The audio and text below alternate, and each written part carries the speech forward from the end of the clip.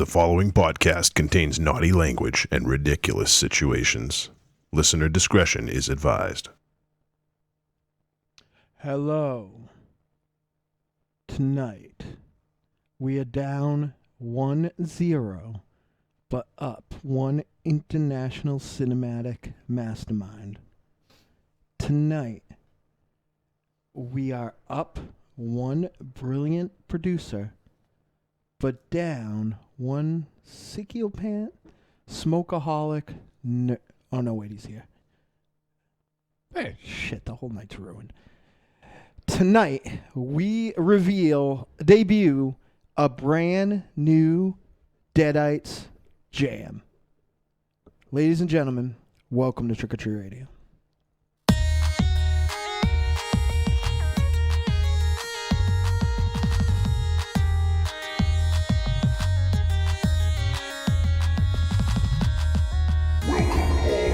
Zombies. You're listening to Trick or Treat Radio, starring the Deadites.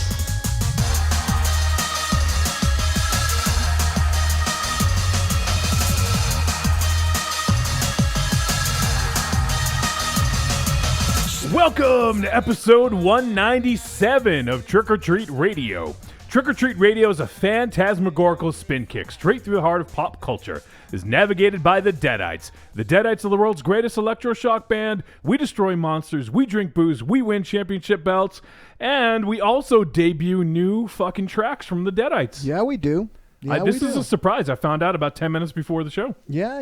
It was when we drop it, I'll give a little more info on the whens and whys. But all right. I feel like there's almost more exposition about this fucking thing than's worth like saying. But it I will say that we pulled out our innermost Mike Patton when doing this because I think that people like they're gonna do a crazy version of this commercial song, and I think we zigged when everybody thought we were gonna zag. So I'm excited for everybody to hear it. Very cool. Well, why don't we introduce our international cinematic friend from the future on the line right now. We have, I guess you might know him as Ghetto Tim. You might know him as Tim from Korea, but we know him as an awesome dude. We welcome Tim from Korea. Woo! How you doing, guys? You might know me as an asshole, or at least, I've been called worse, but yeah, it's great to be back. I had the day off work, so I figured there's nothing I'd rather be doing than sitting around and day drinking with my pals. Trick or Treat Radio. Nice. There you go. There it is. Yeah, you might man. know him if you read fine Wang Chop? fine publications and articles about the Spookies. Yeah. Oh yeah, that's a great little film. I love Spookies. Yep. I feel like me and you are the only one who knows it. I think we're the only two that's ever wrote about it. Oh yeah, man, fantastic film. Fucking Spookies. So it's awesome to have Tim along for the ride. We are down Monster Zero. He had his girlfriend Zero had a procedure done this week, and she just needed some assistance. So he's going to hang out with girlfriend Zero. And but we're up one. We got Tim. So I think we're in very capable hands. Although we do have Raven Shadow here. You know what happened, right? I'm the fucking You know what Dr. happened, Johnny right? Fever at Trick or Treat Radio. This is exciting. What happened? More like the Les Nesmith. Yeah, booga. You know what happened, right? No, what? So Monster Zero had a hysterectomy, and his balls are so big it hurt her. She's laid up now. His father can't move his neck. There's no one else that can take care of her. Like, it sucks that that's it. So She's not from here. Yeah. I have a question. Then. Yo. If Raven Shadow is the Les Nesmith, then Johnny, you've got to be the Venus flytrap, right? Hey, I'll take it. Yeah. I'm the Mr. Carlson. Yeah. Come on into the bike shop, Michael Raven Shadow. I'm not going there. I'm on the mic. The real one or the fake one? The fake. I'm Johnny Fever. I think Monster Zero is Venus Flytrap. Yeah, for sure. Yeah. Thank you. He's from Korea. He knows. That's true. They invent stuff over there. This strange transcontinental from the Great White North to the Great White Korea. He is up on his WKRP in Cincinnati. Yeah, is that a new show over there? A new show. Did you guys get Home Improvement yet? Yeah, right. Well, Okay. actually, they just started broadcasting this great show that you'd love, Raven Shadow. It's called The Rockford Files, man. It's really fucking fun. I heard that was hot. Yeah. But there are some things that you would change if it was up to you. It's my favorite Ben Folds line. Yeah. You think Rockford Files are cool, but there are some things that you would change if it were up to you. Yeah.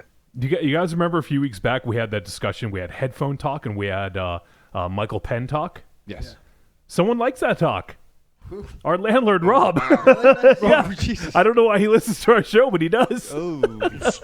Speaking of going back, I was going to say to you, you guys just reminded me of something. You know, over here they have these big announcements for concerts and stuff in Seoul when big events occur, and then and all of a sudden I'm walking down the street and I see on the side of a bus this giant concert poster for Richard Marx. What? Oh. Yeah. You missed it, And though, you know, right? it's just like, but it's like the second coming of Christ, like the Richard Marx World Tour comes to Seoul. And I'm like, wow. But I always thought, Skid Row should have done a tour with Richard Marx, and they could have called it the Skid Marx Tour.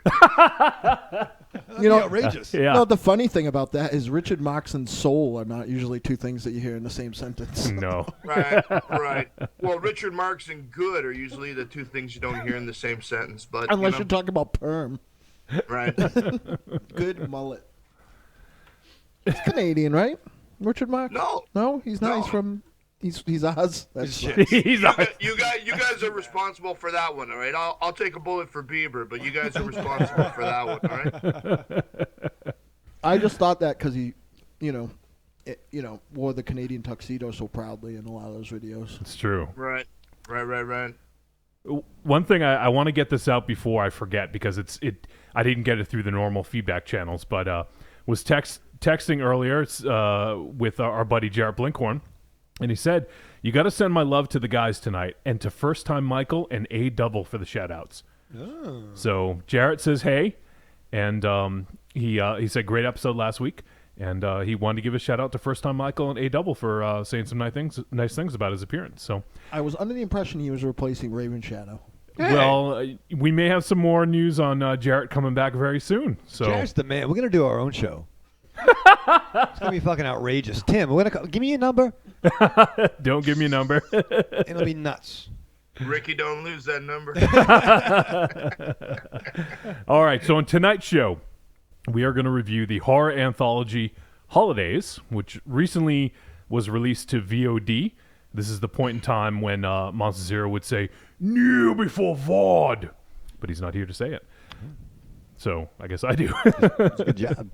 And so we're going to check that out. And then later on, we're going to do a double tap. So we're going to tell you all about the cool things we've been digging, whether it's something that we dug back into the archives and pulled back out, or something new, something fresh, something awesome. Tell you all about that. And as Dynamo mentioned earlier, we are going to debut the brand new Deadites track. It's a cover, so it's not actually a new track. It's new to us. And the fact that we have a new song is amazing in itself. It's the who and what it's a cover of is fairly astounding. Exactly, yeah. So all you kids out there, you put up your tape recorders to your transistor radios. You better start tape recording this shit because you're only going to hear it once. That's it. Coming live at you. Yeah, we won't tell WKR Trick or Treat Radio. we won't tell people that it'll be available on SoundCloud at some point later. That's right. That would ruin things. I tried so hard to get. I think it was it's not Stepping Out. I'm messing up me and my friend Mike's very similar stories, but it was a Joe Jackson. Breaking Us in Two by Joe Jackson. When that was on the radio. Yeah.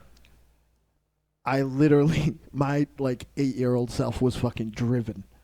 I was staying up around the clock to record that shit. It was before I had a radio in a radio, so I had the tape player up to my up to my AM clock radio, driven. Oh yeah. So that's what's coming up tonight. We have let me talk about this a little bit. We talked about it over the last few weeks a little bit here and there, but it is official. The Deadites and Trick or Treat Radio are going to be appearing at Scaricon. It's going to be June 3rd through the 5th. in Springfield, Massachusetts. If you do not have plans, you need to make your plans, because we have people already who are getting their airfare, getting their hotels booked, and it's going to be a fan-fucking-tastic time. Hopefully we're going to hear about some other podcasting friends that will be joining us, but for those folks who are within driving distance or have the money to spend to come out and hang out with us, we're going to be there all weekend, June 3rd through the 5th. We're going to be, we'll have a booth. We're going to be involved in some panels and just all around chicanery. So it's going to be a really good time. And Dynamo, this is going to be an important appearance for you. It's going to be your first appearance after beating the fuck out of cancer, right? Hopefully. Well, yeah, first round anyway. First round, Yeah, round one. First round. Ding ding. Yeah, first round. Round one. Have to Fight. Though I'm getting a condo for a week too. A condom? No, a condo. Oh, is it ribbed? No, I hope not. You're getting a condo for a week? Yeah, it's Wow. nice. Yeah. So Well, you know, if you're gonna fight cancer, man, you need you need Mickey in the corner. You know. Yeah. Come on, Rock, hit him. Cock. Come on, Rock. Cock. cock? Yeah. Cock losses? I probably could have made my own house work, but I was afraid that I would get my fish sick. So Yeah, I because don't I'm going to want be that. radioactive, so I'm going to be in a condo for a week. I've got a big box of trade paperbacks and graphic novels, Nice. and You're gonna Skype is gonna be your best friend, right? yep, And lube. I suspect. No, he's gonna go crazy. No lube that week. I don't even know. I'm legitimately like that's the first thing I'm doing just to make sure that everything is working. I have one question for you though. Yeah, Are you gonna have glow in the dark piss? I hope. I hope something. Like I honestly, all jokes aside, no matter what happens, priority 1, beat cancer. Priority 2, dick still works. Past that, I'm A-okay with everything. Oh yeah, absolutely. So All right. Well, let me go ahead and introduce everyone. I wanted to get Scaricon out there. So that Dynamo, that will be your first appearance after, round 1 of cancer. I was telling you're going to Raven be Shadow- quarantined, yeah. so you're going to be excited to see people. sure, and I was telling Raven Shadow on the way up that I will be sequestered, and then I will be home for about 24 hours, and then I will have to pack up and leave for Scarecon. Huh. So I was just thinking, you could actually, if you, Jesse, you give me, you guys could shoot your own version of Old Boy. He's gonna be locked up in a room for a week. I can just see it now. It'll be like, do your own version of Old Boy, man. That's true. We could. So that's going to be a lot of fun. If anyone has any questions about Scaricon, direct them our way. If you guys want to know like what's going on, what panels we're going to be part of. We don't have all that info yet, but obviously we will soon. So let us know. We got a bunch of people hanging out in the chat room, which is fucking awesome. Thank you, everyone. We got First Time Michael. We got Derek Rook. We got Jeffronomicon. We got Oily Maniac. We got Lost in Atlantis. Ooh. We got Jakey-Poo. And we got Nicholas. Oh. Nicholas, what's up, man? Let's see. I think I got everyone. And Rubbity Runsky. that's my dude right there. And he said he used to live in Seoul. really? Oh, right now? Yeah, That dude's got a lot of soul. he does. He was doing windmills at my house the other day. Was he? Yeah. Dancing machine. Watch him get down. Watch him get down. I just want to see if I missed anyone. I think I got everyone in the chat room. There's so much going on. I fucking love it. Everyone is chatting up a fucking storm. I'm so glad that they didn't you hear horror stories of big time terrestrial radio having to have an off week for something. Yeah. And then just fucking losing everyone. Or television. Like network sitcom television, they'll have a preempted week. And then they just fucking lose 60 to 70% of their audience that next week. Yep. I'm glad everybody stayed because we don't deserve it. Oh, there's someone in the chat room named Masterbite. Nice. Guess what I have? You ready? What do you have? Taking advantage of my my brother from another species not being here tonight. What? Oh, it's a lot of nuts. That definitely has nuts in it. Yeah, for sure. I know that. He'd be like Yeah, Superman he would have hives right and- now. Oh yeah. You got a big payday, man. It's true. Can we hide that somewhere in here and see what happens? Nah, I don't want to. Let's put it under his chair. Oh, Nicholas says the strange color of Raven Shadow's beers. How's that for a fucking movie, huh? Oh, shit. I don't want to see that. Oily Maniac says, I need to see Spookies. 2 stars, Nick. Give me a pen, Nick. Strange color of Raven Shadow. You know what's funny? Jocelin asks, is it a Tiffany cover talking about the Deadite song? It's probably not too far off. Or Debbie Gibson? No. Well, here's what's funny about this artist is that he was in one of the greatest bands ever, in my opinion, but he didn't have much of an impact in it in that way. Right. And he had this really sweet spot where he was channeling one of my heroes, Paul Williams. But then afterwards, he went off the fucking reservation and yeah. There was parts of it where we were like, "This is how he got the corporate job. We're taking this part out." Like, we literally were like, "No, this is too. This is out." This is at one point, like I was like, "Nope." I was like, "If Oracle can't make this sound mean, out." Nice.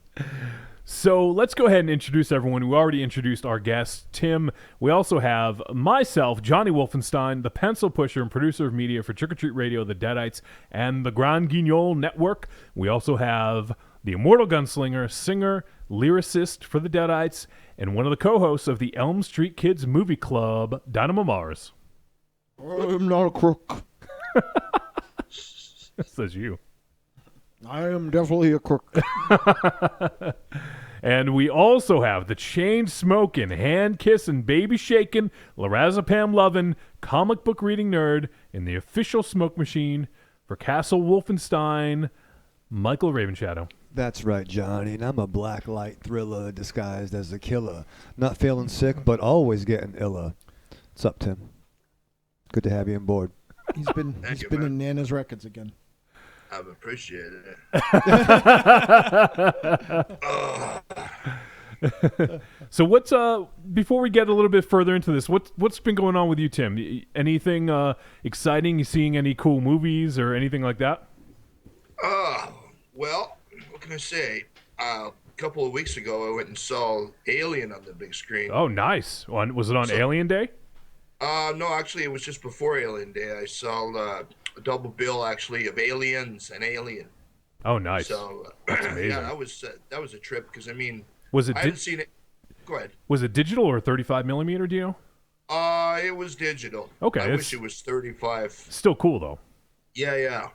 But, watching Alien on the big screen, to me, more and more now, being further away from, what's interesting now is we look at it as, a modern science fiction classic. Right. But when you stop and look at it, Alien was actually closer to the 50s than it is to today, Yeah. And it almost, now in retrospect, looking back on it, it almost feels like a film like Forbidden Planet or, some of the 50s sci-fi B films, Yeah.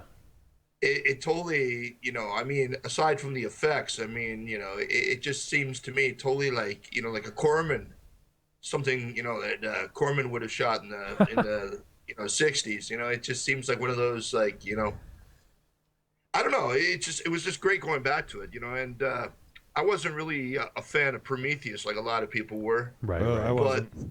But no. But and then Aliens, actually. To me, that film's kind of got a bit of nostalgia because we used to have a movie theater in my hometown back in Canada, the Capitol Theater, and now it's actually a performing arts center. They don't show movies there anymore. But back in the 80s, the last film I saw in the Capitol Theater was Aliens. Oh, nice. And that was 35. Like, that was like, when theaters used to be theaters. None of these fucking shoeboxes that they have today. Yeah. I can't stand, man. Like, and maybe it's just, my age. I feel the privilege, but growing up, when you actually went to a theater, and then having to deal with what you're kind of faced with today, man, it's like, it just really doesn't do the films respect. Right. A lot of times, for me to see films that are amazing in wee little tiny theaters, Yeah. that's why I love film festivals, because a lot of film festivals will actually screen films either, like outdoors, like cons, or they'll actually screen films in like proper halls or theaters. I mean, that's the way film was meant to be seen. Not in a tiny little, It's the same thing as like Kubrick. I mean, to me, some people might argue with me, but I would say that you really haven't seen a Kubrick film until you've seen it in a theater. Oh, for sure. Because it's just the way, it's just so immense, it's just, I don't know. Yeah, Monster Zero and I actually went to see 2001 and Clockwork Orange on the big screen a couple years ago. It was at the Boston Museum, the Museum of Art in Boston, and it was pretty awesome seeing those on the big screen. Unfortunately, they weren't 35 millimeter; they were billed as 35 millimeter. And then when we got there, they were like, "Oh, sorry, we mismarked that." And I was like, "Fuck," but still was pretty badass to see him on the big screen like that. Oh, definitely. And I went out of my way about a week ago. My friends dragged me out of the house to go and see Civil War. Oh, nice, yeah. That came out here. Yep. And go ahead. I love that it came out. It comes out in America last. Captain America movie comes out in America after all the others. Oh yeah, that's kind of funny, isn't it? Yeah. But like I was saying to Mars, I'm not going to spoil anything, but we were talking earlier. I was saying through Facebook that to me, there's kind of two levels of comic book fans in regards to film. You get those that are just kind of the ADD driven, where you've got to have action every 2 seconds or the film sucks. Yeah. And then you've got the comic book fans that basically need the build up. They need the story to basically, bring the action to light. And when the action finally comes, it's so much more satisfying because you know the context of it. Sure. And Civil War, to me, falls into the latter, because you're not getting every 5 seconds, not getting a money shot every 5 seconds in this film. Mm-hmm. But when you do get it, it hits hard. But that's only because there's build up to it. Right. And so a lot of people are going to argue with this film and say, well, oh, come on, man, come on, like, come on, bring it on already. But that's, but this film was really meant for the fans, as far as I'm concerned, because like I'm saying, they go into the characterization more.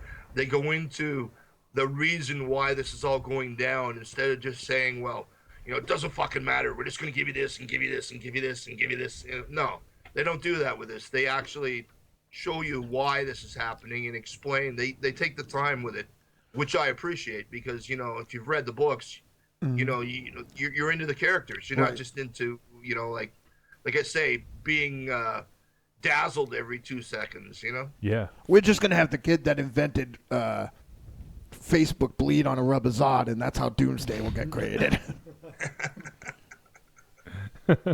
Speaking of comics, I found something amazing yesterday that changed my fucking life.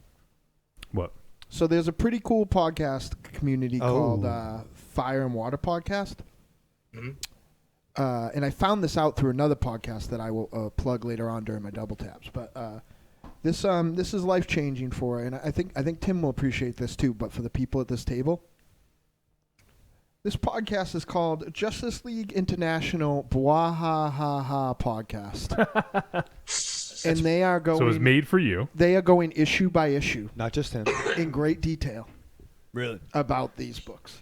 That's awesome. That actually ties into my double tap. Well, we're not. Later We're on. not yeah, we're not anywhere close to double. So tap, yeah, so no, like Jesus. that's What's what he said? I'm talking to the. I'm with you. I'm with you. This one time. I mean, This like, one time. yeah, it's like One time. We're talking about church here. Come on. I mean, you're whipping it out. I might as well take a look. right? It's So good. you teasing them then. Yeah. No, that was not a tease. Right in the face. Yeah. So here's the good thing. But here's why I am recommending it to you. Thank you. It is a monthly podcast, Okay. which means when you listen to the first, there's 2 out now, so you can listen to the first one and listen to the second one, right? By the time, if you work on it, that the third one comes out, you can figure out how to listen to it again over the course of the month. I don't understand. Like, it'll take you, like... He doesn't understand, so Yeah. don't even bother. All right. Jesus Christ. Do I start listening to it and I know how to listen to it and then I forget like a mind control? No, it's not mind control. Is it like the mind wipe? It's mime control. Mime control. Mime control. Mime control to Major Tom. Yeah, so he's good. He's like he's very funny. He reminds me of Excalibur. Like if I didn't know any better, I'd think it was Excalibur. Do we know who it is? That's, no. Sure. Mike Peacock, who just launched his awesome Justice First Light, I believe it's called, Justice League podcast. Recommended it to me. So nice. And by the way, that dude is a titan of the podcast community because we all know him better as from Action Attraction. Yeah. The Metal Mikey. The metal one. Yep. The metal one. The great Metal Mikey. Nice. And I could just, I don't know, I just like something about that guy. Like if he wasn't always talking about shit I liked, I could just listen to him fucking talk all the time. I think like something about like, you might say he didn't have the best radio voice or whatever else, but like I think that he's just got that it, So I love. Speaking of that, I'm gonna say his name incorrectly because I don't say names right. But we also lost Vince Rolotto, I think is Rolotto from the B Movie Cast. Unfortunately, passed away the day after we recorded last. Absolute shame, man. Yeah, that's a great podcast for if you're me and you want to hear about that sort of schlocky stuff and you want to hear people be really excited about Universal Monsters dioramas and yeah, it's really sad, and that man. sort of stuff. Like that was a great podcast and one of the ones that's been on my queue since if you go back and look at my Stitcher, that was one of the inaugural ones when I was loading up the first time. Oh, yeah. That made the cut every single time. So along that Mail Order Zombie, OTC, GGTMC, like. Well, I wanted to say something, man, is that, when I travel a lot, regardless of whether I'm coming from Korea back to Canada or traveling through Southeast Asia on holidays or whatever, I always load up my iPod with podcasts, And you got Night of Living podcasts and, OTC and the gents, everybody. And a lot of times, man, it's like wherever I go, I just feel like everybody's with me because, I'm awesome, listening. right? Cool. Listen, it's amazing, right? Yeah. And, with the B-Movie podcast, there was times where I'd be sitting on a bus or sitting in an airport in transit or just waiting for go from point A to point B. And I just love listening to those guys because, they were just so informative and just they'd be talking about shit out of the blue, like monster movie bubblegum cards like I used to collect as a kid. Right. Yeah. And all the wacky packs and stuff like that. Like, I mean, I loved all that shit. And it was just so great listening to those guys just wax poetic and just kind of, trigger memories that I thought I forgot. And so, yeah, it's a real shame about Vince, man. I mean, it's just, condolences to his family. Yeah. And it's just, it's an absolute shame. It's just far too fucking young to go. And far too much to give. Oh, yeah. It is super, super, super sad. And, everyone who's a fan and all the long-standers in the community, he was one of the first people who weren't our buddies in real life that were part of Podcast Mixer, which is a private podcast group I started just so the podcasters could kind of exchange ideas and, promote shows to each other and stuff like that. And, I was just like, kind of like, I know me and Bill by Force seem like weirdos, but come over here and, promote your shows and stuff. And I think he was way out ahead on shows too.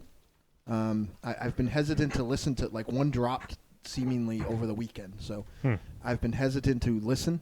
But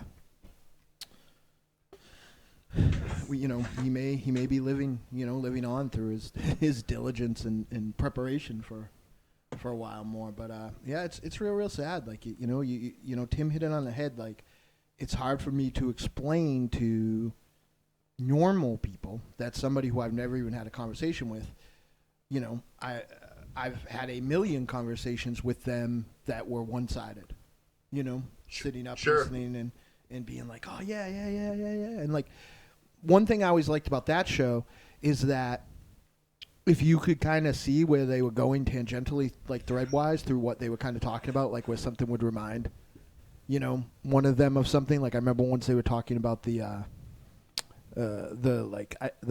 Kenner scale, like glow-in-the-dark Universal Monster figures that came out. You know what I mean? Like, and somebody brought up that they got a set of those, and I was like, Like, I was just thinking of that because they were just talking about the wind-up Spark and Frankenstein, and, like...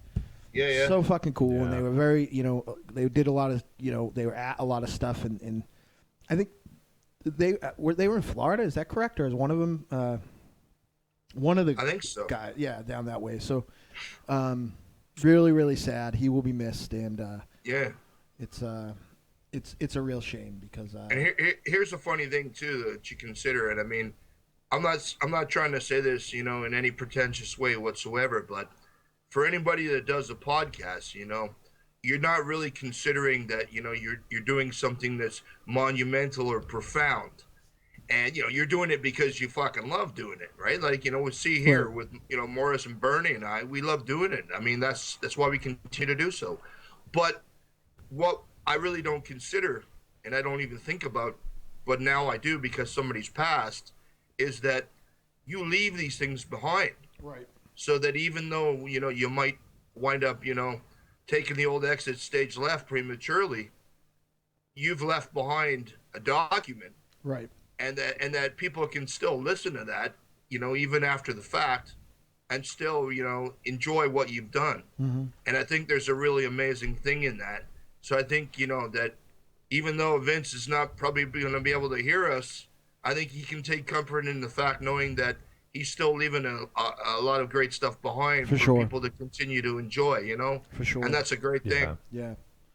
Yeah. When you often hear us mention my dear friend Scott Retrudy, who passed 5 years ago last month, and he wasn't just my friend and my mentor; he was the front man of one of my favorite bands of all time. And it took a couple years for me to be able to listen to it, but now, when the sun is shining and a Huck song comes up on shuffle, like, I can smell those like big beer tongue kisses that he would plant on me as soon as I came in the room, and I could hear, the dedications, everyone when he was dedicating from the stage, everyone was, oh, it's my dear friend Tiny White is here, and I'm so happy, and like he was so, like if you were there enough, you'd make jokes like it, it was like.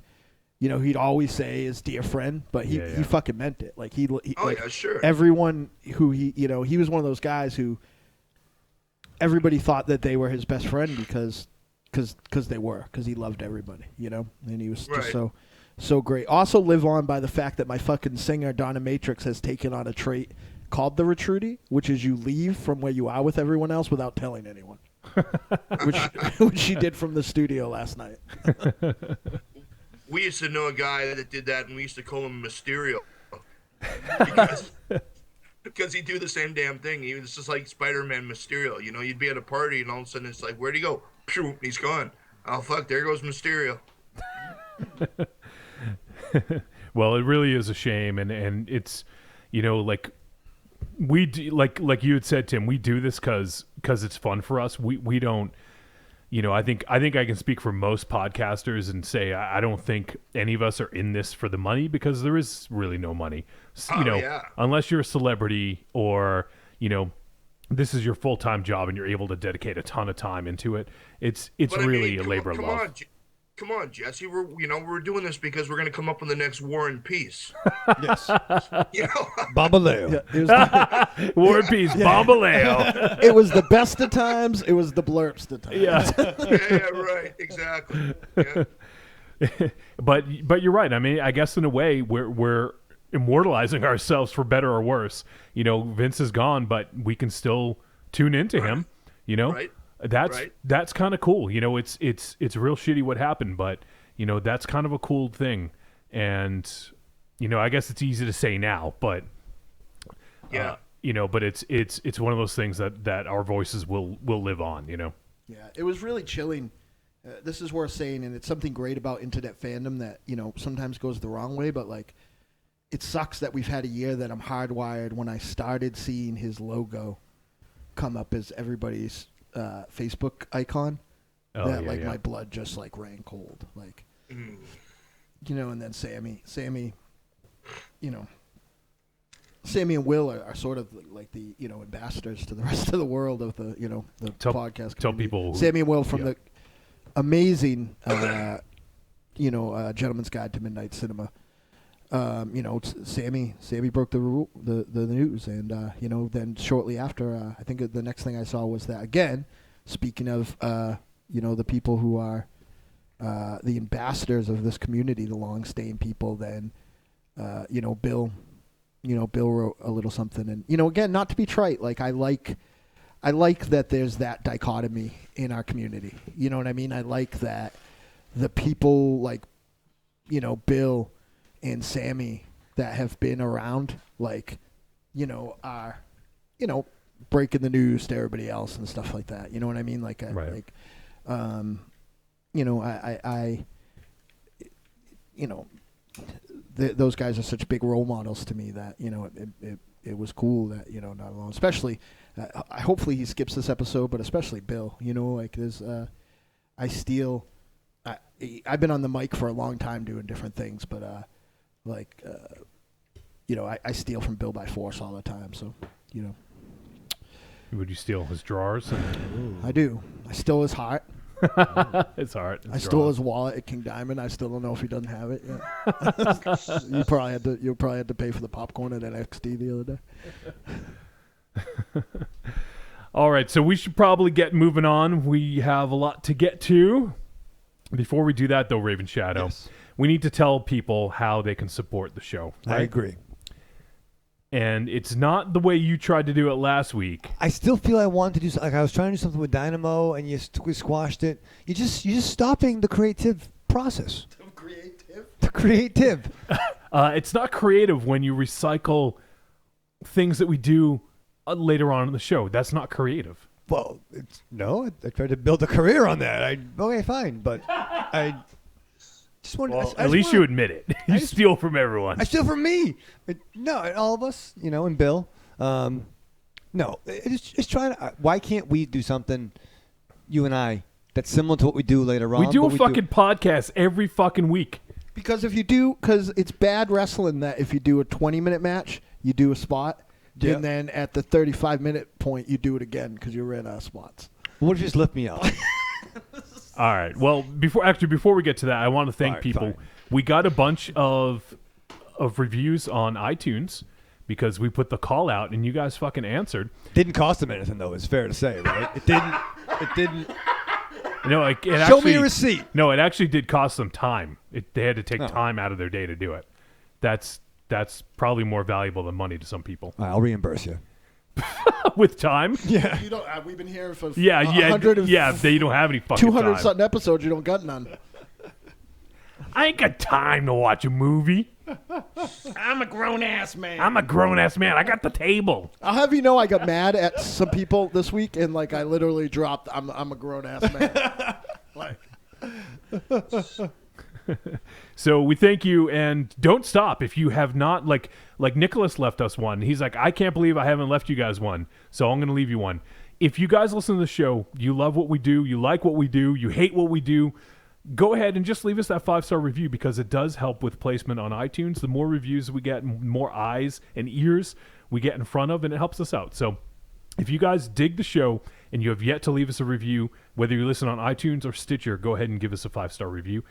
We would appreciate that. Yeah, I dropped a little time bomb on dialing Nikki's lap there and sent him some links to the Ewok film. So we'll see what happens there. So there is that. What else do we have? What was the other thing that we asked people? Oh, YouTube. It was Monster Zero. We got 206 subscribers now. We got over the 200. Oh. But once again, for anyone out there who is not subscribed to us, it gives you a notification once we go live, when new videos go up and stuff like that. So I know you don't typically watch us live on YouTube. You can if you wanted to, right, but it gives you the notifications. And, you know, the more subscribers we get, the more viable we look. So once again, if you guys want to. We're not going to spam you. We're not going to do anything like that. Just go ahead and subscribe to us on YouTube. And not for nothing, I know this hold is... on 1 second. It's the Deadites TV on YouTube. Oh, sorry. I know this is backwards, but like when I'm sitting down and I have an idea for a show, like there's something that like two different people have essentially... I'll say because they're so from weird places, but both Miss M and Bobby Chains at separate times have said I should do a show like this particular thing. And it would take a lot of work and a lot of time. And it's hard to, you know what I mean? Like if I knew, like I would do it for you guys live, but that's impossible. So like, you know, like it's a motivating factor when you're looking at me when you already got like, you know, 2.5 podcasts going every single week to, you know, to add another thing. But if, you know, there are people willing and wanting to look at it, like that's the only reason I do it, you know. But if nobody wants to look at it, then I'm, you know, there's no reason for me to do it. I can, you know, talk to all these cool people on my own time. You know, I can talk to Tim at 4 a.m. Yeah. So if you're excited, you know, like, and you subscribe, like, you know, we could do some more stuff. Like, I just don't think, I think the consensus is that, you know, it seemed like nobody cared, but then Monster Zero put out the call, and now maybe people care. So that's exciting to me. Yeah. Absolutely. I'm going back in the chat room, and Nicholas says, if it's a new movie, it sucks. Copyright Trick or Treat Radio. You know that's not true. Whoa, slow down. Don't be outrageous. Every week we review new movies. Yeah. New movies. And I think we've had a pretty good track record lately. I had a top, like how many movies do you think? So we do at least probably like 70 movies, right? And yeah. It was hard for me to like comb down my top 35 last year, let alone the top 13 that we were going to have. Like, yeah, you know, and that's just movies we watched on the show. So, and there's a lot of people talking about Vince in the chat room. Oily Maniac says Vince is a prince. Master Bite says Vince R.I.P. One of the first podcasts I got into. And Oily Maniac says the Monster Kid radio tribute to Vince this week was a tearjerker. I can't listen. Derek is like the king of the tearjerkers. The last mail-order zombie made me cry like a 5-year-old boy. Yeah. So, all right. Well, thank you everyone for you know, giving us reviews and all that good stuff. If you guys want to get in touch with us on the show, you can do so a multitude of ways. Tweet at us at the Deadites. You can send a voicemail or an email to podcast@trickortreatradio.com. We got a couple emails this week, so we appreciate that. We got a bunch of voicemails, so thank you. We also have on the website trickortreatradio.com, you can go ahead, click the contact button, and then from there you can leave us a note, or you can go ahead and leave us a voicemail through the SpeakPipe plugin on the website. Also, if you do use SpeakPipe, I believe Nicholas uses the app. They have an app on for iPhone. I don't know if it's available for Android yet, but you can go ahead and leave voicemails directly through an app for Trick or Treat Radio. You just plug in our name. It's all one word, Trick or Treat Radio. Makes it very easy. And if you want to support the show, as we were going to talk about 5 minutes ago and got sidetracked, you can do so a few ways. We have a store. You go to trickortreatradio.com, click on the merch link, and you can go ahead and buy stuff. We have digital media. We have the Greatest Hits, Trick or Treat Radio Greatest Hits Volumes 1 and 2. We have some T-shirts. We have some buttons. We got some other stuff like that. So go ahead and buy some stuff. It'll help out the show. And also, if you guys want, you can go ahead and donate right on trickortreatradio.com. On the front page, there's a donate button. You can go ahead and click that and just go ahead and give us money. We would appreciate that. But there's other ways too. We have Amazon. If you guys shop on Amazon, you can go ahead and use our link. Just click on it. If you want to, you can go ahead and bookmark it. Just right-click and save link as, and then save that as a bookmark. And every time you go to Amazon to purchase stuff, use our link, and we get credit. So it doesn't cost them any extra, Raven Shadow. But it helps keep the lights on. That's right. So we get a little bit of a cut of that. And for those folks who get a lot of stuff, it does make a big difference. Like Dynamo is pretty much keeping the lights on by himself. So I have to, like, every time I walk by my fucking Blu-ray shelf, like, it takes a hit in my small, tiny amount of, like, money or lately gift certificates. I got a lot of gift certificates, but, like, it sucks. Like, when the gift certificates run out and I don't have the money and I'm going to have to look at that empty shelf, it's tough. Yeah. It's tough. The empty shelf that used to be overflowing. Now I'm gonna cry. Well, don't. And also we have the horror pack. If you guys are into receiving horror films every month. You can get them via DVD or Blu-ray sent right to your house. Go ahead and sign up for Horror Pack. Go to trickortreatradio.com and there's a Horror Pack icon. Just go ahead and click on that and sign up, and we get a little bit of a cut for that. And then also, finally, our friends over at XSplit. They provide the awesome streaming services that you see here when you watch live on Wednesday nights. And if you want to live stream your podcast, or you do Let's Plays or Watch Us Dies like our friends over at Haunting TV, you should definitely give them a look because they have some great stuff. So I love Haunting TV. Those guys are awesome. All right, I think that's going to do it. Dynamo, when you want to play this track? You want to play it before the review, after the review? I don't know. We can play it now, right? You want to play it now? Sure, let's play it now. All Should right. I say anything about it now, or I'll come out of the... I think you should set it up. All right. Because if not, All right. it may... So Victor Infante, who is a music critic and writer in Worcester, put out the call that he was going to do a cover song challenge. He assigned the song in the artist. And everybody, I heard a lot of people scratching their head that they weren't happy. And I got a little insight into what might be going on because the law of averages made me realize that wasn't a chance because our singer Oracle, as of late, has started a trip-hop band. And the fact that we both got the same artist, I knew something was awry. So Yeah. as it turns out, the artist in the 15 bands of everything from there's a country band, there's a couple of rock and roll bands, there's another electronic band, there's some hard rock bands, there's a bluegrass band, there's a comedy act.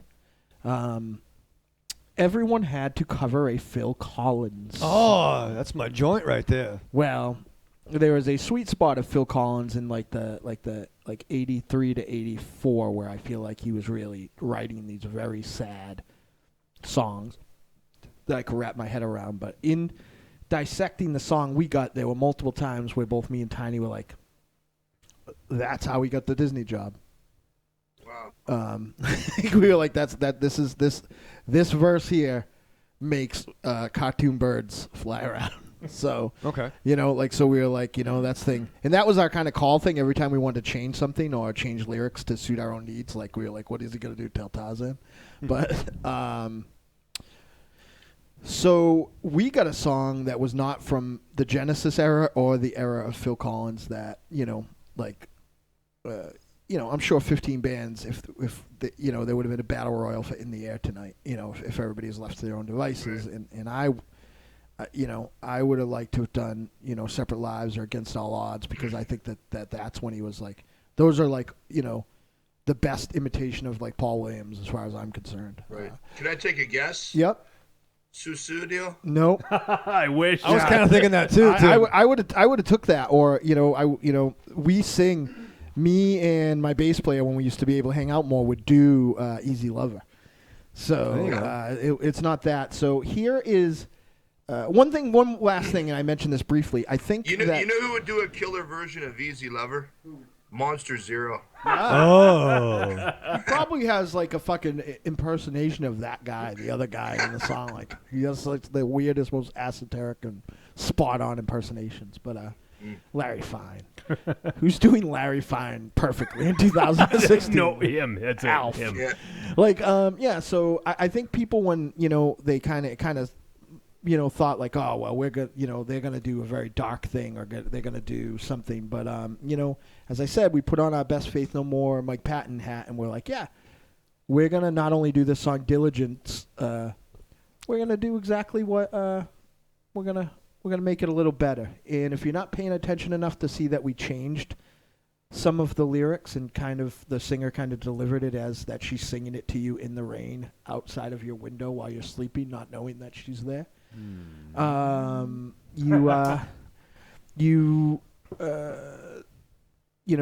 You may not notice that we changed it, but we did change a bunch, but not in the way that everybody thought. We channeled our late '90s Madonna, which is a big joint for us. So here is There's a couple guesses. okay. Masturbite guess I Don't Care Anymore, which I'm not familiar with that song. That'd be cool. That's my joint. Oh, that's a great song. Oh, that one. Yeah, Okay. yeah. I don't care. Right. Jethro Nomicon guesses Take Me Home. No, but close. Can I throw my guess out there? Yeah. The Billy Don't Lose Your Number. Nope, I'd be okay with that too. That's not a song I like, but kind of from that sweet spot. Do you want to play it and then hit the break, or do you want to come back after we play it? Let's hit the break. Break, yeah. Okay. Fuck. So you should get I along- say what it is, or no? Let's just play it. Okay. Wait, we play it and then the break, or we break then play it? Shut up. All right, so here it is. This is I guess depending on when you hear it, this is the world debut of a new Deadites track of a Phil Collins song. And this is going to be on a compilation. I literally heard it today for the very first time. So this is new Got to finished yesterday. Yeah, this is pretty much new to everyone. So here you go. This is a new Deadites track. We're covering Phil Collins. We'll talk a little bit about it when we get back. We're going to hit the break after this track. So stay tuned. Here's the world premiere. I feel like we need some music. I'll just play the music. Here we go.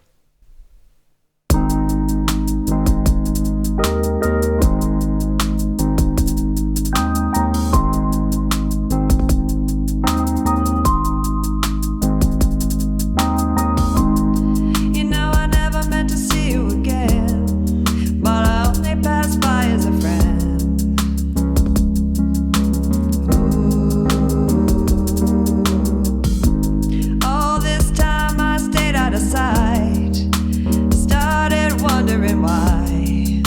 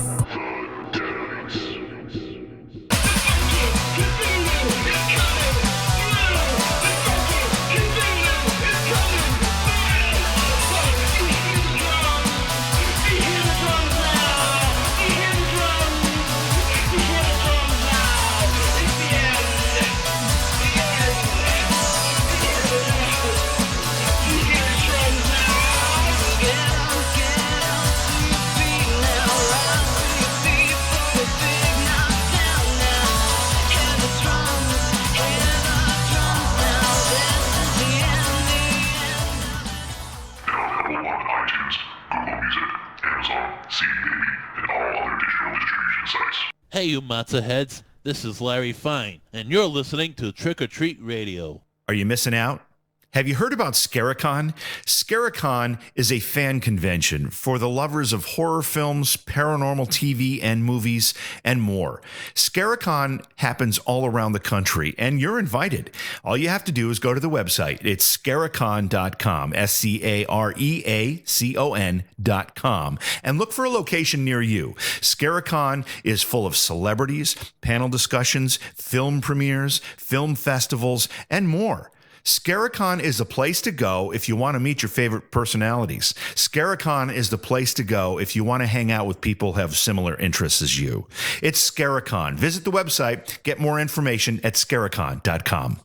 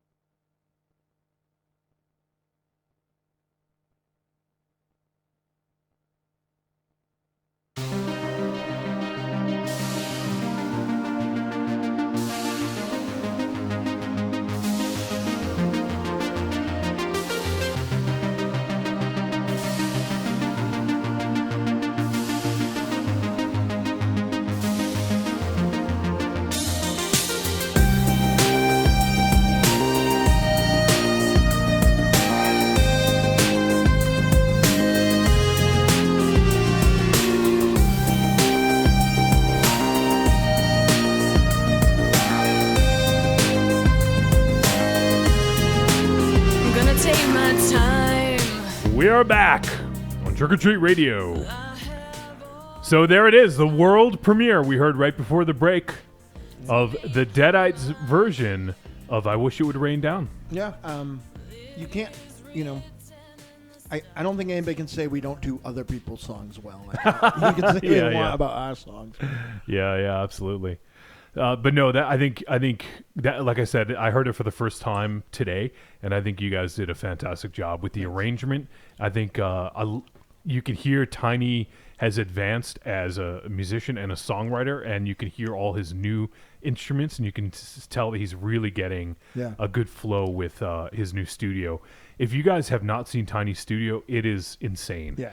And I can't imagine how anyone can even get a grasp on where to start in that thing, let alone be able to work everything in, We learned having a 4-foot-tall, short-haired dominatrix yelling at us was a big help in getting things done in an expedient amount of time. Well, that's good. I was told to shut up and leave a lot of times. So let me get to the chat room, and there was a couple of people commenting on the track. And Robert E. Ronsky says, "Oh, this is a good song. Great cover of it, too." Nicholas had no idea what it was. Tim, who's hanging out with us on the line right now, he says the Phil Collins tribute to John Holmes. This is, well, that's Tim from now. On the line, we have Tim from the future. That's right. Yeah. So he's enjoying himself. Greg, because he's got an exclamation point at the end of his name. Yeah. He said, "Very cool take on the song." Jethro says, "At least it isn't Mike and the Mechanics." What? Mike and the Mechanics is pretty awesome. Can you hear me? Yeah. Yeah, I like that song. First time Mike says, "I like it." It's my... What was that song? The Golden Years? Oh, yeah. Yeah. First time Mike says, "I like it. It's my joint." Patsy the Angry Nerd says, "I dig it." And so that's just what it is now. He's Patsy the Angry Nerd. There's been a gimmick rebranding. Apparently, he was off TV for a couple of weeks, so he came back now and Did he get a wellness violation? Now he's coming back. Yeah. You better be careful. He's gonna get future endeavored. Slagoth says, "Cheers, love your music." Thank you, Slagoth. Buddy. I am blessed from all the way down from Deadites Prime to be surrounded by super, super, super talented people, and we kind of cut our. We sort of put a tourniquet on things because you get to the point where you feel like you can't do it yourself anymore, So Tiny literally we started the genesis of that was I didn't do it on purpose either. The impetus of that was just the piano and the Wurlitzer. Like we weren't even in the studio. We were upstairs in the white domain proper, and like we were. Shh! Don't even say that too loud. Oh, what? Especially with Trump running for office. Oh, sorry. Jakey-Poo says Yori says hi. Hey Yori. Hey Yori. We're gonna meet Yori. I'm super excited. Yeah, we're super excited, Tim. You know Jake. Oh yeah, Yeah. I know Mr. Jake. Yeah. He's actually coming up our way this weekend. We're gonna get a chance to meet the man. That's what I heard. That's what I heard. That's awesome. And I say to Yuri, annyeonghaseyo. She'll know what I'm talking about. We have no idea what you you're might have talking to about. write that. No, annyeonghaseyo means hello in Korean. Nice. So. There you go. All right. Yeah.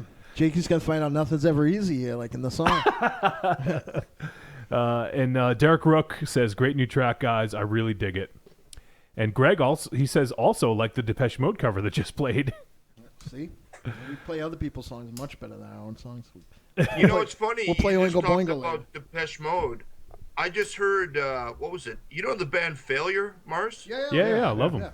Failure just did a version of Enjoy the Silence. Really? And I just heard it for the first time. I guess it's from the past, but it was damn good. Like, I mean, I was surprised. They did it differently, but it wasn't bad. Nice. There's somebody else that I like, sort of like, what are they? They're female fronted. They're hot and cold to me. Lacuna Coil. They do a Depeche Mode track. That same song, I think. It's okay. Yeah. I don't. I like that version. I don't love it. Jakey says, Yori asked me who's the one that never watches the movie, and I pointed at Raven Shadow. She says, "Oh, I figured that was him." And then Yori said something in Korean in return to Tim. Awesome. And Tim's gonna come to Trick or Treat Radio and teach somebody English. I won't say whom. He's not in the room right now, though. No. Why did he take a pee break after the pee break? I don't know. Is that like the Amuse Bouche pee break? Yeah. The Amuse pee? The Amuse Bush. What, do you take a piss test? What the fuck? Yeah, can you give this to my lawyer, please? I think he's got kidney stones, man. Something's funny going on. Nicholas says Keanu just walked in smoking in the Matrix. And Jeremy McFarlane's hanging out. Says, "What is it, everyone?" Yeah. Or what it is. There he is. Yeah. Fucking Atomic Age Media is what I'm saying. Yeah.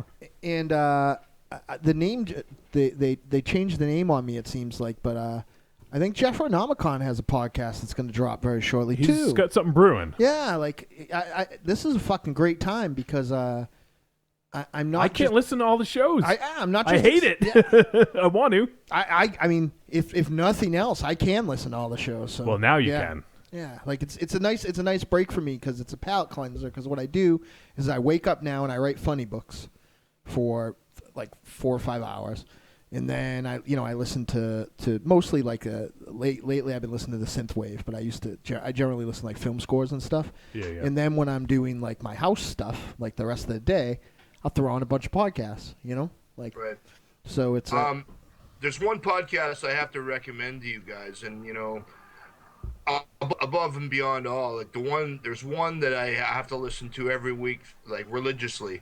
And that is, I don't know if you've heard it yet. Gilbert Gottfried's Colossal Podcast. Yeah, I listened to that. Oh, it's amazing, man. Him and Frank Santopadre is so great because Frank's a straight guy. And he's the guy that reins Gilbert in all the time because, I mean, you can only take so much Gil sometimes. He just goes off and he's on and on and on and on and on. But then Frank just reins him in. But it's so great, man, the rapport between the two of them. It's just amazing. And his knowledge of old film is just insane. Yeah. Actually, the both of them. I just love that. And they get into all the Universal Monster stuff. And they get into Abbott and Costello and all of it. I just love it. The two, we'll say, corporate podcasts that I listen to on a regular basis are his and Chris Jericho's, because you can tell that they're fans of the stuff that they talk about. Oh yeah. Like, you know what I mean? Like that they Jericho will have Eli Roth on, and they're talking about Faces of Death and they're not talking about the new Blumhouse joints. They're talking about stuff that they watched when they were kids, and Right. so super cool. Patsy the Angry Nerd says amuse douche. That is an angry nerd. That's the pee break before the pee break. That's an angry nerd. First time Mike wants to know where's the red shirt, Raven Shadow. I got a whole collection, wash? man. Yeah, I got a bunch. I got red. I got electric purple. I got, He got sick of Kirk trying to send him off the planet first. black. I got a nice green one. That was a good one. Yeah. Robert Ironsky says, I've only recently got into podcasts. Wonder why. And there are so many good ones out there that I just can't listen to them all. I'll tell you, the only thing I don't like about Robert Ironsky's podcast is it hurts my fucking pocketbook. It would be like, I've never heard of this writer. I don't need any more writers. And then they're like, the reason I teamed Cthulhu and James Bond up. And I'm like, fuck. Yeah, I know, right? When I'm recording, I'm like, holy shit, I wish I had time to read. Yeah, it's like, you can go fuck yourself, Robert Ironsky. All right, why don't we jump into this movie, all right, dudes? What do you think? I guess, sure. All right, so we're going to talk about Holidays. This film from 2016 is unrated. It is 1 hour, 45 minutes. It's a comedy horror. Really? That's what it says. And there's several directors. Let me go through them really quickly. We have Anthony Scott Burns. We have Kevin Kolsch. And who's his partner? Dennis Widmeyer. Nicholas McCarthy, Adam Egypt Mortimer, Ellen Reed, Gary Shore, Kevin Smith, Sarah Adina Smith, and Scott Stewart. Not your friend, Dynamo.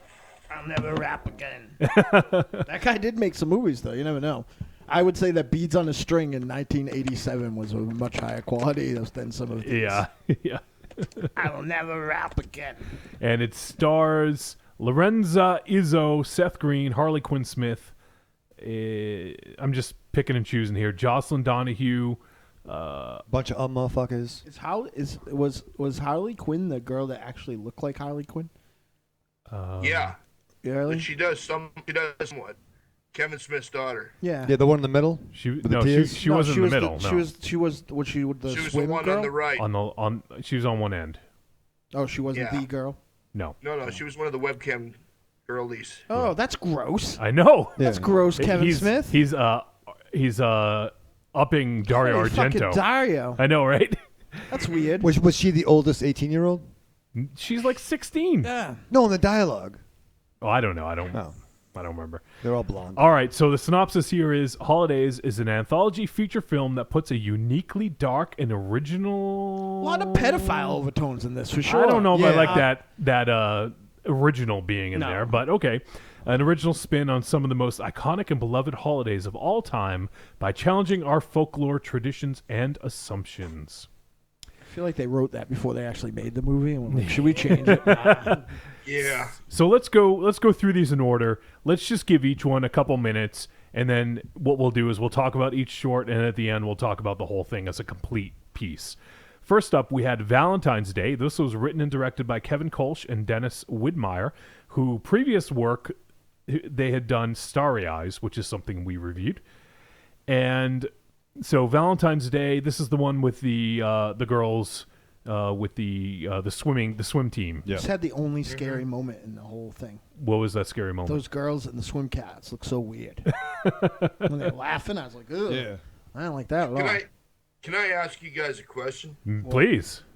Have you ever seen a film before called Excision? Dynamo has. I reviewed it on my other show. I love that film. Like, I really, really liked it. But this, like when you were saying, Johnny, like you want to kind of, omit the phrase original. Yeah. The film Excision to me rang, kind of clear in this little segment. Because it's I don't want to spoil anything, but we'll get into it later. I'm sorry. Go ahead. No. I thought that this one was just fine. I would agree. Mm-hmm. Like, I felt like if I was going to, like, I was in, I don't know, like, I feel bad saying this, but I feel like if you throw any sort of, like, 80s flourish in something, I almost can't be trusted to give, like, any sort of, like, reasonable accountability of it. Cause they play to your... Yeah, because I'm like, it's like, this is awful. Oh. I like those kind of lights. I like Right, Michael Mann. But you got what I was saying, though, right? Yeah, Mars? no, I agree, and I actually thought the same thing. But the Right. review of Excision was such a mugging for me that I had sort of blocked it out of my mind. So, but I did like Excision, like, mostly because I'm a reasonable human being, and my podcast partner on that show is a maniac. But Right. so this guy looked like the made-for-TV Kevin Bacon. Yeah, he looked very familiar. Oh, see, I was thinking made for TV Thomas Jane. Ah, fair. Maybe it's a Right. cross between them. Maybe it's Thomas Bacon. Ooh. Girl- That's my alias, the that's girl who Scaricon. played The like- girl who played the lead Bitch. Whoa, bitch, whoa. She kind of reminded Tim me Nice. of. She kind of reminded me of what was her name in Little House on the Prairie? Laura. yeah. The blonde one. Nellie Olsen. Yeah, I think so. Sorry, I meant the mean girl. I meant the mean girl. Oh, I by thought you were the way. talking about Right. the name. Okay. I meant the mean girl. Yeah, the mean girl, Nellie. Forget her name now, but you know what I'm talking about. Her face looked like melted wax. Yeah. You know, like she just kind of looked a bit pinched. Like her face, she looked like she had a little bit of a birth defect herself. Like her face looked a little bit pinched in. But All these girls look so weird. Like, right, they did Yeah. absolutely.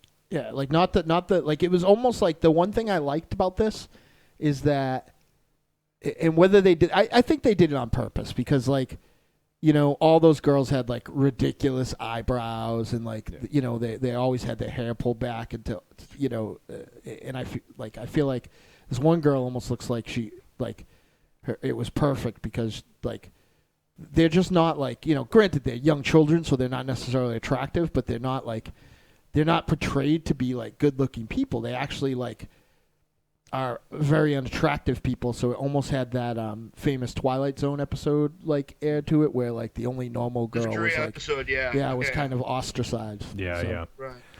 Let me just get this out there because it was a couple minutes ago, but Jeremy McFarland says, "Holy shit, Ghetto Tim. Dude, this is a deep cut, but I love that episode of the GGTMC with you and the Death Rattle talking Poltergeist."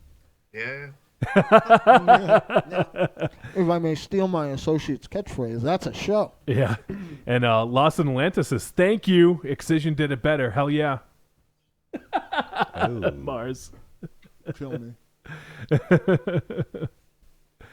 All right, so I don't really have too much to say about this one. I just thought it was okay. It was pretty predictable, and you know, just it's pretty much what I'd expect from Valentine's Day. When you say make a Valentine's Day short, like I bet 9 out of 10 people would have had some elements of this. You know, It was serviceable. that's the thing that Yeah. kind of bugged me. Yeah. So And you know what's funny is like I hate to say this, but there's a lot of, especially with anthologies, you know, where you go back to like, for example, East Comics, where you know you had a limited number of panels, and in the end you had the ta-da, like you know, the punchline, right? Yep. And this film to me is what I like to refer to as one of those ta-da films, you know. yep. It's like, you know, and it comes up to like, huh? What do you think about that? What do you think about that, huh? And it's like, okay, yeah, all right, whatever. And I don't feel that the setup, like leading up to it, like I just didn't think it worked so well. Like I think the ending was fine, like and predictable, but I feel like it could have been a better lead up to it. But Right. all right, well enough about Valentine's Day. Let's move on to St. Patrick's Day. Spoiler alert, though, you don't cut through fucking rib cage with a box cutter. That's for sure. Trust me. You've tried? Don't show them the scars, right, Richard? All right, St. Patrick's Day. This was written and directed by Gary Shore, who most notably, I guess, recently did Dracula Untold, that film that hit theaters that apparently not many people saw. I did, actually. I didn't mind it. It wasn't terrible, but what? Right. I think that's not another Dracula movie. That's the one with. It was Luke Evans Legolas? was. No. Not Right. Legolas. It's Bard from. He was in the Hobbit movies. Bard. Oh, right, yeah. yeah. He was in it. He was the dude who was in No One Lives. Remember, he rode in. He rode in the Funkasaurus. In the Funkasaurus. Oh, yeah. That was him. Yeah. So St. Patrick's Day. The creepy girl was cool. Not our creepy girl, but In the film. in the film. Yeah, it was weird, man. I thought she was okay, like, But I don't know. Like I understand what they were trying to do with this, like play up on the St. Patrick's Day lore. But I don't know. It didn't really work for me. I saw subtle elements of Rosemary's Baby in the Wicker Man. Yeah, that's his favorite. Yeah. No, Well, I think they were obvious. Shut your mouth. Let me talk. Actually, you know what's funny is I always try not to do this. I mean, I'm always trying to look at films, on their own for their own merits, and I really, I feel like the old man sitting on the porch, but I really try not to compare one thing to another, but sometimes it's just unavoidable. But for me, this film completely reminded me of, there's a film called Lair, the White Worm. There you go. Yeah. Hugh Grant. And totally, this just reminded me of Ken Russell, big time. This to me was, and Wicker Man. Wicker Man was the one that never hit me with this. What Lair of the White Worm did, totally. I mean, especially in the end of it. But I kind of admired it, this one, in the sense that it wasn't going for anything derivative. I mean, at least it was going for something a little bit esoteric. Yeah, and I do have to applaud it for that, for sure. Yeah. Because it wasn't the typical old, like, creepy kid. Like, I felt like there's something a little bit different about this, and I liked how they played up some of the, the St. Patrick's Day lore, I guess. Right. So, yeah, and I think it was filmed well. Like, it didn't bother me. So, I don't know. I thought it was okay. It was better than the first one, because I didn't really like Valentine's Day very much. And not to give away any spoilers, but the one thing that I thought was kind of funny was how nonplussed the doctor was when she's telling the woman about the pregnancy situation, where she's like, you might want to go and have that checked out, Yeah. And it's just like, she's not like, holy Christ, you got a fucking snake in your belly. Like, wow. She's just like, well, it just seems abnormal, have you been with any animals? Yeah, that's great. Have you been with any reptiles? Yeah. She was like, this hasn't happened since the Raven Shadow thing in 1978. Hamster. Mars, Los Atlantis says, shut up, Mars. Just shut your payday hole. And then Patsy says, you mean his broccoli pineapple pizza hole? Whatever. You're just so jealous, Patsy. And then Nicholas says, his payday hole, sir. Oh man. Robert Uronsky says, he says Dracula Untold was supposed to be the Iron Man for the new Universal Monster shared universe. He would know about shared universes, so there you go. I gotta get that guy to sign my book. Did you write a book? I didn't. I guess get him to sign. Yeah, Your yearbook? my yearbook. So I don't really have anything else to add to this. Raven Chat, did you even fucking watch this movie? I did fucking You haven't watch said it. anything. Well, because we got fucking Tim on. Yeah, he's much smarter than you. Yeah. No, it's weird. Kind of cartoony. I mean, it's got cartoony. Yeah. The weird and the kid. I don't like kids like that. They make me nervous. Look at them. All kids make you nervous. All kids make when they get fucking 16, it fucking and start sucks. smoking dope. Oh, man, it's fucking around. It's a ginger thing. Man. Yeah. Get a lot of redheads in Korea. I'm going over there. Los Atlantis is maybe she'll have to visit Korea. I like her. He's joking. You're killing him. Shit. I don't know. I don't even know if I should read this. Nicholas says, "Dynamo, brace yourself. Uh-oh. Brace yourself." Nicholas says, "I watched the trailer for Buckaroo Banzai today. Oh shit! What the fuck is going on in that trailer? Walking in a California storm drain and computer panels. Nope, not for me." That's one of Dynamo's most beloved movies. You probably shouldn't watch it, Nicholas. For all of us. Yeah. For all of us, don't watch it. Well, that's something that definitely of its time, right? I mean, It's not even just of its time. It's also of. I didn't really want to start a there's conversation like a about it, but- there's like a I don't want to say subtext, but there's a thing there like, it's about a lot of stuff that. Reagan. Yeah, what does Nicholas know about Lester Dent novels. You know what I mean? Like it's not from his world. You know, so like where are you gonna appreciate a pulp character or, you know, You can't go wrong with Big Booty, man. I mean, come on. It's not. I mean, one thing about this, It's true. taking it back to this shit. This is no Buckaroo Banzai. This is not Buckaroo Banzai. That's fair. I'll tell you what, Nicholas. If you like this movie, we're done. We're divorced. Spoiler alert. Sorry if you were just waiting for the trick of the treat. But. I was still interested in the weirdness of where this is going.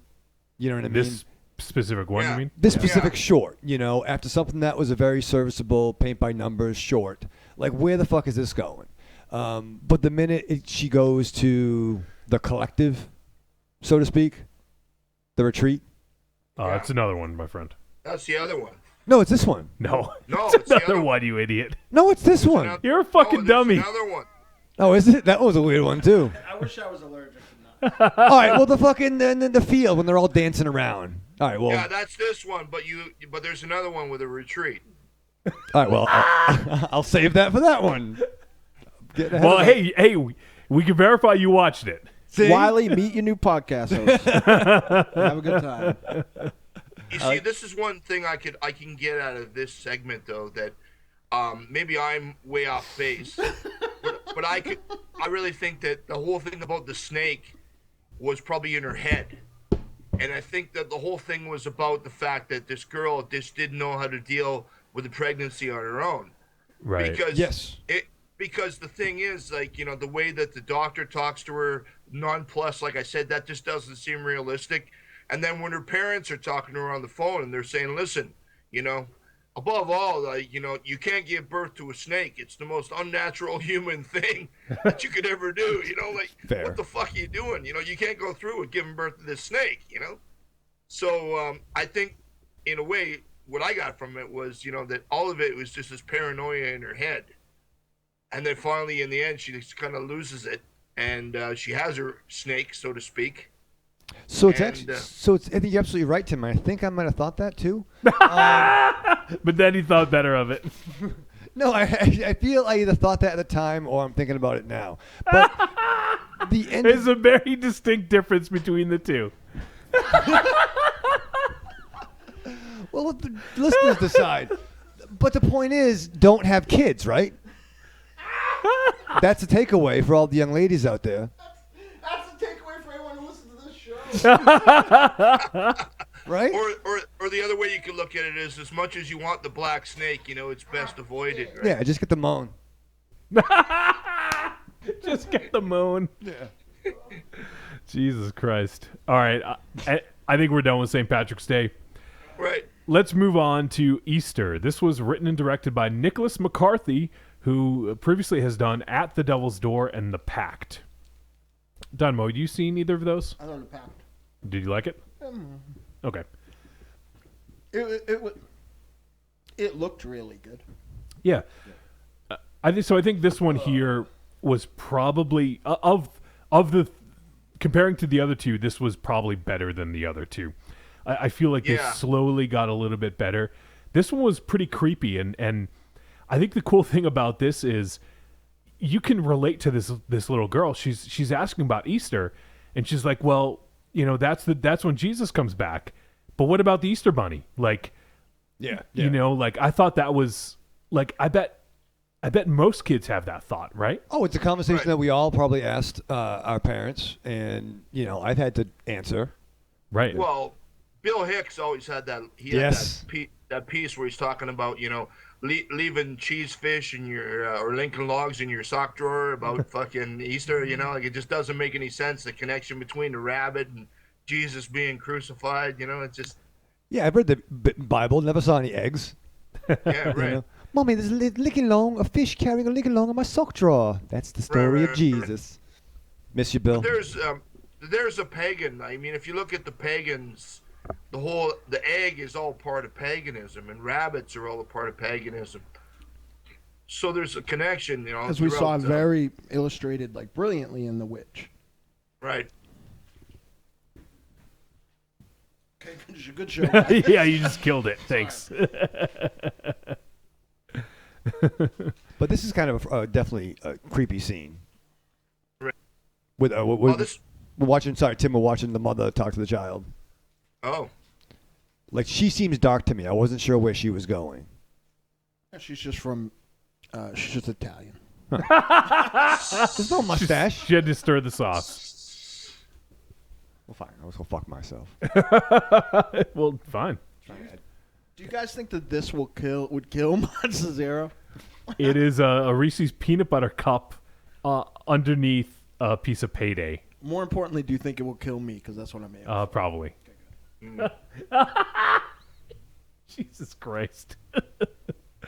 All right, so I thought this one was, of the first three that we've seen, this was the best one so far, and it also had probably the creepiest moment.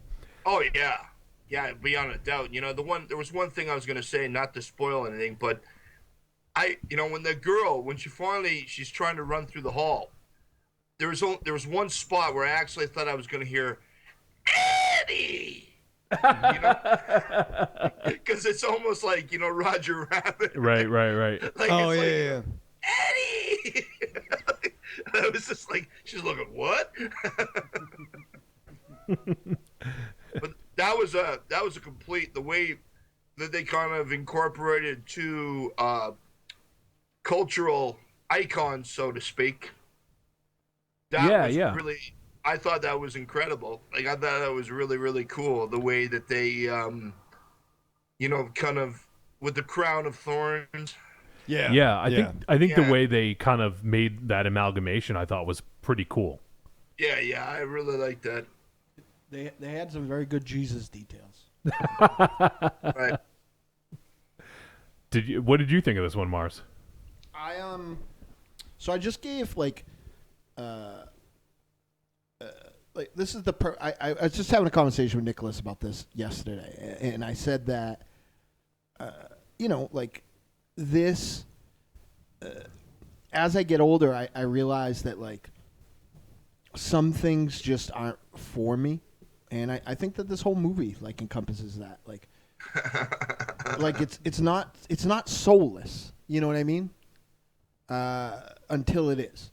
But this one in particular, I felt like its heart was in the right place. You know what I mean? Like, they tried to do something clever, but like beyond that, I wish it was like this one could have won me over if it was a little more like scary. If they showed the imagery and then went a little more Michael Myers and a little less Donnie Darko. Totally. Thank you. You know what I mean? Donnie Darko. Yeah. Like so. Like, that's kind of what, like, if they like weren't trying to make such a, how absurd because they made the statement with the little girl saying it, and then to drive it home with chickens coming out of the stigmata and stuff like that. Like, I do agree. Yeah. Was just too much. Like, it would have been fun if they turned around and made it fun and had this like hulking Jesus Easter Bunny chasing the girl through the house. Yeah. Right. Yeah, I would agree with that. I think it did give some pretty cool imagery, but I do agree it was almost a little bit too. But I'm really happy I Yeah. saw Jesus Bunny. You know what I mean? Like, so like at the same time, it's tough to be so bent out of shape about it. Yeah. Right. And I think it was. This is probably it's probably the coolest character in the entire film. I mean, as far as like monster makeup and stuff goes, effects. But what's really worked about it is that if you think about, like, for example, communion with the blood and the flesh, right? Mm-hmm. And in this case, the communion would be peeps. Right, yes. So I thought that was really kind of warped. Like, that's kind of cool. Like, I mean, just thinking about it, right? Kids are eating peeps every Sunday on Easter, and they're thinking, I gotta eat my peeps, and they're not realizing it's actually kind of some weird kind of warped communion, I was eating peeps the other day, and I yelled upstairs and said, where'd you manage to find peeps? And my special lady friend said, I didn't find peeps. So I think I was eating Easter candy from 2 to 3 years ago. Oh, man. Where'd you find the crunchy peeps?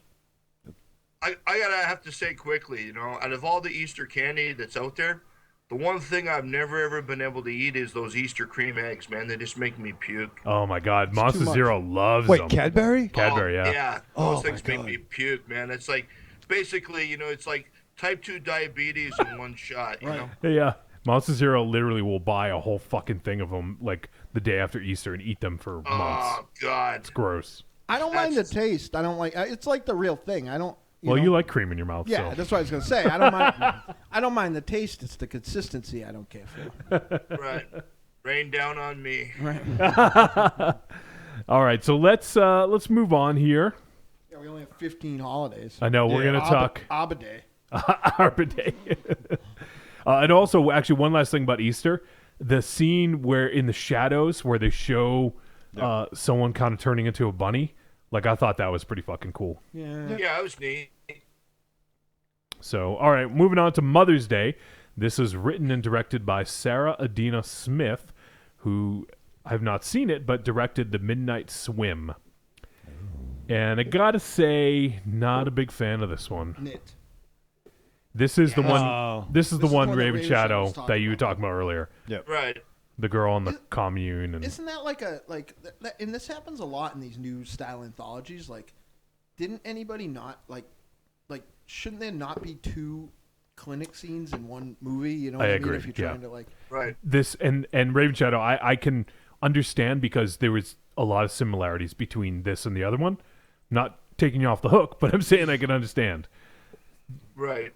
But But you know what's funny is, like, you know, you were talking about how in the other one they actually referenced Rosemary's Baby, right? But I never got that from the other one. But from this one, I could definitely see the nod to Rosemary's Baby. Yeah. Oh, totally. I think I mean not.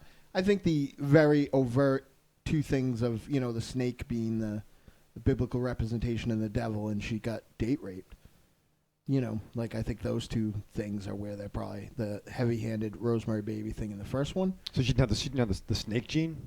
no. So I don't know. I mean, I don't really have much to Zero say. pick up. This one was very predictable as well, I think, because how many times have we seen these weird people who end up sort of being in a cult, Yeah. It just, I don't know, it just was very predictable to me. And I know you weren't crazy about it. There's the fertility thing from Raiders of the Lost Ark, though.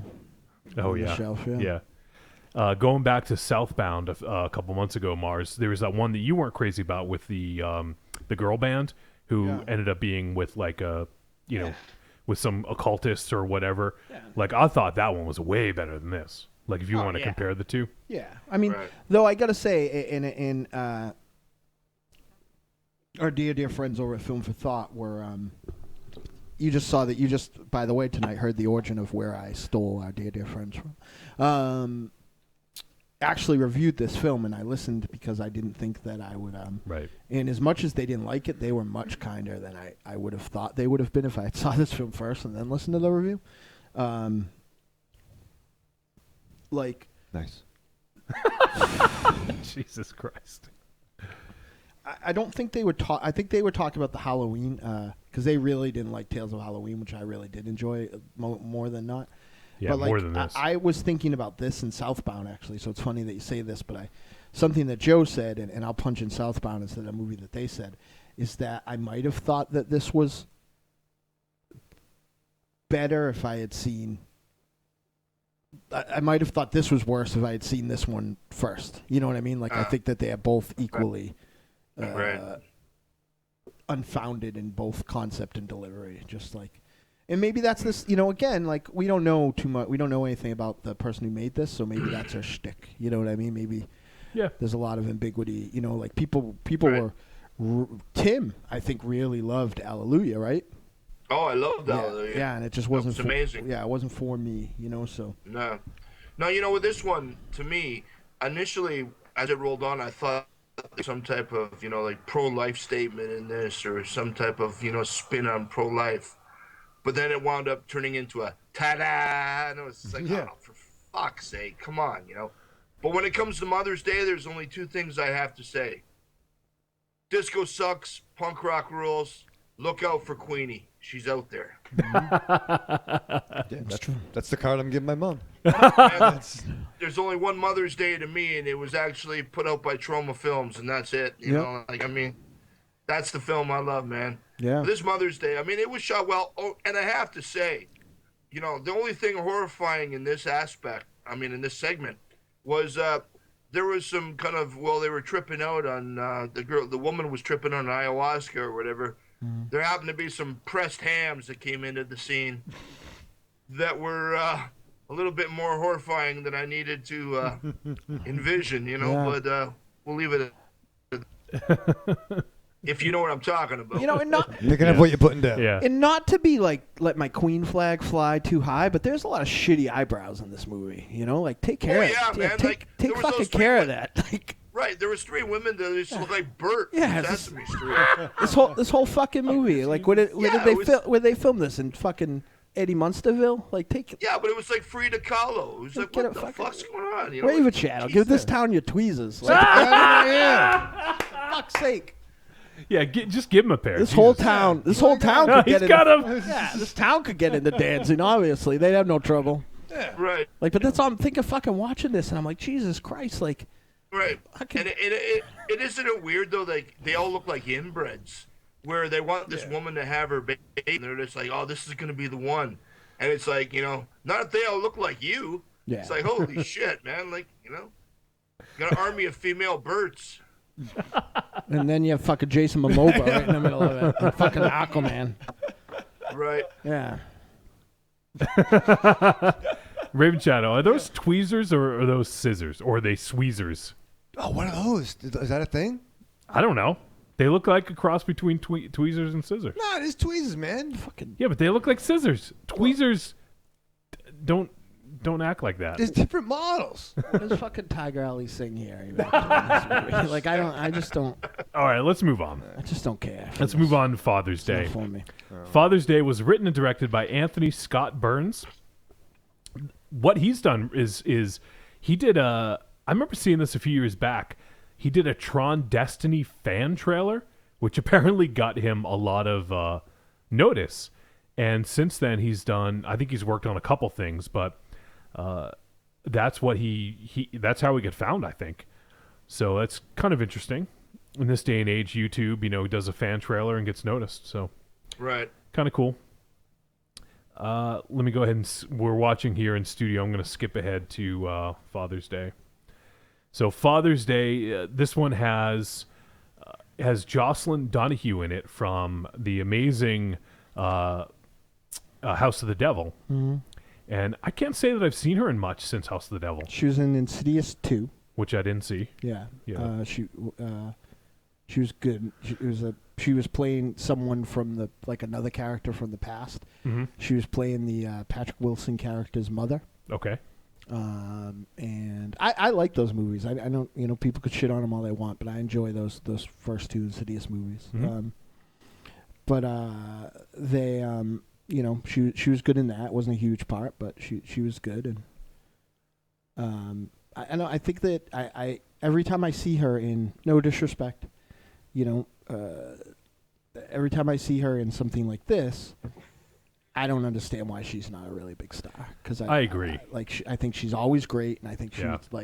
just fucking jumps off. Like, it's the difference of like, Wolfie, how many pro wrestling shows have we gone to in our life? You know, not any of the real indies, but like a local show where there'll be like 5 matches, and then the guy that was at WWF, you know, at one time recently, or the guy that's in an upper indies comes out, and you Right. just see the difference. Like, he just seems like, you know, Bryan Danielson comes out after I wrestle, and you could just see the difference. Like, it's the real deal. This is a movie actor. Yep. Yeah, for sure. And I agree. I don't know why she hasn't been in more. I think she's really good, and I think she's amazing in this. And I will say that this is my favorite of the shorts. And maybe it's just, I don't know, like maybe it just caught me the right way, or maybe it's because the 4 leading up to it I thought weren't all that great. But this one just kind of resonated with me. I liked the story being told, and I liked how it slowly unfolded. And I thought using the tape was a pretty cool mechanic, and I just really liked this one a lot. And I'm a sucker for seeing Jocelin Donahue walking around with headphones on. Remind me of House of the Devil, that opening scene there. Mars, any thoughts on this one? I just didn't care. No? This was the one I cared. Maybe you were surprised when we chatted the least with it. I'll tell you something funny. So when I first tried to watch this, I fell asleep. Like I would say, right around. Look at her. Like her acting in this is phenomenal. Oh, it's great. Yeah. Right around Easter. Yeah. And I woke up at the end of this the first time. Yep. Like with 3 minutes left of this. Yeah. Now that short is very interesting. Like I'm like, I woke up at one point. She was in the clinic. Like I'm like, this is a very interesting movie. But yeah, I think that she's great. I just don't. I think her being awesome made this more less impactful for me because like she was better than it. Okay. How about you, Raven Shadow? This is the point where I was this flick was kind of losing me. This is the make or break here of this one? Yeah, well, no, man, I like all this stuff. And it's actually, for some reason, this one, I know the punchline, but I'm kind of forgetting what the end of this one was. Okay. I was on the fence. You know, I think a lot of our stories involve, I always fell asleep or woke back up, so I'm just trying to remember this one. So this is the one where she's listening to the cassette, getting the instructions on where to go. Yep. And then at the end, I don't want to give anything away. Yeah, that's the thing. I remember all this. I just got to watch it to see the punchline to remember. How do you not remember the punchline? Sorry. Well, yeah, no, because even Dynamo's falling asleep again. Tim, what do you think? What do I think? Well, this one really had me engrossed. It had me locked in when she found the cassette player and she's playing the tape, and then she's giving her mother shit for why didn't you tell me my father was still alive, and But not to give any spoilers, but I thought that this whole film was, the segment was kind of a metaphor for suicide. Hmm. Yeah, that's a pretty good. I was trying to kind of assimilate what my thoughts in thinking about this, and that's a pretty good one. I think I think you might be on with that because he's taking a step and he can't come back, and he's trying. His daughter doesn't understand where he's gone. Yeah. And this whole thing about where she kind of gets a cassette and she realizes, and she wants to, that the distance between missing her father for her entire life is so devastating that the only thing she wants to do is reconnect with her dad. Yeah. So it's I really like this one up until the end, and then the end to me just seemed, honestly, a little bit convoluted until I sat back and thought about it for a while, and then it was like, I thought, am I too stupid not to get this? But then I started thinking about it, going, okay, maybe it's metaphoric, or maybe I don't know. I think the end. I think they could have actually had a cleaner end by not showing you as much, by having it just kind of end, Right. And the other thing I didn't get was what was up with like them showing like the space shots of the planets aligning, Right. That threw me off. I didn't get that. But it was. Do you still have that footage from House of the Devil, Joss? What I thought on that angle too, and again, not another way of looking at it is you could say that it could be an alien abduction. Mm-hmm. Okay. And that you could say that whenever certain planets are aligned, that's when so many returns or there's visitations or whatever, because the father says in that film, he says, well, I'm only going to be able to see this guy once. And if I, this is it, like I only get one shot chance to go, I'm going to go. Right. Yeah. So who knows? I sort of thought it was just a really crazy emotional thing. Like I didn't know if the planets lining up was like a Saturn and I'm going to say this wrong. So Saturn in retrograde. Right. Thing, Mercury in retrograde. Yeah, you know what I mean? Like, so yeah. I don't know. I'm sorry, folks. I don't know. My original wrestling gimmick had an Aries in it before I even knew that was my sign. So. And then I met the real Aries, and I couldn't be Aries Mars anymore. So, but that's badass, right? Aries Mars. Like, think about that. Oh, I see what you did there. Yeah. All right. Well, Father's Day to me was it was my favorite, and it was the one that I think was the deepest. It had the most going on. So I hate this. So let's move on to Halloween. Yeah, Halloween. I'm gonna this is like Kevin Smith, just not for me anymore. This I've like decided like Kevin Smith, like after having to watch Tusk again, and like just not like not for me. Like I don't get your joke anymore, Kevin Smith. So this one here, Halloween, was written and directed by Kevin Smith. And you could tell right away, it starts off in a fucking... convenience store. Convenience store. I mean... Yeah. Like I didn't see any trailer for this at all, so I just went in blind. And I was like waiting for the Kevin Smith joint. And then it was just like... First I was like, how many fucking holidays are there? And then this motherfucker, yeah, you knew.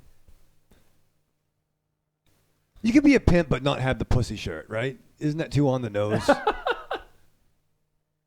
I was gonna make a joke, but I can't even be that disingenuous. Ask Monster Zero. Okay. So, and I gotta admit, like, is Kevin Smith trying to one-up Dario Argento what a here? fucking weirdo! That makes me feel so uncomfortable. There was a lot of strange. It's the one on the left here, Raven Shadow. That's his daughter. Okay, wearing the Silent Bob hat and. No, on the left. Oh, the other. Jesus fucking Christ! Do you know your left from your right? I don't. I even knew what you meant. You're right. Oh my fuck! Jesus, dude. My fuck. Like I don't know. Like I just feel like. So yeah, he basically makes his daughter like a cam girl. But to be fair, she's not in any nuded scene. No, but you want to think about your daughter as a cam girl. Well, A, that's why I don't have a daughter. And B, that's why I don't have a daughter.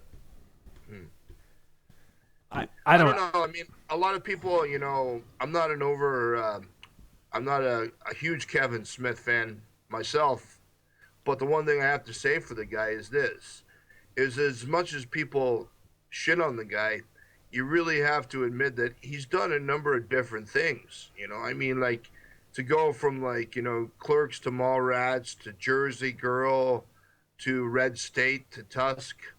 I mean, it's a variety of different things that he's tried to, accomplish. And you got to give him that for that. And, I mean, you're right. It did seem like a derivative Kevin Smith film, like this segment here, when the guys, they trying to reel in another little piece of cheesecake for his webcam, his whatchamacallit? Enterprise? His cam Enterprise. Yeah, his Enterprise is stable. That's what I wanted to say. It's posse. I'm going to tell you one thing, and I apologize if I know anyone who has this, but, like, dudes with pigtails, douchebag. Oh, yeah. Like, I think that's the, like, douchiest of douchey things. Like, I think the problem is Kevin Smith, and probably not with Tusk because, well, actually maybe a little bit with Tusk, but I think he is trying to write for younger people, millennials, I guess, and I don't think he fully understands them. Like, even though he has a daughter, like, I don't know, I feel like he's out of his element. Like he's trying something he doesn't understand well enough. She looks so young. Or else I had a feeling that with this one, that maybe he had actually allowed his daughter to contribute to writing this, that maybe it was a way of showing female empowerment through his daughter and kind of giving her kind of a nod saying, okay, you and your friends now put the boots to the guy, put the spin on it. And, I just that's what I kind of got out of this, because I can't see a 45-year-old middle-aged guy about my age going, you go girl, like it's just but I kind of see it as him living kind of vicariously through his daughter, or maybe having the girls get their day, with the whole webcam industry as it is today. Kevin Smith is one director who I like that I can't, like, I don't have a sweet spot with him. Like, I can't say, like, from here to here is great, because I've grown, like, for me, that kind of Jersey stuff starts at like I like Chasing Amy, and I like Dogma. Right. And then, obviously he, had his ill-fated turn in Hollywood, and I don't even think I've seen Clerks 2 all the way through. Like, I'm just not like, I just think I just wasn't especially super interested, and I don't think I'll ever watch Jay and Silent Bob Strikes Back again. But I love Red State. I really, really love Red State. And then I think I've landed on what I feel about Tusk. And it's not necessarily on the positive side, and it really sucks because I really like Kevin Smith, Right. but like I don't I don't know, like I tried to my special lady friend put on Clerks the other day, and I literally felt like I was like it's just not for me anymore. See, I was a huge Kevin Smith mark. I mean, I think I was 18 when Clerks came out, so a lot of those flicks was that time frame for me. And I even worked, grocery store jobs, kind of shit like that. Right. So I was along for the ride. For me, but it's a lot of it's the same thing. I love the View Askewverse. Right. I even like the Clerks comics. I even like his Green Arrow and Daredevil stuff. I love that fucking cartoon. That I still yeah, exactly. I've not seen Red State. I could not watch the Cop Out with Bruce Willis and the other one. Didn't even know it was a Kevin Smith movie. Right. Yeah, he did a couple there that I didn't even know, like that and Zach and Miri Make a Porno. Couldn't finish it. Like I didn't even know that was him until like 3 years later. Yeah. Right. So just in the chat room here, Nicholas, he agrees with me. He says, you hit it on the nose, Johnny, about Kevin Smith and making movies for a generation he doesn't understand. Slegos says, you can't understand that, Jen. I try and my girl won't have it. I'm old and that's it. Right. He says, he's 3 years older than me. I get where he's at. Nicholas says, Clerks is my favorite thing by him, and I like Red State. I like, I do like, I always forget about this, but I do really, really like Mallrats. Like, oh yeah, it's, like yeah. I'm definitely, like, I always forget about it, like but like, for me, Mallrats is like the really good version of Jay and Silent Bob Strike Back. You know what I mean? But, it's the but one the thing about that is humor works. That film, like those films were for us. Right. He's of our generation. He understands our generation. That whole thing with the Genesis, with the NHL hockey, like that was us, right? Like I'm sure all of us lost relationships because we were playing fucking video games. Oh, sure, totally. So that he understands our generation, and those films, whether you like them or not, like Chasing Amy, like with the fucking comic book, writers, and like he gets that, and like Dogma, I thought was great too. Mm-hmm. His first 5 films I thought were great. Yeah, I really like Dogma. And then I think he tried to do something different, which I'm all for it. I'm all for reinventing yourself and trying something new. Red State was something very different for him. And that's even after Zach and Miri Make a Porno, and the other one, what was the one with the Bruce Willis? Cop Out, which I didn't see. I didn't know he did that either. Jersey Girl. Did he do that? Yeah, he did. Yeah, he That's did. right. Jersey Girl, Yeah. Okay. So he did try to, and that was his dark days, I guess, if you will, where people were shitting on him all the time, and that's why he ended up stopping making movies for a little while. Because his Let It Rain Down on Me days. Yeah. Exactly. And then, he got into the podcast business, and it's a fucking huge success for him. He probably doesn't have to make movies anymore. He's one of the few that can make a living from podcasting, and that's fucking awesome. Like, I applaud him, for reinventing himself. And now he's trying to get back into movies. I got to applaud him for Tusk. It's a film I've never seen before. I've never seen a film like that. I still don't know if I like it. 2 or 3 years later, I still don't know if I like it, but I applaud him. Anything that you could imply to be referential, and I'm not being down on him on either end of this statement, but it's totally true. Right. And Tim will agree with me, is that anything that is referential to, that you could draw a comparison to, I don't think he's seen it. No. Yeah. What was fuck. I always forget the name of it. The movie, I disliked it so much that me and Tiny were telling people it was the best movie ever, getting them to rent it. It's based on that Japanese, like, Edgar Allan Poe, Fishmen of... fuck. I forget what it's called. I'll look it up. Yeah, I don't know. And the guy has the author who wrote the original story has a famous story about a dude that sewed himself into a chair, so like the girls would sit on him. Ooh. Okay. And they incorporate that into that movie, but I would even say Clerks 2 I thought was fun. It wasn't as good as the original. It wasn't as good as Mallrats, but I think it was a return for him, and he kind of captured a lot of his former glory, but then he got away from it again. To me, that was nice. That was closure to the View Askew-verse. Right, and maybe it was for him too. Maybe that's until Mallrats 2.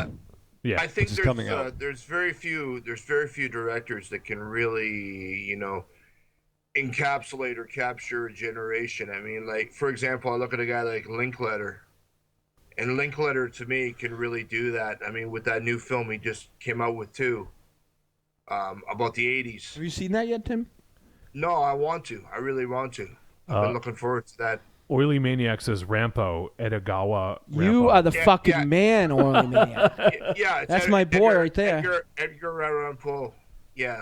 The mystery writer, the Japanese mystery writer. Oh, I was so dancing around it with the Edgar Allan Poe and like. Yeah. Ask him what's the name of that? What's the name of that fucking movie then? Oily Maniac. He'll know the it. Fishman, that movie. So there's a lot of discussion about Tusk in the chat room right now. People love it, hate it, or mostly love it or hate it. But I just didn't like this one. There's a lot of pedophilic overtones in this film before I knew about Silent Bob Argento. Like, there's a lot of weird, the guy, it starts with, like, even though he was doing it to be nice, like the coach giving the little girl and being in the girl's bathroom. Yeah. Coach should probably not be in there. there. There's like in this Oculus Rift one here, there's definitely like the S&M that they're going for is like a spank me daddy. Yeah. Thing. Like, it's really weird. It's probably incidental in the same way the seemingly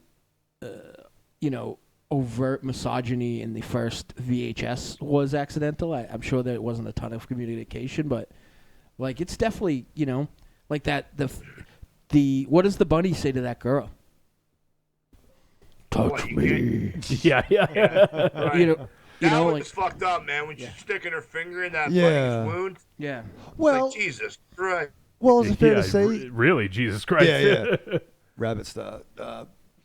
Holidays are kind of meant for kids, so I mean, is it natural you're making a short that you focus on touching them? Right.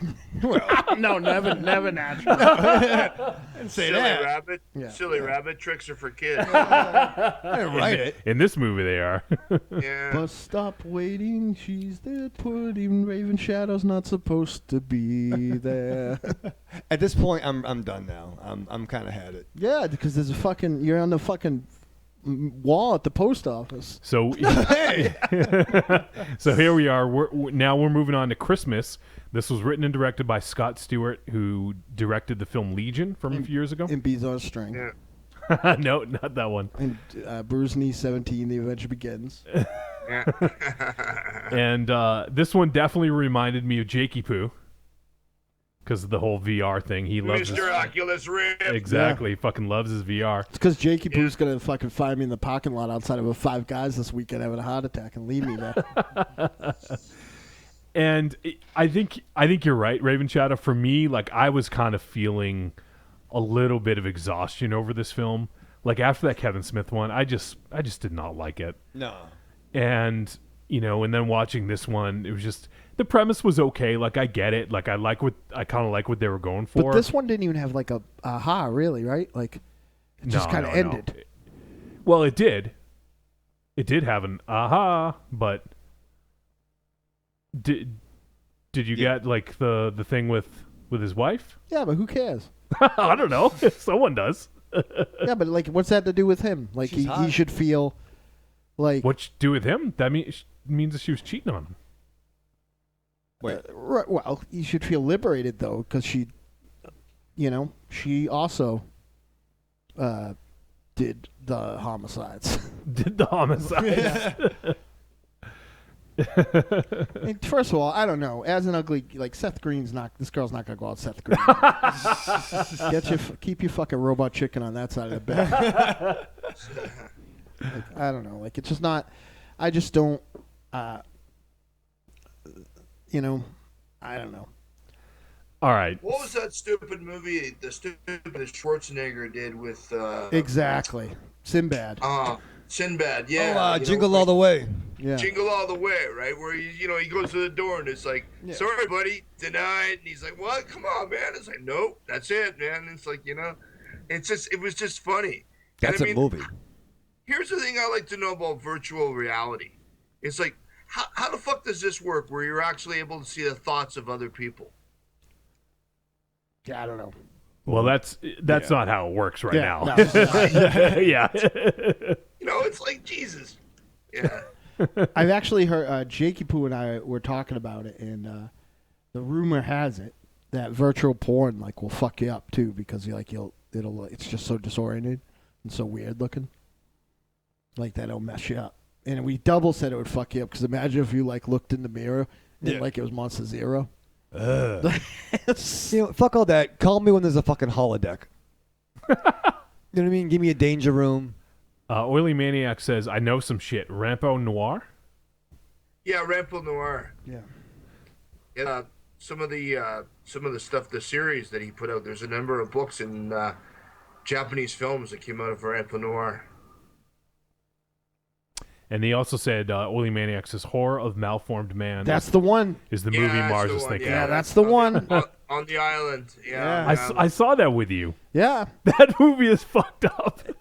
And then me and Tiny went around telling everyone else in the band it was awesome, and they got mad. That's what it was. You showed it to me after the fact. Yeah. You're like, oh, you got to see this movie. Yeah. The Island of the Ethan Malformed Man. McGoofbitz got pissed. Yeah. He came to fucking soundcheck pissed. Threw a Netflix movie up. Netflix didn't get that one back. So, I don't have much to say about this one. Seth Green, VR headset. Matt Robbins is apparently in this. That looks just like Matt Robbins. It looks like Matt Robbins and Jake. So, anyone have anything to say about this one? Nah, fuck this one. Jesus. All right. So, moving on. New Year's Eve. This one was written by Kevin Kolsch and Dennis Widmeyer, and it was directed by Adam Egypt Mortimer, who did Some Kind of Hate, which came out last year, which had some pretty decent buzz around it. Not if you're Wiley. Well, yeah. Wiley has some kind of hate for that movie. I didn't mind this one.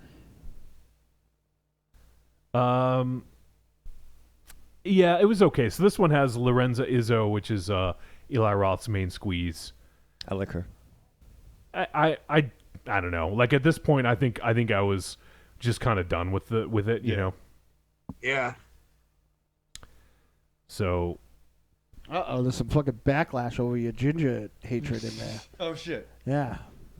So is my special lady friend's a ginger too, Jeremy. So don't let him. Jeremy McFarlane. Yeah. Yeah. He says, "Hey, what the fuck? My beautiful girlfriend's a ginger. Goddammit. She's awesome, dude. We got her pillow. Yeah. You didn't see the movie, okay? They're weird. Big Wally West. Dynamo special lady friend, Mary Jane. Slegoth says, I think I'll blaze right now in honor of Kev. Been a while for me. Should I do a call-in with me doing it? Sure. Yes. We had some guests. I had assumed that you did. Yeah. Fire. All right, so New Year's Eve, I don't really have a ton to say about this. I just thought it was okay. I liked it. It's fine. It was my favorite, I think. Pretty obvious. Yeah, I agree with that. Yeah. Yeah, definitely. It's good to see a cock grab. It's good to see a cock grab. Yeah. You don't get many of those these days. No, I don't. I watched it. I rewound it. Rewind it. Yeah, but and then eventually when he got in the bathroom and opened up the cabinet, you know why she grabbed it. Oh, fair. Yeah. You know what's funny is that speaking of not getting cock grabs, our studio melted down mid-recording yesterday, and I said that machinery is breaking down like around me on Facebook, and Wife and Shadow was like, you sound like my husband. And I had to correct her. It's like, I know how it works. Right. I can fix it. It's just breaking. It's true.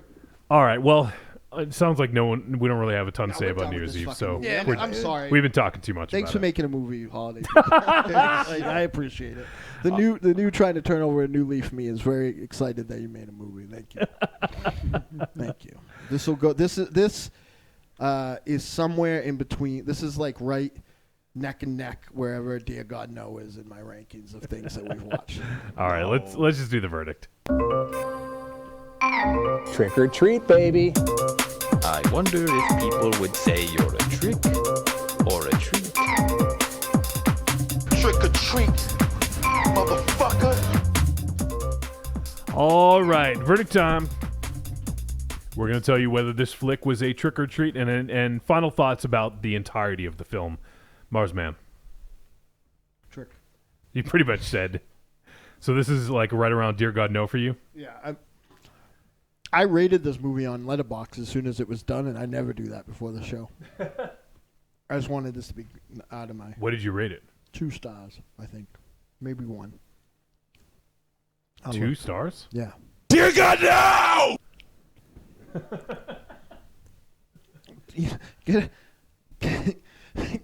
Ghetto Tim is actually responsible for our other 2 best Monster Zero quotes because they were both from Taxidermia. What were they? I'd fuck a pig. I had sex with a pig. Yeah, I'd have sex with a pig and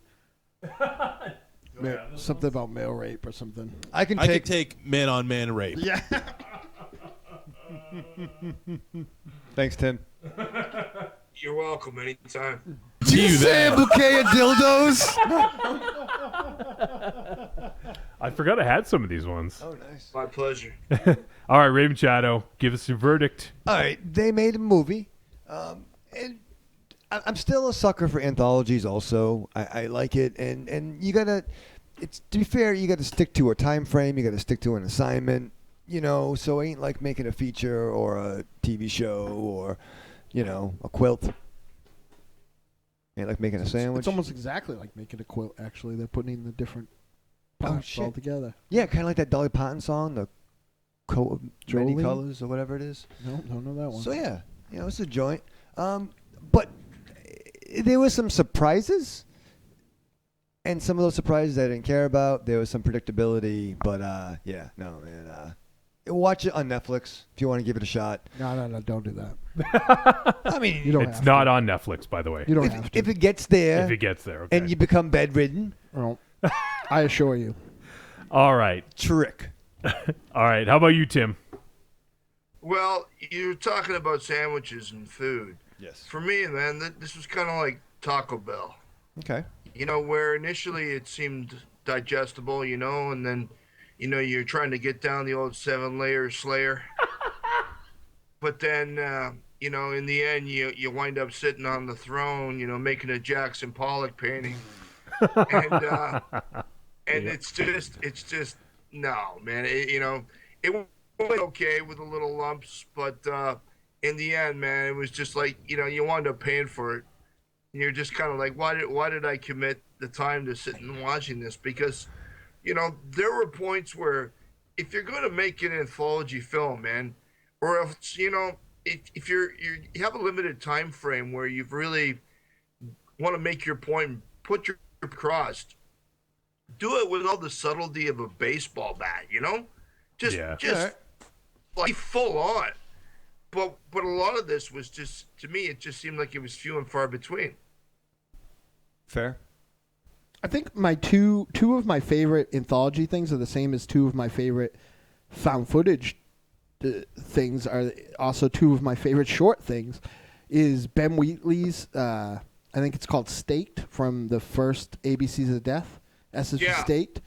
And no, it was U is for Unearthed. Right. And speaking of obviously Safe Haven, because they do all the things that anthologies should do. Yeah. And it's in a palatable amount of time. None of the things in those things work for any longer than it is. You know what I mean? But I feel like in an anthology like this, you're not doing anything except making little movies. You're not taking advantage of you're taking it as constraints as opposed to using them to your advantage. Yeah. Well, See, this is the thing. Like what I was trying to say is that it's like everybody wants to take their initial influence from like EC Comics and the way that EC Comics was so heavy with their punch in the end. But the problem, if you're younger, yeah, Creep Show if you're younger. Yeah. But the thing is that they don't have that punch. No. I mean, like they want to say that they're taking a nod from all this stuff that was so strong and profound, but at the same time, it's just like they're not even close to. It's almost like baseball. We see a guy like Mickey Mantle or Hank Aaron and say, "I want to hit a home run, man." Like the guy just goes up to bat and bang, But then you try to do it, and you get a second base hit, or right. if that, it's. Yeah. There's like, it's like anything else. There are shows where we were 100% ready and probably, sober, and the crowd was full, the room was full, and they were just fucking shit shows. It just didn't, you know what I mean? Like, not even like malfunctions or anything else. It just wasn't fucking there. We didn't make the set right. There was a factor. You couldn't put your finger on it. Right. It was just something that wasn't there. It just didn't work. Or I see this happen a lot in like pro wrestling. Like you get a match that you think is going to be a dream match, and it just doesn't fucking go. It just doesn't work. Like it just is. That's art. And that's why I always like hate. It's fun on the show to come and yell and screech and stuff like that, whatever else. But that's why I like get really like. Offended when people say things like a garbage or like a I'm not amping on Wiley's statement, but the overused joke now of it's an abortion or whatever else, because like I don't know, like it's here, we watched it, it's on demand, right. You know what I mean, right. Like and you have to respect the fact that people actually took the time and they actually really tried to pay respect or be careful with what they did. They took the time to really put effort into what they're doing, even though we don't like it, even though we may think it's half-assed. Somebody else, really put their heart and soul or whatever they did into it. So you have to respect that. Yeah, there's nothing in here that's soulless. Nothing in here that's like Jersey Shore or like Real House Mob Wives of Miami or whatever. There's nothing like soulless and like vacuous in every sort of way. You know what I mean? It's just not. It's like when you get a very well made cuisine and you just don't like it. There's just shit I don't like.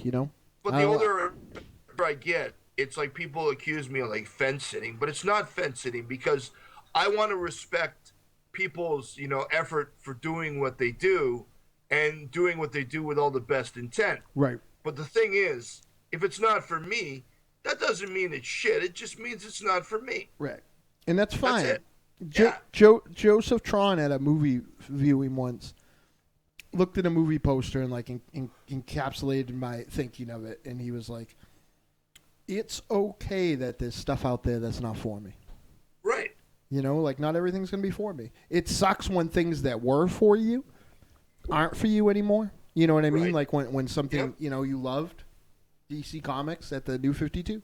Right. That was a big change in demographic, and I wasn't it anymore. Over the course of a miniseries, I wasn't it, and that sucks. And you get bitter because you're part of why they lasted that long. You know what I mean? Mm-hmm. But if it's just like for bands too. Yeah, sure. Like I don't. Like there is nothing that there is in either politics or songwriting that resembles the Metallica that I used to be afraid of. Sure. When I was a little kid. You know what I mean? Like when I was a 8th grade and the kids that were like freshmen and juniors like that would be around and had the patches and shit stuff like that. Like that scared the shit out of me. Right, Right. And then they went on tour with the Cult, and I saw that they were human beings, and I checked it out, and whatever. But that band, that sings that fucking Bob Seger song, that's not Metallica. That's not my Metallica. But like, I also wouldn't like it anymore if they were. And we were talking about this with Kevin Smith. You know what I mean? Like, Kevin Smith is famous for. And he's very honest about it, and that's why I like it too. Right. Like Kevin Smith will make a lot of art. You know, and then his wife will call down and say that they need a new refrigerator, and he'll sit down and say, "I wonder what James and Silent Bob are doing." Right. You know, like, and I like that he admits that when he goes to the View Askew verse, he's making a paycheck. You know, but like he made Red State and maybe this movie like out of some sort of love, but I respect it, but I don't have to like it. Rob Zombie just put out a record. Everyone knows how much I fucking love Rob Zombie. I'm mad at the person who got me an iTunes gift card because I have that record right now. Like, I think it's his best record in a couple of years. Really? This is like you've listened to it all? I'm like 3 songs in, and like I'm really. Yeah, I'm almost as upset as I was. Remember how angry I was at that last Scott Weiland record that he made? Yeah, that one. Well, that one was really bad. Yeah. I'm not taking. I love his last record. I think his last record was the best. I think this one's better than the last one. I was gonna say quickly that what you're talking about, Mark. It's kind of like a map on a road, where you've got 2 cars going down a highway, and at one point they may be driving down the same road consecutively, and you're both enjoying the journey, but you have no control of where that other car is going to go to, whether they drive left or drive right, and they may go in a different direction than you, and all of a sudden you're like, well, where the fuck's that guy that was driving right beside me down the road, right? I mean, that's just it. People grow, people change, artists change. Yeah. And the way that they may change is not the way you want them to. No, but they'll just change. But there's nothing wrong with that because it works for them. And this is the thing, and like we could sit and talk about this forever and ever, but I mean, a lot of people feel that, well, I paid for this guy's career, I put so much money, invested so much money into, whether it be an artist, a musician, a filmmaker, whatever, I've, paid much money into this guy's run. They should be able to give us back what we want. But in a way, man, like as an artist, they've got to basically follow their own creative vision or whatever, whatever sings to them. They've got to follow that, and you can't fault them for that. No way, not at all. No. And I think that. I mean, there's very obvious examples in my life. Like, my special lady friend, literally when Jared Leto is around, her clothes fucking fly off. Like, no matter what she's doing. You. Yeah, you know what I mean? But, like, she doesn't think that Ryan Gosling is attractive. And I would, like, fucking burst a lot of Cadbury Easter eggs on that guy if I had the opportunity. So I have a question for you, though, Mars. What? Why don't you change your name to Jared Leto? Oh. It wouldn't help. Because I'd still look like Iron Anderson's ugly little brother. I'd still look like Iron and Ole had a baby. All right, we got to wrap up this review. Tim, I don't think you gave it a trick or a treat yet. Okay, I'll give it a trick. Trick? All right. Yep. For me, this is also a trick. And once again, I mean, I agree that I just think it just wasn't for me. Like, I'm sure some people are going to really dig this film. If you like anthologies, I'd say give it a shot, But it's just, I think it's catering to a different audience that's not us necessarily, Right. And that's fine. It's completely fine that films do that. This just wasn't for me. And I didn't really like it. I did really like Father's Day. That was the one with Jocelin Donahue. But other than that, I really didn't care very much for any of these. There was, some moments here and there, but on the whole, this just wasn't for me. I didn't really enjoy it, so it is definitely a trick, and it sounds like it's a trick all the way around, right? You know what needs to happen? That's the first of that we've had in a while. Like this makes me want Jared to put his stuff together as an anthology even more. Yeah, you know what I mean? Like throw a, his 2 shorts that we watched were better than but anything they buy a lot here. Yeah.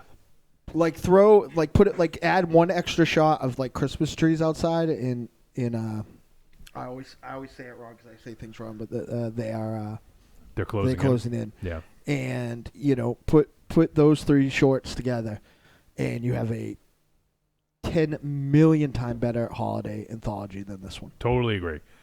That's not us ball watching. That's just the way we feel. So. I am embarrassed that I like his work so much. All right, so going from one film we didn't like to a film that may be one of my most anticipated films of the year. Oh, I can't fucking wait.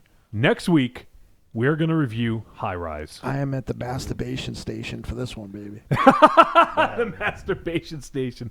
This film from Ben Wheatley. You just brought him up a few minutes ago, Mars. Yep. He has become one of my favorite directors since we did Kill List that Professor J recommended us that we do. And then since then, we've done a couple of his films. We did Kill List, and we also did A Field in England. And this man is making phenomenal films. And High Rise looks incredible. This is Tom Hiddleston. It's got Luke Evans. It's got a great cast. And really, really looking forward to this. So we're going to check out High Rise next week. Interesting. Have you seen it yet, Tim? Yes, I have, and I'm not a word. And what? I'm not going to say a word. Okay, good. So really looking forward to checking this out. We're going to review it next week. So it's available on VOD. Anyone out there wants to check it out? It may even be available in some theaters near you in select cities. So High Rise, let's give it a shot. And why don't we head to a break? We're going to come back. We're going to do some double taps. And then we'll get some voicemails to get to. So we'll be back in just a minute. The following message is a paid advertisement for the Cult of Muscle podcast. The Cult of Muscle. You're either in it or you're dead. It's the dawning of a new age. The halls of Valhalla have been shuttered. The heroes of yore have either retreated to the shadows or taken to capering for the amusement of the small folk. Their past glories a distant memory. The barbells have been torn from their once puma-strong grips. The beards shorn from their square jaws, only to be transplanted onto flannel-clad, puny weaklings with fingers barely powerful enough to strum a ukulele. The time has come, my brothers, to restore order from the chaos. No longer will our heroes be forgotten. No longer will their great deeds be viewed through a foggy lens of irony. Hear now our rallying cry as we scream it from the mountaintops, as we bellow it from iTunes and Libsyn and Facebook. It's time to join the cult, my brothers. So don your cloaks and enter the Cult of Muscle.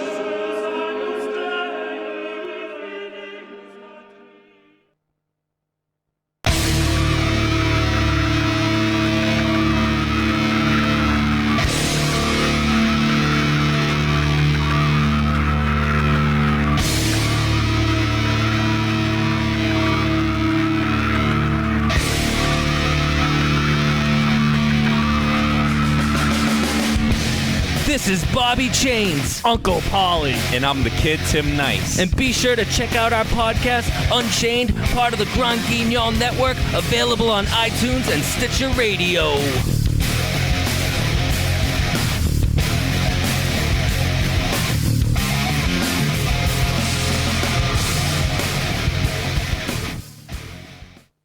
This is Robert Ironsky Jr. from the Television Crossover Universe podcast, and you are listening to Trick or Treat Radio on the Grand Guignol Network.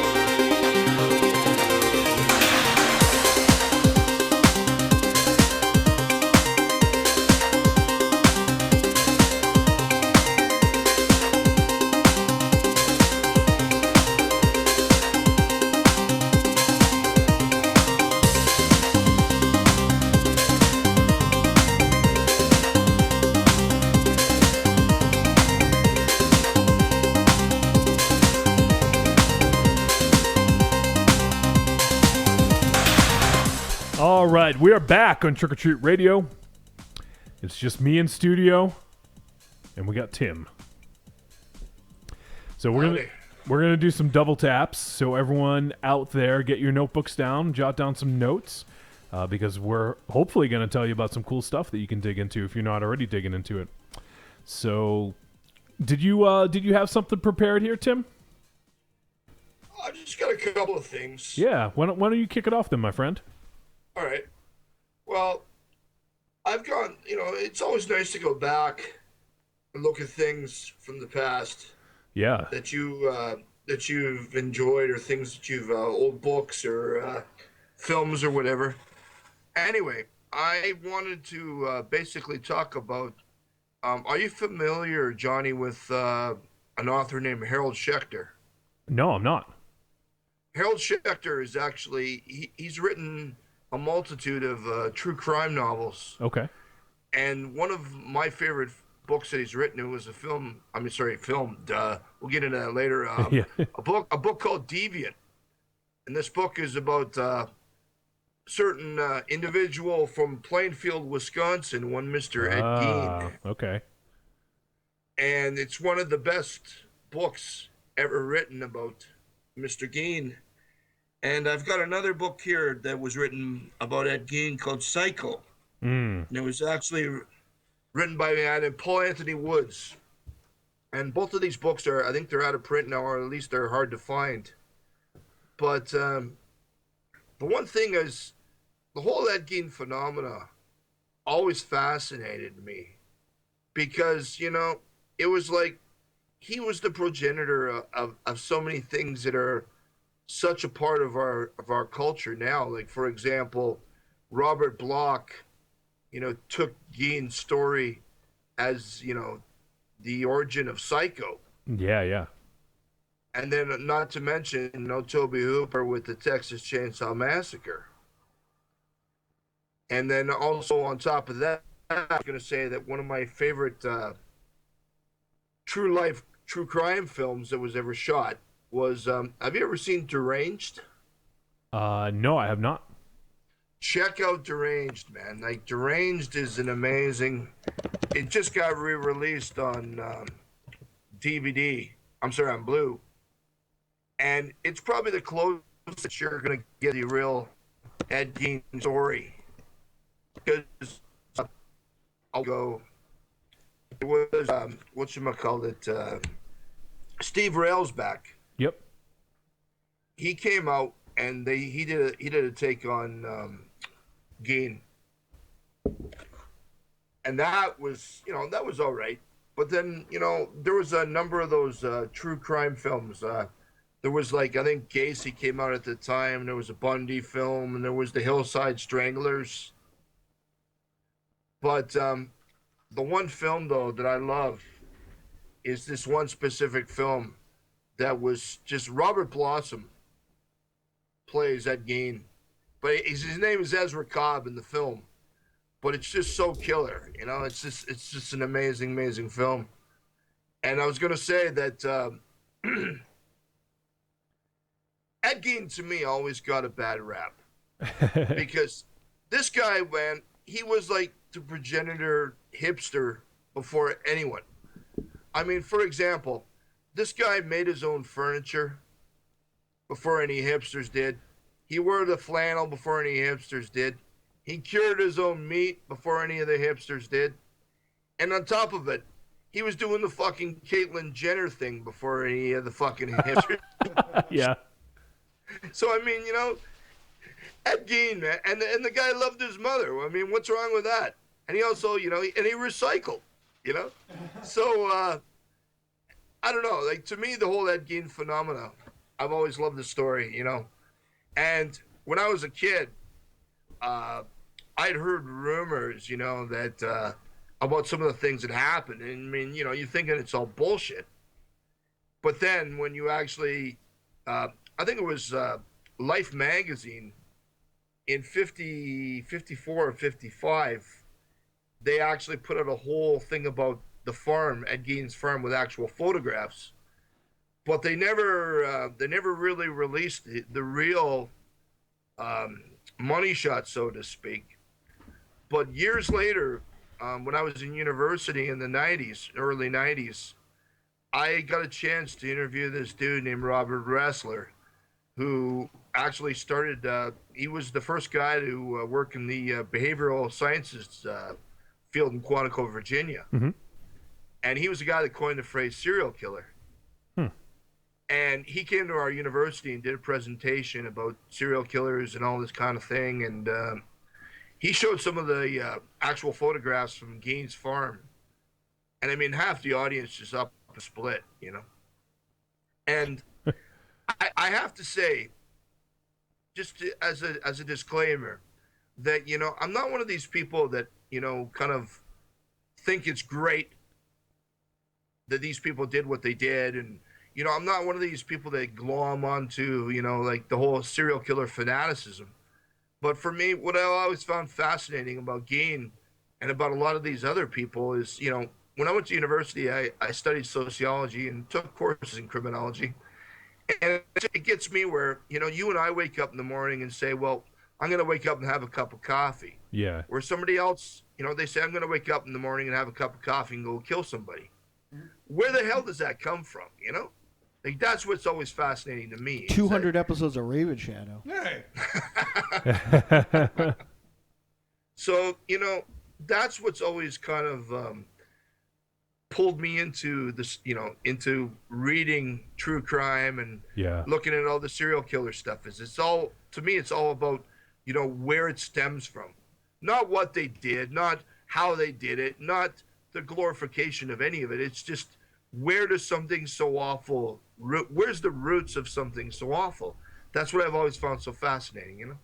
Yeah, I totally agree. And there's definitely a lot of eyes and ears on that sort of thing now. I mean, I haven't watched or listened to these shows, but Serial, the podcast Serial, and also Making a Murder on Netflix, everyone was going nuts for those. You know, so it's something that's super compelling because it's the very dark side of human nature, right? It's something so depraved, you know, a lot of us can't comprehend. And I think that right there is something that's very intriguing to a lot of people.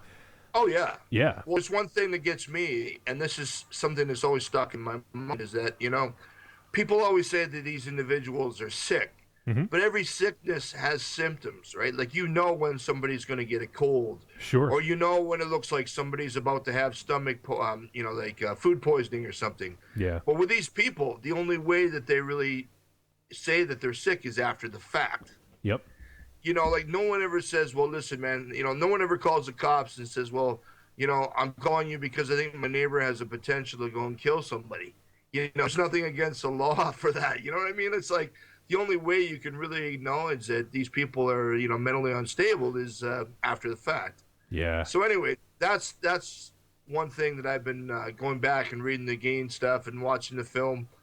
And the other thing I was going to say for the double tap is I've been going back in the vaults and digging out some old vinyl, and I've been listening to the Cramps, Rockin' and Reelin' in Auckland, New Zealand.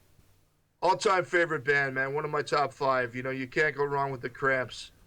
I mean, you know, I don't care who you are. Like, here's the thing you'll appreciate, Mars, is have you ever, you know, you remember the Crusher? Oh, yeah. Well, they actually did a version of the Hammerlock, you know, the song that he did. Oh, I didn't know that. Yeah, they do the Hammerlock, you turkey neck. You know, like the Cramps did a cover. Like, I think Crusher put out a 45 in the 50s, a novelty 45 of him singing, do the Crusher, do the head stomp, do the eye gouge, you know, and the Cramps just totally do a version of that. It's amazing.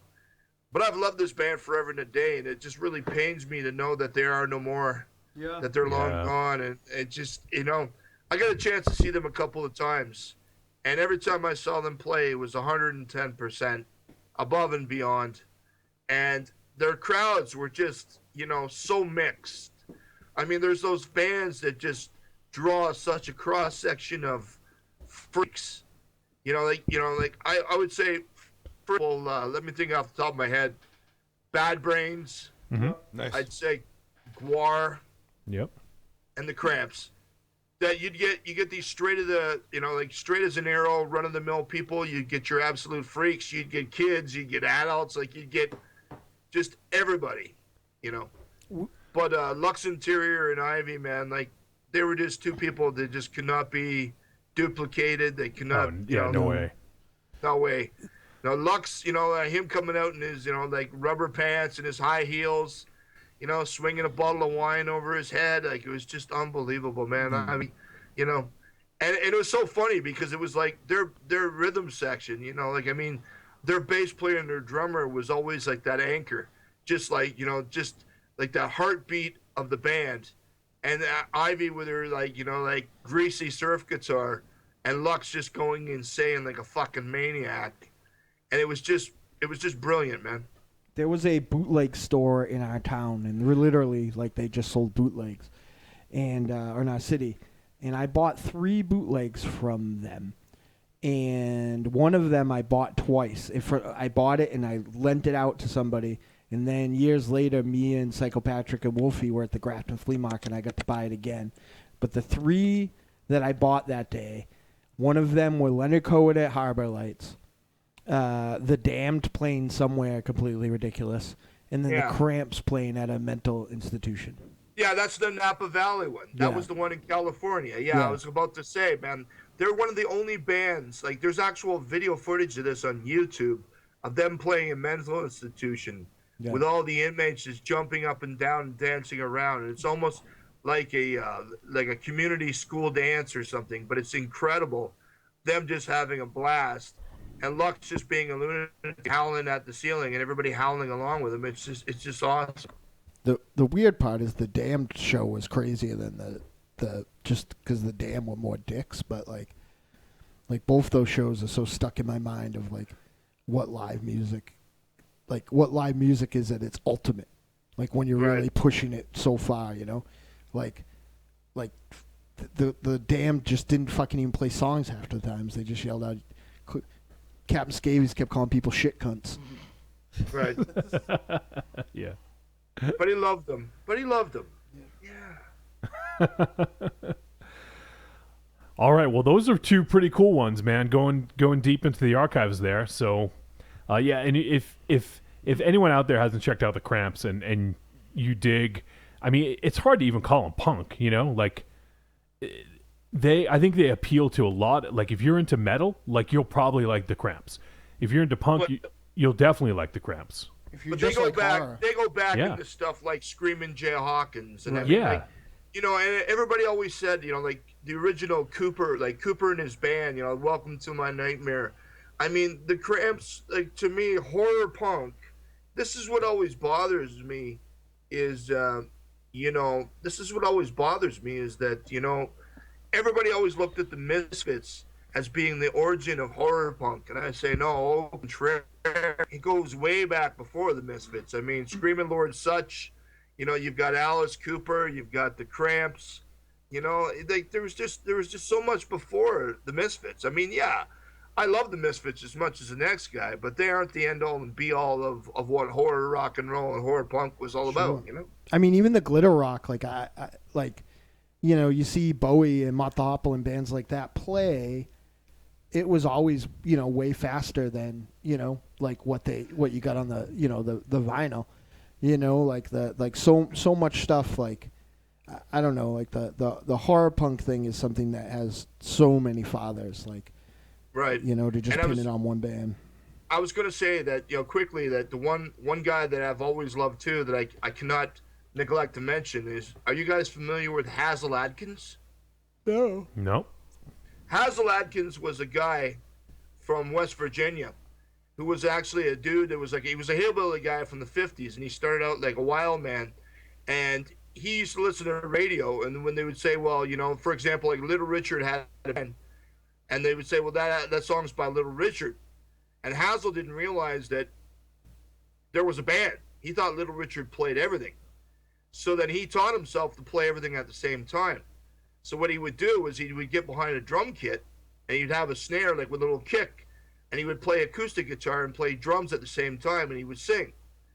And he started writing these crazy songs like, you know, No More Hot Dogs, like, you know, I'm going to cut your head off and have your head on the wall by 9 o'clock. You ain't going to eat no more hot dogs.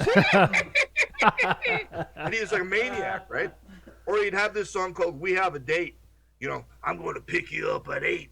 We got a date. And he just go insane, right?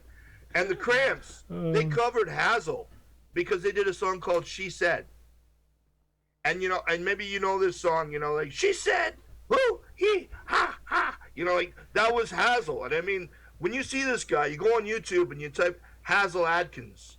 And he was just insane, man. This guy was like a crazy one-man show motherfucker. Like, I saw him once, and this guy was insane. I mean, like, what happened was he played, like, Michigan.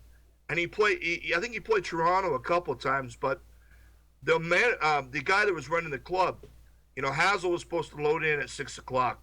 He shows up at 12 o'clock in the afternoon, and he already wants his booze and his per diem. So they give him a bottle of vodka, and by 1 o'clock, an hour later, it's gone, and he wants more booze. And he's supposed to play at like 9 o'clock or 10 o'clock that night, and it's just in the afternoon. So then the guy running the club gets an idea of putting a spit of booze in a pitcher of a pitcher of ice water. So he's giving it to Hasil, saying, here's your vodka, here's your vodka, here's your vodka, right? So Hasil's just drinking like, a little tiny squirt of vodka in a big giant pitcher of ice water. So he plays the show. And at the end of the night, he comes up to collect his money. And he says to the guy running the club, he says, I think you need to kill somebody in this club. He says, what are you talking about? He goes, somebody that's working for you is watering down your drinks. He goes, I think I ought to kill this person. What the fuck? Like, the guy was a maniac, man. But he was like one of the definitive guys that started out with horror punk, or just Billy, if you want to call it that. Right. But the Cramps, they covered Hasil a number of times, and he was one of their gods, man. And I mean, you see this guy on, like I say, on YouTube, and you'll know what I'm talking about. But he was one of the guys that started horror punk, as far as I'm concerned. Oh, very cool. That's like a triple shot right there. Yeah. So, got some research to do out there, folks, if you're not familiar. Dynamo, why don't you hit us up with your double tap? Speaking of archives. Speaking of archives. My double tap so good you're gonna get the hives. Speaking of archives. Look at this, isn't it pretty? It is pretty. What is it? It is VHS video cover art. Oh, I see who. Yeah, Yep, nice. from a collection curated by Thomas Hodge of the Dude Designs. Nice. Nice. This is basically scans of his VHS cover art collection. And for me, who was born and bred in the U.S. of A., a lot of familiar titles here, but not a lot of familiar thing. And it is fucking awesome. I want to get my hands on this so Oh, bad. yeah, man. Like, so this year for Christmas, my special lady friend got me this and the Fangoria cover to cover. And for days, I just thumbed through both of them and wept for, like, my, like, I'm not, people will say that I'm definitely, like, I am kind of subversively nostalgic. Like, I don't get excited about the memory of things. I get excited about the tactileness of things. And this imagery, and the titles and stuff like that, like, I'm sure most of these films are just not very good. But, like, I'm not excited about the movies. I'm excited about, being brought back to that video store experience. Oh, yeah. You know what I mean? Oh, like, yeah. I remember this one, Annihilator. Yep. You just don't have it anymore. Like, you just fucking pull off, what's Annihilator? And you pull off the box, and you're like, holy fucking shit. Yeah. The Raiders of Atlantis. Yeah.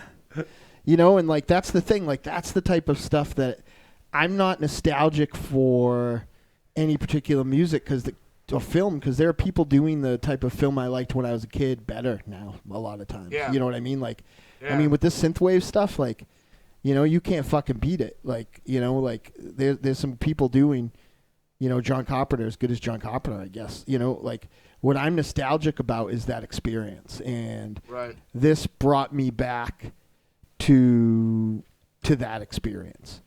And I really, really loved it. It's my highest recommendations. It's broken up into categories of action, sex comedies, I've done it! I've neutralized the warheads! It's just a fucking beaut. It's just a beaut. Oh, Creepazoids. Yep. It is. Holy shit. I recently recommended this on on Talk Without Rhythm rather, and like as I eliminate this baby, and as I was doing it, like Dead Man Walking with Wings Hauser. Yep. And as I was the Patriot Saint and the Cult of Brian Muscle, James Wings Hauser. As I was recommending it, like it's the worst segment in the history of podcasting because I'm trying to talk about it and I'm like Eliminators. Like every time I flip through it, I just get excited. Like, it's got that great Vestron International Return of the Living Dead cover in there. It is just fucking nice, beautiful. You know what this is like to me in a way is like, not that we could ever understand it, but when you get senior citizens that suffer from senility or Alzheimer's, and all of a sudden someone shows them a photograph, and for a split second there's that little spark of, oh my God, I remember, you know? Yep. There's that kind of thing with that book, because I flipped through that book online where I saw some of the pages through it, not the full book, mind you, but it just sparked so many things I forgot about. Right. That I was like, holy shit, I remember. Yeah. You know, like I kind of want to review all of these. Right. I know we never will, but if only there was a podcast out there that reviewed exploitation cinema. I know, right? Like Rotor. Yeah. I've actually never seen that, but I know that fucking seen the box art. And know what's funny about it, on the flip Just side, listen to Outside the Cinema. Outside the Cinema, some of the shit that I didn't like remember were like on, like I remember from hearing about on OTC and stuff like that, you know? Yeah. Star Crash. Starring Carolyn Monroe. Marge Gortner. Yep, Marge Gortner. Christopher Plummer. David Hasselhoff. Yeah. Oh, shit. There it is right there. Trancers. Oh, yeah. I keep almost, like, Hulu keeps almost starting Trancers for me. Man, man. This is like... Timmy Thomerson. This brings me back, Timmy man. Thomerson. Yeah. It's like, yeah. Like, I got to tell you, that Fangoria cover to cover, like, just sitting with those two things, like... It's amazing. Yeah, like, and know what else was neat? A thing that you'll never be able to get people to, like, understand about the VHS video store experience. You didn't take home very seldom, only one video store that I ever went to, you actually took home the box. Right. So, like, you'd see that box, and then you'd get home, and it might have been, like, the biggest fucking crayon-drawn piece of shit. But then you get home, and you'd be remembering it like it was, like, Joe Jusko or, Frazetta or, like, the coolest fucking shit that you ever saw in your whole entire life. Or you get those clamshells where they actually had the plastic over the actual graphics. Yeah.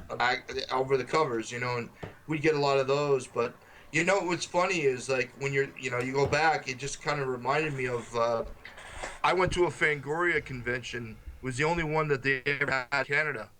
And it was the first time they came to Toronto. And this was, like, I think 89, 90. And they showed a full moon retrospect of all the stuff that was going to come out at that time, like Doll Man and Subspecies and all that shit.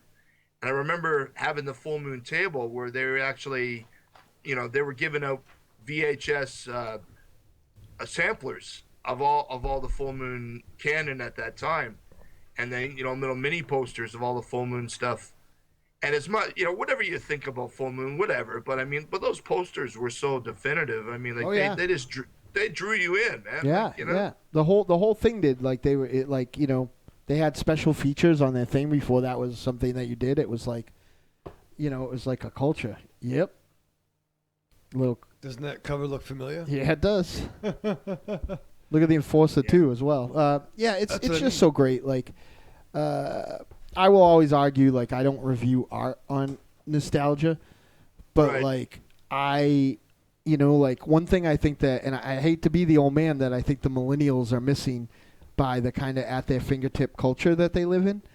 Like, you're just not fucking touching it most of the time. You know what I mean? Like, it like just that all means something to me that is almost undescribable. Right. It's like back in the day, they sold the sizzle, not as much as the steak. Right. And it's almost like, it's almost like carnival sideshows where they actually had, the barker out front come inside and see the bearded woman, come inside and see the two-headed kid or whatever, right? You know, or they'd say, come inside and see the man eating chicken. Right. And then you go inside and you see a guy eating a bucket of chicken, right? Right. It was never what you thought it would be, but they would always try and draw you in with, like, for example, one film in particular I remember, it was a film called Screamers that Roger Corman put out. Yeah.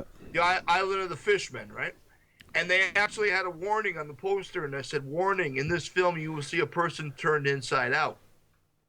And I wanted to fucking see that when I was 12 years old, man, wanting to see a person turned inside out, you know? And then eventually one day I get to see the film, and I'm like, where's the guy getting turned inside out? Jeez, I got chipped, you know? Yeah. But it was that whole draw. It was the whole draw to get you, the compulsion to get you to watch these things, you know? Yeah. I sorry to interrupt, but we got to move this along a little bit because we still have a ton of feedback to get to. Yeah. And I also wanted to get in the chat room. Oily Maniac just said that hardcover Netflix movie pick book is going to be dope. I don't think we're going to see that one. This will go without much thing. Yes. My lovely and talented and of great ass husband, Stephanie Wiley, got me this for my birthday. The City of Lost Children 20th anniversary. And it looks fucking terrific. This is amazing. One of my favorite movies. Yeah. It slid completely under the radar.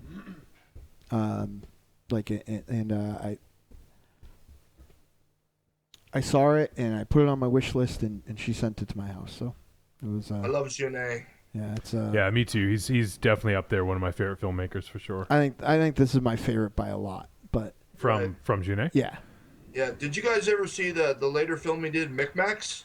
You know what? That was one that was on our list to review for the longest time, and it just never happened. And I have not seen it, but I do have a copy of it, and I am very anxious to watch. It's no delicatessen, but it's still great. It's still fun. I mean, he's just such an original. It's such a breath of fresh air. Like even Amelie is one of my favorite movies too. Like I think of his films, and like there's so many of them that I hold in very high regard. You know. Well, he's a guy to me who kind of bridges. You know, like there's a lot of people that argue and say, well, we can't show kids heavy shit, or we can't. You know, present kids with serious stuff. But, you know, Jeunet is one of the few that actually can bridge, you know, things that are very mature as well as things that are very juvenile. Yeah. And he's able to show kids things that are very serious, man. And he's able to present, you know, things that are suitable for all ages. I mean, but at the same time, very kind of, like I say, heavy-ended. Right. For sure. He's incredible. And you have watched it, Mars, right? You've seen that version. I was skipping around to, you know, I like to now make sure shit works and like go back to like I got 2 box sets in a row over 2 Christmases that I didn't open until like the summer after, and they were both missing a disc. Like just randomly, so from like that point on, So from that point on, like I open everything. Though I do have a lot of blues that I haven't opened yet, but I'm afraid that somebody's gonna dump water on them. But I've gone through this. It's beautiful. I put it on at a point just to see how it looked, and kind of watched it from that point. And it's just so fucking pretty. I gotta say that I think Jeunet was partially responsible for Ron Perlman's kind of like resurrection. Oh, for sure. Oh yeah. With resurrection, but I think with this film here, I think someone like Guillermo del Toro probably saw it and is like, I got to get this guy in my movies, you know. So I think he was responsible for Ron Perlman's, you know, resurgence. Oh, for sure. You know what Perlman's always reminded me of, especially in City of Lost Children, is you know Maurice Sendak's book Where the Wild Things Are. Yeah. Love it. He always reminded me of one of the monsters. Ron Perlman is like one of those big lumbering, you know. But he's so great. Yeah, for sure. So that's a phenomenal double tap there, Mars, with that book and that Blu-ray. Yeah. Raven Shadow, you ready? If I know you hate to be put in a box, but can we speed these up? Because I'm going to blow through mine. Yeah. No, just taking it back to nostalgia and Justice League International. What I want to talk about is a new trade. For those who were fans of that era, there was a big storyline called Breakdowns, which really kind of sort of ended the Bwahaha era. Yeah, it was the last Giffen to Mantis story. Exactly. I believe Martian Manhunter left Earth. Team was broken apart. Max Lord was taken off the team. And finally, Superman, Green Lantern, and Aquaman, who were never officially members of the Justice League, JLI, at that time, were brought in. And Hal Jordan got Justice League. Europe became international, and Superman took over Justice League America. So this trade is Superman in the Justice League of America Volume 1, which is Dan Jurgens' run on that title, where he was the writer-artist, and the team was composed of Booster Gold, Guy, Fire, Ice, Beetle, and then joined by Maxima and a character, Bloodwind, who had mysterious origins. I love this era. It was right before the Death of storyline. And what was cool was that in a modern era, that book would have had an all-new number 1 and restarted. But it just picked up in the early 60s and went from there. It really was pretty much Superman and his amazing friends, but I just have huge nostalgia for it. I was a huge Dan Jurgens mark, amazing inks. I just loved that run. So I think it was on the back. It collects 61 through 66, I believe. That could be incorrect. Dynamo has it, but very gorgeous. Does it say? Yep, you're right. Cool. Along with Justice League Spectacular, which kind of set the groundwork. So, granted, the fun times ended because Superman was killed by Doomsday. Because Superman. Spoiler alert. Well, it was 1994. It was a long time ago. He gets better. He comes back with longer hair and more powers. It was excellent. But no, I'm really glad they collected that. It's not often talked about. Does it hold up? I don't know. But for me, that's putting that album on when you were, 17 and takes you back to that place. So check that out if you will. Last one real quick. I mean, doesn't need me to talk about it. But I am fucking digging Daredevil. On Sons. Appreciate this one. And this has been my go-to in the gym lately. This album is really good music to lift weights to, as I'm sure Al Gore would agree. That's what I do. Yeah, right. You don't lift any fucking weights.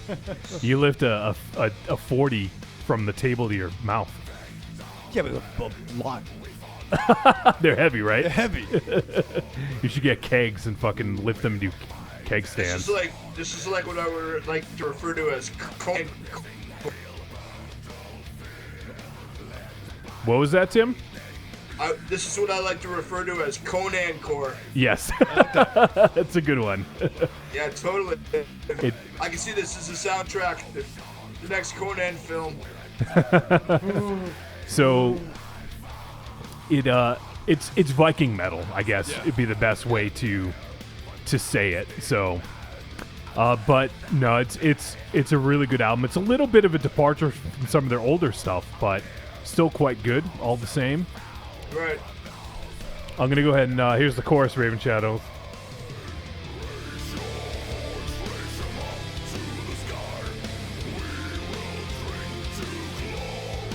We'll drink to glory tonight, Raven Shadow. When I get home, I'm going to turn it down low because everyone's sleeping, but I'll be drinking. Sold. I dig it. All right. Amon Amarth. I like the vocals on that, man. But when there's a lot of stuff out there that's like Cookie Monster stuff that I just can't get into. When it just gets too much Cookie Monster for me, I'm lost on it. But I mean, you can actually hear what he's singing. That's great. Yeah, absolutely. And it's pretty melodic despite the kind of growly vocals. So I dig it a lot. Where am I going to go next? I had a couple things in mind. I almost did one I was positive you were, so I wonder. Never? Yeah. No, I wasn't going to do that, no. Okay. I'll do it next time. All right, so let me...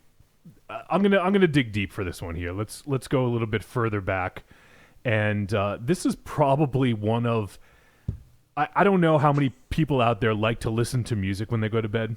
I personally am a big fan and like to listen to music. It just kind of calms me. It totally relaxes me. And I gotta say, one of my go-tos lately. You burk it to the beat. No, I don't. That doesn't help me sleep. I got to this from Brian Eno. I'm a big fan of Brian Eno. His stuff is incredibly good for just chilling out. But he did an album with Harold Budd, which was phenomenal, called The Pearl. So I went down that rabbit hole that is Harold Budd a few years back and was really glad that I did. He has an album from 1986 called Lovely Thunder. And this is the go-to for me and T-Dog when we go to bed. As soon as the first couple notes hit, it's like fucking lights out. So I'm just going to play a little bit of the track The Gunfighter, which is... Lights out. Yeah, like just meaning you fall asleep within minutes or seconds. Like play the track where you can fall asleep after about 30 seconds. This one. Yeah, see, now, if you fall asleep right away, I have a little more staying power than that. We're talking about sleeping. Yeah, as soon as my head hits the fucking pillow, most of the time I'm out. You're doing it wrong. How am I doing it wrong? Because, you got a lovely lady. You don't want to go to sleep. Yeah, we don't go to sleep at the same time, typically. Well, normally she goes to sleep before I'm done anyway, but You don't make jokes about her. She's sacred. No, I mean, my special lady. Yeah, all right, I hope so. Yeah. Johnny, I was going to say to you, if you love the stuff that Eno did with Bud, there's Eno did a lot of work in the 70s and 80s with German krautrock guys. Like, check out on YouTube if you get a chance. There's Eno, Mobius, Rodelius, or Eno, Mobius, Rodelius, and Plank, Connie Plank. Some of that stuff, like, you'll love it. If you love what you're listening to now, man, some of that Mobius with the German guys is just phenomenal. Yeah, cool. I'll definitely check that out. I mean, Eno pretty much collaborated with everyone, Oh, yeah. So it's pretty ridiculous the amount of collaborations that he has out there. Right. He even did one album with U2 called Passengers, which I fucking love. Right. Yeah. Well, it's funny that you mentioned Passengers, because not to say that this music is boring by any means at all, but I listen to a lot of Eno actually when I'm on planes. Yeah. Because I don't sleep on planes generally, but a lot of it just helps me, like you're saying, just puts me right out and just allows me to kind of just trip off, and it's nice. Yeah, for sure, man. So Eno is obviously a great one to start, and once again, because he collaborates with so many people, you can branch off in so many different directions, but one of my favorite offshoots was definitely Harold Budd. So for anyone out there looking for some cool, relaxing, chill music, check out Harold Budd. The name of this album we're listening to right now is Lovely Thunder. So that's going to do it for the double tap. We need to head into feedback because we got a shitload of it because you guys are fucking awesome. So we have Captain America Civil War is coming out on Friday here in America. Tim has seen it. Have you seen it, Tim? You said you saw it? Yeah? Yeah, last week. Yeah, and so we got our buddy Wooberman sent in a spoiler-free review. You guys want to hear a spoiler-free review of Civil War? No. No? Yeah. I'm torn because it's woman. Well, I'm going to play it. So just everyone out there, he says it's spoiler-free. So let's give it a listen. Trick or Treat Radio! Yeah! Hello there, gents. It's Wooberman. I wanted to talk a little bit about Civil War. Now, don't worry, no spoilers. I'm just going to make this quick and concise. I really enjoyed the movie. As a few people asked me in the past, what did I think of it? If you compare it to, say, Winter Soldier, I give it an 8 out of 10. That's not saying that it's a bad movie, because Winter Soldier was fucking amazing. I really enjoyed that, and this was great. There was quite a few things that I probably would have changed in hindsight. I left the cinema in elation. Let's just say it doesn't stick very closely to Civil War, the book. Now, is that any surprise? Because it isn't to me now, in hindsight. Because, let's face it, look at what Hollywood has done with most comic book things. You know, Winter Soldier wasn't exactly Winter Soldier, but it was damn good, and we enjoyed it. I'm going to go for the elephant in the room straight away. Spidey was done justice. Nice. I really like Spidey, and now I really am looking forward to the movie when it comes out. Especially for Aunt May. Oh, nice. Yeah. Anyway, moving swiftly on. Yes, it was a really good movie. Stingers. No spoilers in the Stingers. It doesn't further the plot in the way that previous Stingers have done in the past. It's just there, really. Because, I mean, if you remember what the Stinger was on Iron Man 3, you think, what the fuck was that doing there? Right. And, yeah, it was there. So, yeah, basically, go see Civil War when you guys can. I'm very sorry, I don't remember when it is showing in the US, and I'm not lording this over you guys because you get some pretty awesome shit most of the time. So, I don't know. To, copy Al Gore, I don't know why we get these kind of things before you guys. I mean, hell, it was made over there. I don't understand. But, that besides, my fingers aren't made of butter, by the way. My voice definitely is, but I don't think it goes into Butterfingers. Which be weird. In fact, we don't even have Butterfingers. We have we have shortbread that's got a fuckload of butter in it. We got bread and butter pudding. Yeah. Which definitely fucking has butter and not peanut butter. Yeah. But then again, let's not go into our food. You guys have got interesting thoughts about our food, and I've got very interesting thoughts about your combinations of sweet and savoury. But let's just face it, these are two different countries. And your food's good. Really fattening, but good. Yeah. I mean, it's a reason why there's a lot of big Americans. And I'm not small. There's some big fucking Americans. There. What was I talking about? Civil War. Yeah, go watch Civil War. Do it.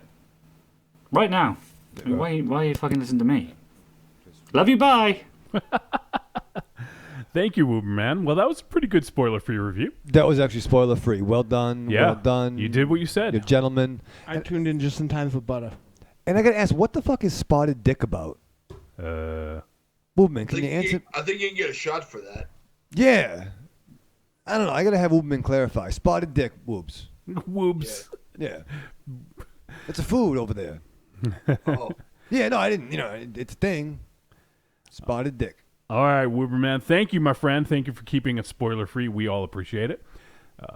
Let's head to... You guys want to hear from an angry nerd? Yes. Okay. Well, we have one from Patsy the Angry Nerd. Ooh, round deuce. Let's give a listen. Greetings, Trick or Treat Radio. This is Patsy the Angry Nerd, and this week I have a very special Star Wars edition of What's Making Patsy an Angry Nerd. Now, the thing that's making me an angry nerd this week is Ewoks. Yes, the fuzzy little teddy bear people that somehow used nature over technology to topple the remnants of the Empire on the forest moon of Endor. Yeah, those guys. Now, a lot of people think that they're these cute, capering, little sidekick guys that, they're mostly harmless, and they kind of, lucked their way into defeating the Empire with rocks and sticks. Now, I beg to differ. And the first thing that comes to my mind when I try to make this argument is when Han and Luke got out of the trap, the net that they were caught in, and they're surrounded by Ewoks, and they start getting spears poked in their face. The one that was clearly the leader, he was gray and white striped, but the thing that stands out the most about him was he had a skull that he was wearing as a hat Yes. And he had a necklace made of bones.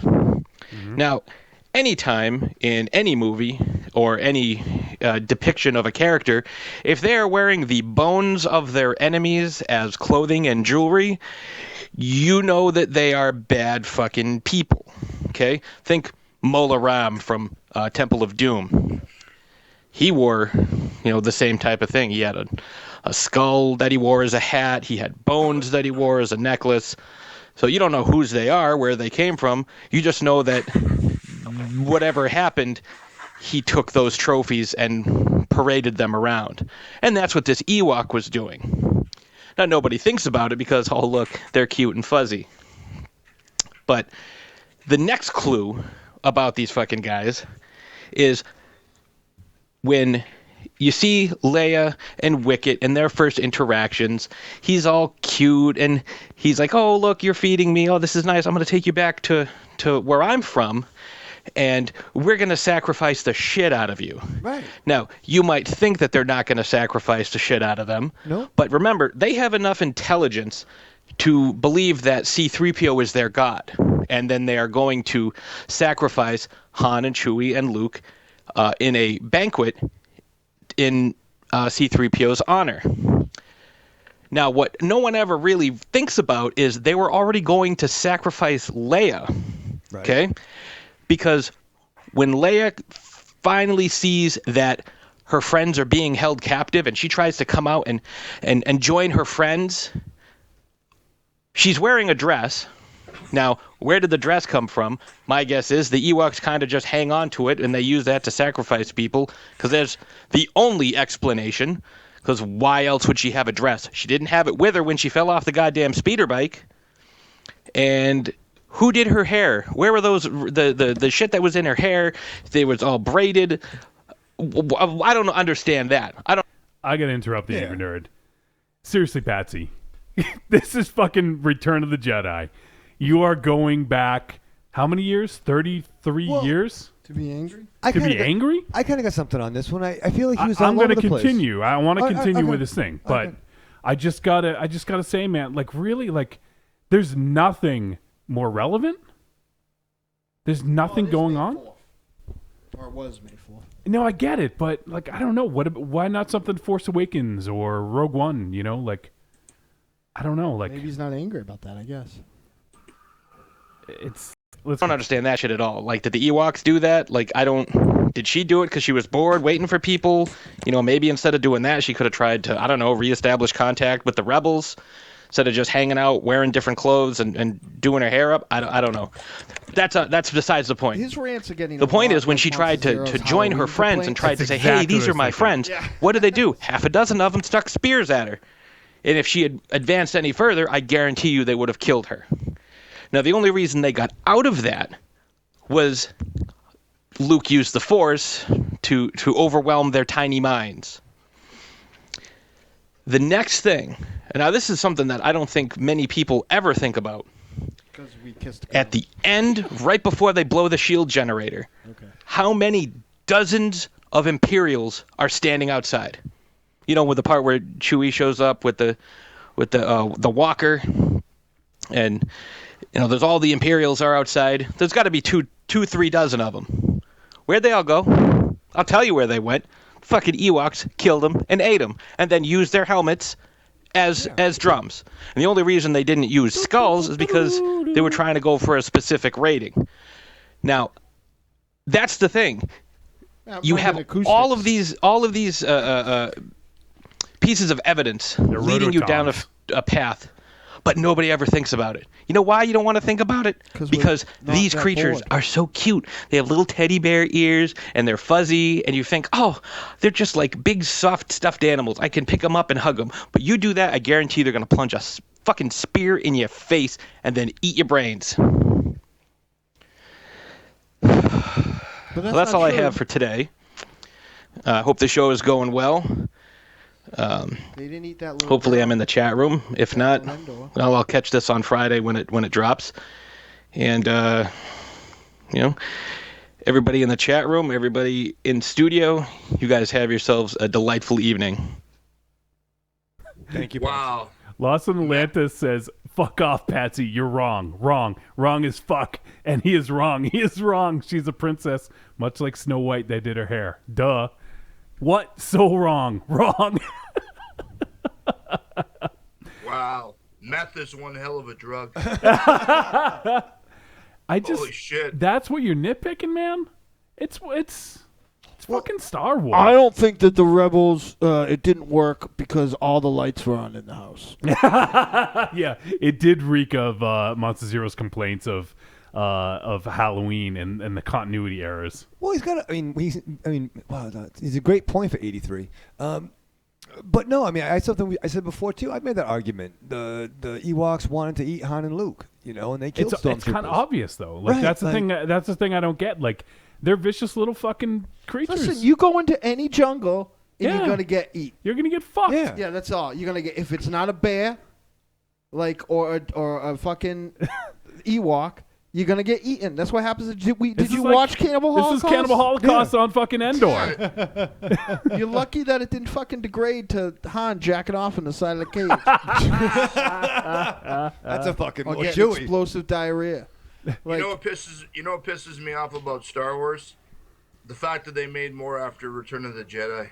Well, how about the fact that Cracker Fanboy, his sister, his sister's. Wait, what? Not this again. It's a Jesus fucking. Christ. That's the biggest fucking. Not this again. No, we're not even going there. Oily Maniac says, hope the director of Godzilla doesn't play Star Wars fans with Rogue One. Donnie Yen about to fight. Cut to some moisture farming. And Lost Atlantis says, Morch, what the fuck, Patsy? Ewoks are awesome. We'd totally be BFFs. All right. There you go. Sure. They might try to eat you, as according to Patsy. They're fucking vicious little creatures. They're vicious little fucks. Yeah, right? I mean... Yeah. I don't think they're cute and, like, they may look cute, I have a but they're fucking... vicious little fucks. Yeah, I got a fucking plushie of Salacious Crumb that... Salacious B. Crumb. Yeah, but he's still a fucking little gremlin, you know what I mean? All right. Well, hey, Patsy, I like your rants, but I think you're reaching a little bit far. I know it's May the 4th. Jump, get the chihuahua. Get jumping, get the jump. I like they use the stormtrooper helmets because they sound like rototoms and they can do the. Who did that fucking song? I don't know. It hasn't come up yet. Then the Ewoks start doing In the Air Tonight, right? Exactly. Yeah, that's what I'm saying. All right, let's hear from Nathan Cotton Coy Vance Duke. Hey, Trick Tree Radio. This is Cody. What's up, Cody? A few quick things. Most importantly, Green Room. If you've ever been one of those people who has complained about how there isn't enough original, hard, mean, R-rated genre stuff in theaters, and you have the opportunity to see Green Room, and you pass on it, then you're messing up. It is by the guy that made Blue Ruin, or maybe guys who made Blue Ruin, I'm not entirely sure. Guys. As a lot of people may or may not know, but it is not really the contemplative meditation on violence and the futility of revenge and that sort of thing that Blue Ruin is. It is just all just scary jet fuel. It just goes. I know Mars saw Murder Party recently, and it kind of feels like the final product, like the I don't know, the final draft of the germ of an idea sort of proposed by Murder Party. Couldn't recommend it highly enough. Probably going to be my favorite movie of the year. Wow. Secondly, Last Shift. Somebody ran it down pretty well in a voicemail last week. It's a solid movie. You guys wind up reviewing less remarkable stuff semi-regularly, once every month or so. I dare say this thing was written by the Call of Duty and SpongeBob guy. Probably is not as good as Last Shift. Wrong. Not anything great, nothing world-shattering, but pretty serviceable. If you have 90 minutes and Netflix, you could do way, way worse. And lastly, someone called in last week asking for wrestling stories, but you guys didn't really have the time to get into it. I don't know what your attitude is toward bonus content, but I would definitely be willing to drop a little bit of money to hear wrestling stories told at length. You guys get into it periodically, but it always just seems like we're just sort of seeing the tip of the iceberg. I'd love to hear you guys. I guess Mars in particular, seeing as he has the most experience, I guess, from top to bottom. Just talk about the NCW stuff, working with pros, anything like in or out of the ring. I just eat that stuff up, and I would love to hear, how you guys have interacted with those sorts of situations. So, just food for thought, I suppose. Have a great show. I will talk to you guys later. Bye. Thank you, Cody. And we had a follow-up, so let's take a listen to that before we respond. Hey, Trick or Treat Radio. This is Cody. A few quick things. Most importantly, Green Room. If you've ever been one of those people who has complained... Sorry, I played the same one. Let me play part 2. I'm a little tired of it. Hey, Trick or Treat Radio. This is Cody again. I know I sent in another voicemail, but I am listening to Elm Street Kids right now, and I don't think I mentioned in my voicemail that one of the best parts of Green Room is how boring Captain Picard is not in the movie. Star Trek The Next Generation sucks. Wow. I don't like him particularly on that show. He's just sort of boring. Beam me up, Cody. Just as he is sort of boring in X-Men. Blasphemy. X-Men boring. And in the majority of the mainstream stuff he's done. Like he's okay as Gurney Halleck in Lynch's Dune. But really, I think he's generally pretty dull. But he is so scary and menacing that it's really strange that you, I don't know, it's weird that you don't see more of this sort of thing from him. The sort of performance he gives as Darcy in Green Room. Really, really, really exceptional. Dynamo, you're right. Next Generation sucks. Stephanie is right. Green Room is great. And I'll talk to you later. Bye. I like how he did that and didn't didn't say... Placated the monsters. Exactly. Cody, Captain Lou Albano was manager for a little bit. Give me money. We have that clip somewhere. I forget where that was. Yeah. So there you go. So thank you, Cody. We appreciate you calling in and stoking the fire for Green Room. It's definitely on our top of our list, but not everyone can get out to the theater on this show. Yeah, it's fucking hot. It's long lines. Not usually. Jesus. Captain America Civil War opens. Eventually in the States. Lawson Lanta says, what the fuck? Star Trek The Next Generation was fantastic. Fantastic. What the fuck? Thank you, Stephanie. And then says, you're so right, Oily. It's that shark garbage. Wow. Talking about Oily Maniac earlier, said watching those shark movies is rotting his brain. It's true. Patsy. Part 4 is coming out. What part 4? Of the shark movies. The shark movies part 4. What? Why is that so fucking what is that? You said shock. It's shocking that he loves it so much.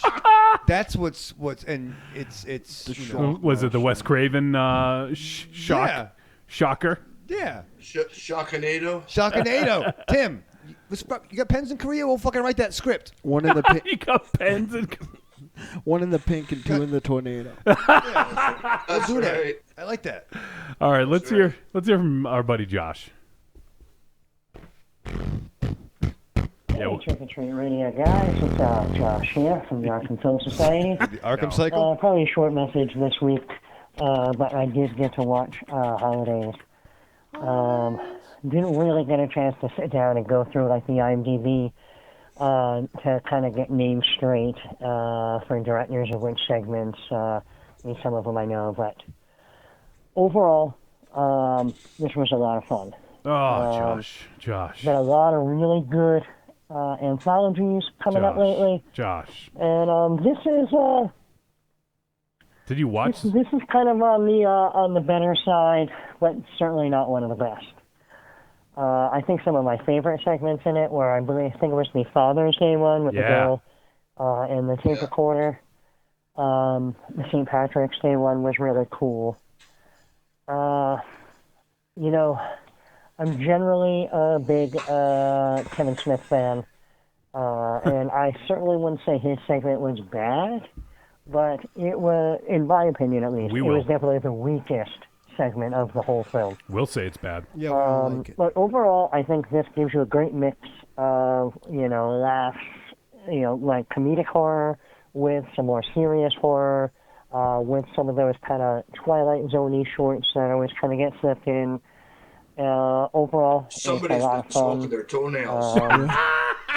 And I would definitely recommend it. And I would say it's a treat. Maybe not a 100% like run out and buy treat. But probably like a VOD or a Netflix or something. And then if you really dig it, then run out and buy it. But it's definitely a check it out. So hey, I hope you guys have a good one. I think we're getting ever closer to that 200th episode. So hopefully you guys get something big and fancy planned. And I'll be ready I to know act. also Beat that'll that. coincide with Mars's treatment. Really, try and send in the good vibes for you there. Hoping everything goes the best that it can. Thank you. I know you're going to pull through this, because you got shows to do. I do. So, hey, I'm thinking about it, putting it out there. All right. You guys have a good one, and hopefully I'll see you guys soon. All right? Bye. Thank you, buddy. I think you're crazy, Josh. Keep in mind, he liked the only movie that I like less than Dear God, No. Which is Felt. Oh, yeah. All right, let's... you guys want to continue on with Nicholas's Batman reviews? We're going to do Batman Returns. You excited for that, Ring Shadow? Hey guys, Nick here, back again with Batman review. I just finished Batman Returns. Gave this one about a B. Only a half letter grade from the other one. I gave the other one a B. Batman 1989 a B plus. I thought I'd like Danny DeVito a lot more in this one because I know he was really creepy as Penguin, but I guess I didn't as much. But he's still great. He's gross. He's like a big sphere in this one. The one thing I have to give these movies though is they feel very, big movie on the set kind of thing, especially when like the scene where the Batmobile loses control and starts crashing into cars and they're flipping over everywhere. But I enjoy that. Like it's very charming. It's backlot.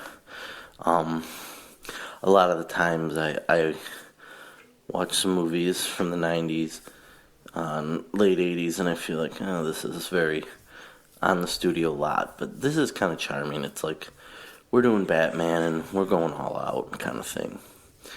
And so I can't fault it on that. I think it's very charming.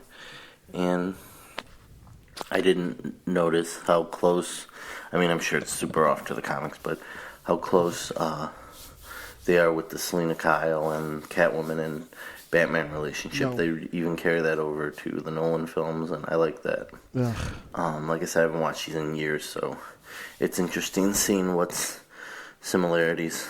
But no, I enjoyed it, and like I said, I think all of them are going to be kind of like a charming kind of thing. I'm hitting forever, so we'll see how that goes. And I know. We'll wait for it. Batman and Robin is Nipplelicious. Pretty much hated, but we'll see. I might like it. Spoiler alert. That one I remember the most as a kid. So if you like either of those, you are Joe right, Cameo guys. in disguise because Have he's a the good one. only one who has any time to either of those fucking movies.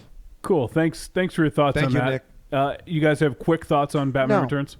No thoughts on Batman Returns. I was just disappointed in theaters, and I couldn't figure out why. Well, at the time, I'm like, well, I should be loving this.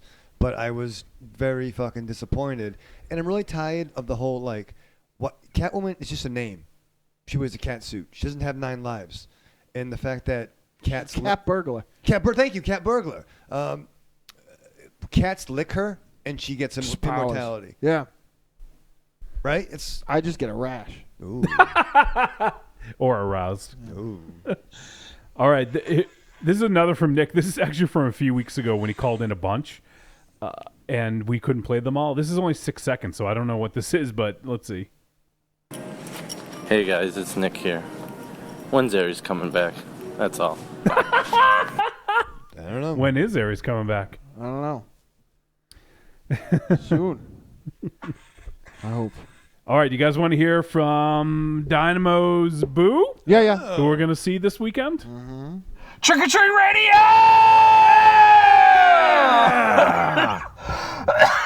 Jesus Christ. Oh, it's your boy Jakey-Poo. I'm doing this over again because I almost sent you a 9-minute long voicemail, and that is way too much. Especially since I'm going to be seeing you guys this weekend. There is no reason I need to spend that much time talking on a voicemail when I can just wait a couple days and just say it to your faces. So anyways, how you guys doing? Doing all right, Hope man. you're good. Yeah. Looking forward to you guys' review of, I believe it's Holidays. Definitely flew under the radar, and I'm hoping it didn't flow under the radar because it's poo-poo. Because sometimes you come across a movie, and it seems super interesting. You're like, oh, how did this fly under the radar? And then you watch it, and then you find out it's for a very good reason. But then sometimes, like with a movie like Southbound, it flies under the radar, and it's a wonderful treat, and you're all the happier for having seen it. So definitely curious to hear you guys' take on it. Questions for this week. In the previous one, I probably spent at least 6 minutes talking about VRs, so this will probably go much quicker. Once you get me going on that, I don't stop. Once you pop me, I don't stop.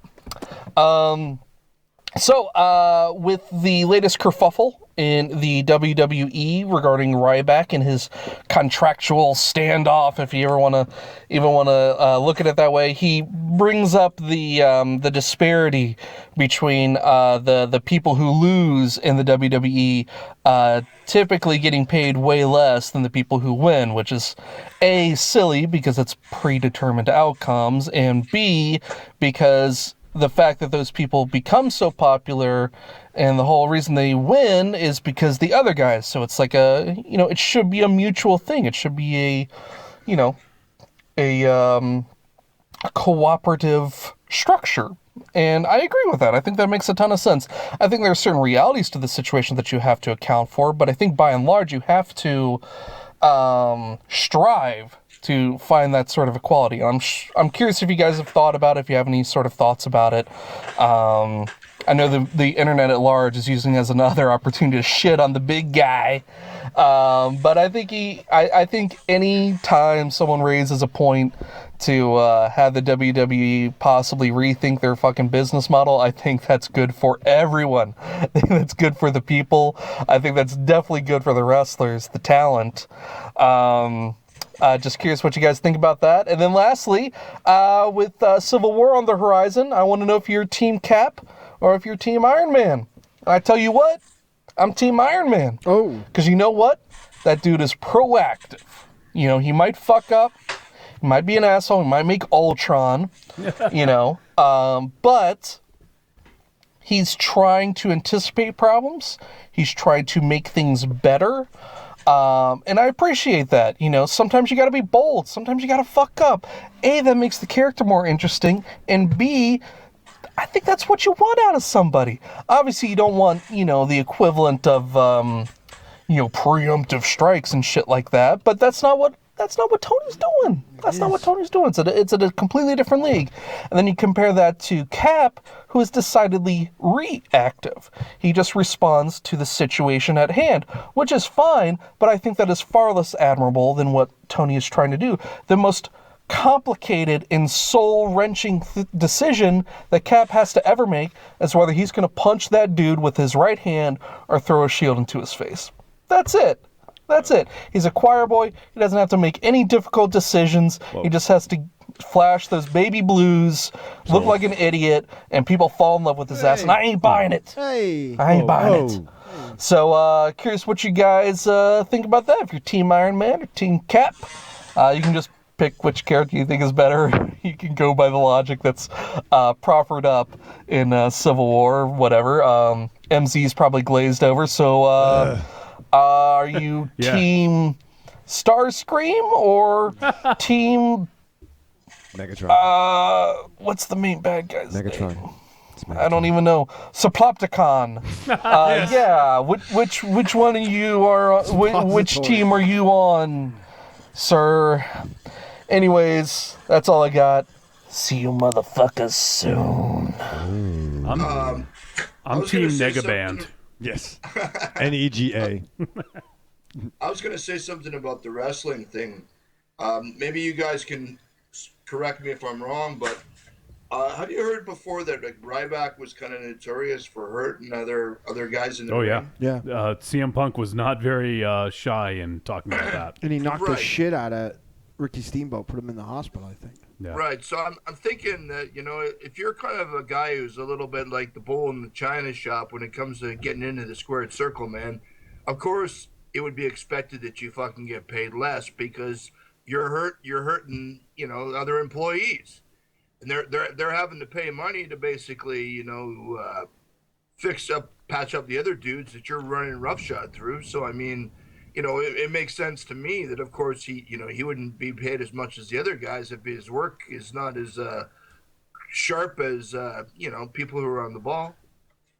Well, this is going to be a tough thing to tackle quickly, but I think the thing is, so I agree and I disagree because those guys, let's take John Cena, for example.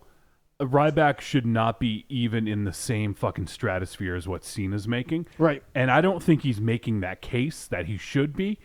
But when you have a marketable star like John Cena, in order to make them marketable, you have to make them win. So Cena is a guy that has endless amounts of charisma. He's pretty decent in the ring. He's the whole package of he's like the Hulk Hogan, the Rock, the Stone Cold. He's the guy that has everything that can really relate to fans and is going to be a huge star. They saw it very early on. And absolutely, you push him, he wins most of his matches so that he's very believable to the crowd. And that's why he is the fucking star that he is now. And Ryback is... how many times has he had opportunities, Mars? They've given him at least 2 or 3 pretty big pushes. I don't know. I don't like... I think... right, wrong, or indifferent, like we've seen what happens when that sort of attitude goes too far, because that was WCW. Like nobody gave 2 fucks because they were all getting paid.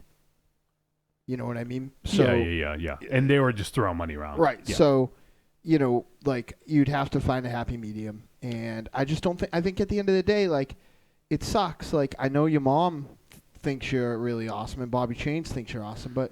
And Raven Shadow likes the Ryback. Yeah, you're only okay. Enjoy the Ryback. You know what I mean? You're not like, I don't know. I appreciate him taking a stand, but I just think he's screwing himself, and they're not going to sign him because he's got nowhere else to go, right? No. Like the Ryback's not going to Ring of Honor or probably not New Japan. So and UFC. TNA will pay him for a couple weeks, and then they probably won't have enough money to pay him anymore. So like, he's not going to draw.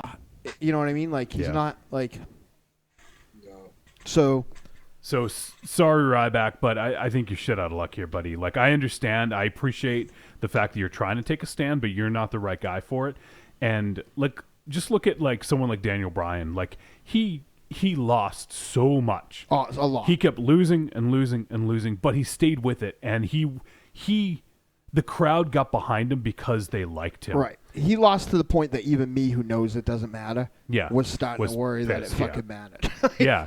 So But and then even look at Punk. Look at Punk, Yeah. where he took a stand, and he was a guy who actually on live TV came out and he almost shot. That infamous where he was sitting down. the pipe bomb. Yeah, the pipe bomb, and he just let it go. I mean, it even didn't end well for him. I mean, that was, yeah. Yeah, and he had a lot of the same gripes. And, Right. Like, obviously Punk was probably making a hell of a lot more money than Ryback ever was. But, like, I don't know. I appreciate what he's doing, and I think it would be better to see maybe more quality. I just don't know what they're making, so it's hard for me to say, yeah, you should be making more. I mean, if Ryback's making $500,000, I'm sorry, dude, but that's pretty fucking good money. I'm not sure if that's it. I'm just guessing based on wrestling salaries, what I know. But dude, if you're making even $250,000, I'm sorry, I can't feel bad for you. And again, like, not to say Ryback doesn't work hard, but like then like they all work hard. Yeah, right. But then like you have to be able, like. It's just such a slippery slope, and you summed it up. He doesn't have a leg to stand on. Yeah. Because you're going to say, like, well, Callisto is making more than you, but, Callisto, his style that he has to use, he could end his career any given night. Like, there's like a million, like, you just kind of lumber around. Like, so there's like a million ways. Like, you're probably not going to end your career doing flat back bumps. So, like, it's just like he's not the guy for the job. There's no... Like, the guy for the job would have been Punk or one of those guys who is some sort of comparison to everyone in the roster. What was Jakey's second question? I forgot now. Team Cap About okay. or Iron Man. Real quick. It's not even a question, Cap, right? Yeah, I'm Team Cap. Yeah, I mean, I don't know. I mean, even in the comics, Tony Stark made sense as a real person, but you always side with Cap. Yeah. And I think he made some fucking hard decisions on the battlefield, killing Nazis. Yeah, that's true. Not for nothing. Yeah, and Nazis. Yeah, Jakey-Poo. Yeah, see you soon. All right, so let's get through some more voicemails here. This is from Anonymous. I have no idea who it's from. Let's take a listen. Oh, hey, that's it. Yeah. He's good. All right, Anonymous, thank you. I mean, thanks for leaving that 0-second email. I have no idea who that is. We also... All right, Dynamo, this is relevant to your interests. Okay, the Butterfinger debacle. I'm about to read the ingredients. This is Nick. Corn syrup, sugar, ground roasted peanuts, hydrogenated palm kernel oil, but that's not peanut butter. Cocoa, molasses, and less than 1% of dairy products, solids.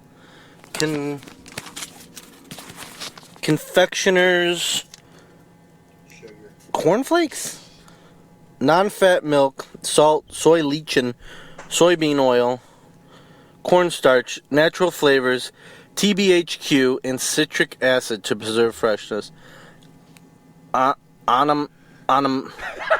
Annatto color. Animo. Contains peanut, milk, and soy ingredients. So don't shove this thing up MZ's ass. Well, He'll get a rash or something. Has anybody? Yeah, that's all the ingredients. It says peanuts twice. Has anybody? So I didn't read any butter, but there is non-fat milk in it. So I guess milk is used to make butter and other less than 0.5% of dairy products. So maybe there is some in there, but I didn't read it. So there you go, Mars. Yeah. I can't agree with you on this one. Has anybody but ever? You and tasted Paula Dean peanuts? can like it. Can think it's made of butter. Thanks, guys. Bye. Has anybody ever tasted peanuts? Whoa! Have we tasted what? Like peanuts. Right? Yeah. Have you had uncircumcised peanuts? Yeah. Have you had delicious peanut butter? Yes. Every day. Yeah, those two things don't taste the fucking same. Like peanuts and peanut butter? Yeah, no, they Yeah, don't. they do. No, they don't. No, it's like that's not what that tastes like. That's like No, like raw. If you go to a It's health just food peanuts. store, Yeah, it's crushed up you get peanuts raw peanut butter with a little oil. Yeah, but raw peanut butter that's like is the grape unsalted. lollipop. It's unsalted, right? Yeah, raw yeah. peanut butter just looks like baby shit, right? But when they actually add the salt to it and they add everything else, then you get the Jiffy peanut butter, right? Whatever. Yeah, it's got tons of sugar That and does all this not. stuff. That does not taste. Butterfingers do not taste like. All right, well, we're not going to go here. Yeah. And if you believe what the back of those labels say, I'll see you in the fucking Donald Trump line. Well, that's what they get you with the natural flavors. That could be anything. Yeah, right. Yeah. Right. So, all right. Could be butter, dude. This might be an interesting one. Nick called in a review of Phantasm 2. I don't want to hear it. We gotta. It's 103. Hey guys, it's me, Don Coscarelli. No, I'm just kidding. It's Nick.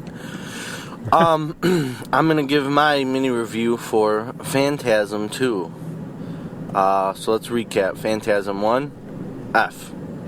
No one needs to see this movie. Well, at least in my opinion. It's a piece of shit. Yes. Okay, so let's get to Phantasm 2. Little mini story. I did not want to see any more of these movies in this series. These movies are not for me. I don't understand them. I don't get why they're scary. I don't get it. But Slagoth was persistent on bugging me about C2. 2's so much better. You don't know what you're missing. I don't care that you hate 1. C2. See Phantasm 2. I'm just like, I'm not seeing this piece of shit movie anymore. I'm done. And he's like, I'll send you my Blu-ray. I'm like, no, you don't got to send me your Blu-ray. Like, so he kept bugging me. So I'm like, fine, I'll put it on hold. So I put it on hold in my library. He bugged me again. I said, dude, it's coming. It's coming in to the library. I'll watch it. So it came yesterday, and I watched it. And let's start off with the grade. To recap. 1. Phantasm 1. F. Never want to see that movie again. It's like the Holocaust. We just never want it again. Oh my, Nick. So Phantasm 2.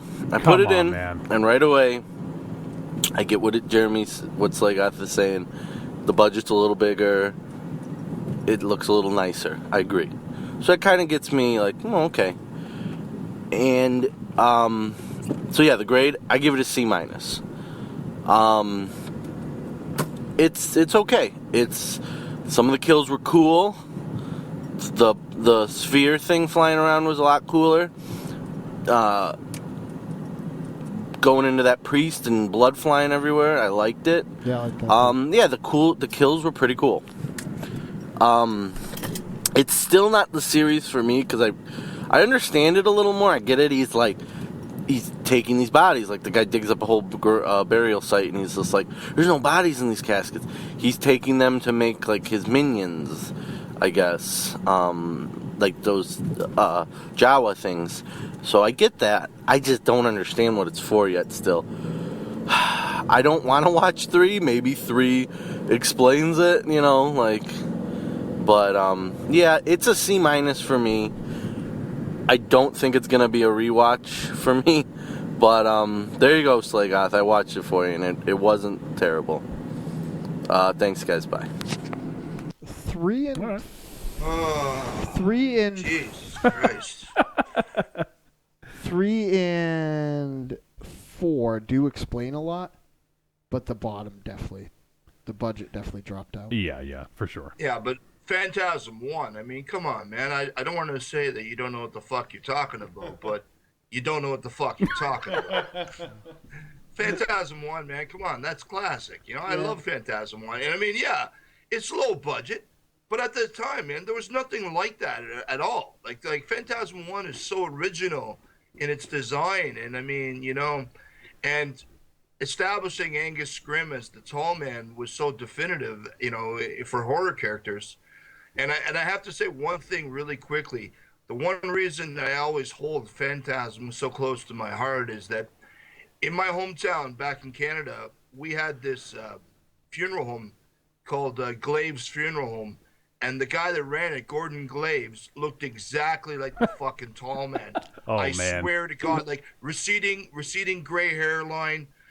He looked exactly like him. So every time in our high school, it was right beside his funeral home. Actually, it was our high school, a retirement home, and then his funeral home. And so we'd walk by every time, and every time you'd see him come out of the building, getting into the hearse, we'd be like, boy, Were all those things on Heavy-Handed Metaphor Drive? Like that's outrageous that those were all in a row.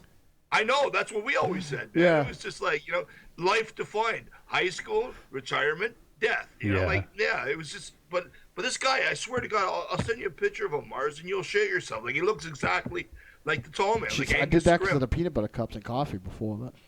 Yeah. All right, so let's hear from Necronomicon. Hello, fellas. This is Necronomicon again. And, well, I'm hoping you can clear up a bit of controversy. You see, every Tuesday night we have movie night here in my town, and this subject keeps returning to us as we watch older movies. And I'm not sure what the explanation is. So I'm hoping, in explaining this to you guys, that we could define this issue and come up with a concrete definition. So if you don't mind me asking, what is the difference between an ascot and a cravat? Because they have a similar neck tie decorative element. I don't know. Apparently there are, I mean, obviously it's got to be two different things because they have different names. So if any of you guys want to tackle this issue and try to solve this, I know I'll feel a lot better. So again, the question is, what's the difference between a ascot and a cravat? Alright, well, thanks for helping out. Talk to you later. Bye. I've got it. Okay. Michael Hutchins used an ascot, and David Carradine used a cravat. There you go. We're not going to be able to top that. Yeah. But I do have to say, Jakey-Poo, have you seen the way we dress? Yeah, I think it's I don't know that we're the authority on fashion. I think it's just the knot. It could be. I know. Isn't a cravat? I think he's got to refer to Freddy and Scooby Doo. Yeah, I thought a cravat was like a canyon. I thought a cravat is a wrestling hold. I thought it was. I did. I thought it was an inverted chin lock. Wasn't she making that Elf Films Christy cravat? I think it was. Yeah, there you go. There you go. Yeah. Ask Scott what your country can do for you. Oh my God! Fuck you. It's too late. All right, Who's next, Johnny. We have first time Mike. Hey guys, this is first time Mike checking in. Hey Mike. Hey, bub. I missed the whole discussion about your first job and to talk about the job. So my first job was me and my brother waxing cars for my dad. We used to make some money until everybody, my sisters and everybody else wanted to get in on the action. So that was the end of that. I pretty much been working in grocery for like 30 years. And Mars, even better than the sweet pricing action is the sweet pricing action on a Sunday plus third shift. All sorts of money being made that day. Yeah. Also, got a question for you guys. I read that the house that you did the exteriors on, the house by the cemetery, is in Massachusetts. Have you guys ever visited? No. Check you guys out later. And hey, Raven Shadow, I'm not going to ask if you did the movie today because, hey, you're a fucking professional. And I'm assuming now that you did it. So don't let me down, man. Talk to you guys later. Tune in, Bobby. You're fucking professional. I'm a fucking professional. I hope to. I think MZ has seen the house, right? Yeah, I'm not sure. I think he did. Maybe.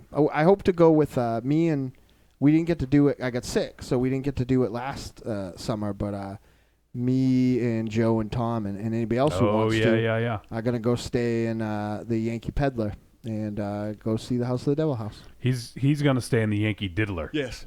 He's on the fucking sign. Plenty of room over there. Well, first time, Mike, thanks for that, and we appreciate you letting us know about your job. I just saw Mr. Miyagi when you were talking about waxing. Yeah. Wax on, wax off. Dynamo waxes on and off a lot. I was thinking about something else, waxing. And we got a follow-up from first time Mike. Hey, this is first time Mike checking in. I want to give some love to the Trick or Treat Radio Facebook page. Yeah. It's one of those places now I check all the time when I'm on Facebook. If some of my friends have some good horror related posts, I'm like, hey, I'm going to share this on the Trick or Treat Radio. I ain't blowing smoke up your guys' asses. It's a great. I could use. Met interesting people there. Got some good music recommendations. Good pictures. Everybody's been really cool. Nobody's been pulling the hey, you're the new guy stuff.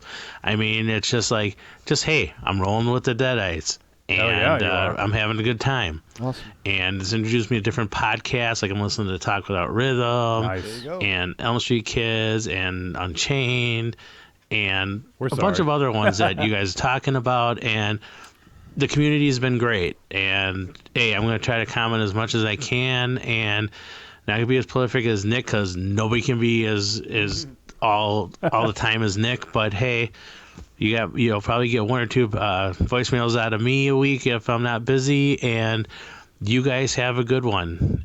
And that's it. Bye. Awesome. First time, Mike. You're the best, man. Thank you for calling in. We always appreciate hearing from you, bud. And I think it's like 4th or 5th time, Mike, now, right? Yeah. So thanks for that, man. We really appreciate it. And I think, thanks for the kind words. I know we're only slightly responsible for the fib. It's mostly the people in there, Like we started it, and then we just had a bunch of good people in there, and that's really what it comes down to. So all of you should be thanking yourselves, I guess. Does that work? Yes. All right. Lastly, I apologize. Some folks had sent me voicemails after 11 o'clock, and I really wanted to play them, but we're about 4 hours in right now. So I typically try to plan out the show when we go live, and when I get voicemails late, I've already sort of set aside like an allotted time for voicemails, and we've already kind of exceeded that. So I'm definitely going to hold on to those, and I'm going to play them next week. So I just wanted to let you guys know that if you're listening specifically to hear your voicemails, or if you want to hear, we did skip some because we got them really late in the show, and we just weren't prepared for as many as we got. So tune in next week, and you will hear them. But let's finish off with another one from Nick. What up to Bobby Chains? What up to Uncle Paulie? For another show? To my boy, the kid, Tim Nice. I know this isn't Unchained, but I just wanted to send like a little thank you to everyone on this show, and especially Dynamo and Johnny, especially I guess Johnny, for helping produce Unchained. I really love that show a lot. Those guys are really, really funny. And I've been calling in a lot to them. About like 4 or 5 voicemails. Yeah, what the fuck? An episode, and I'm really digging the show. Out of the 22 episodes, I got one more to listen to.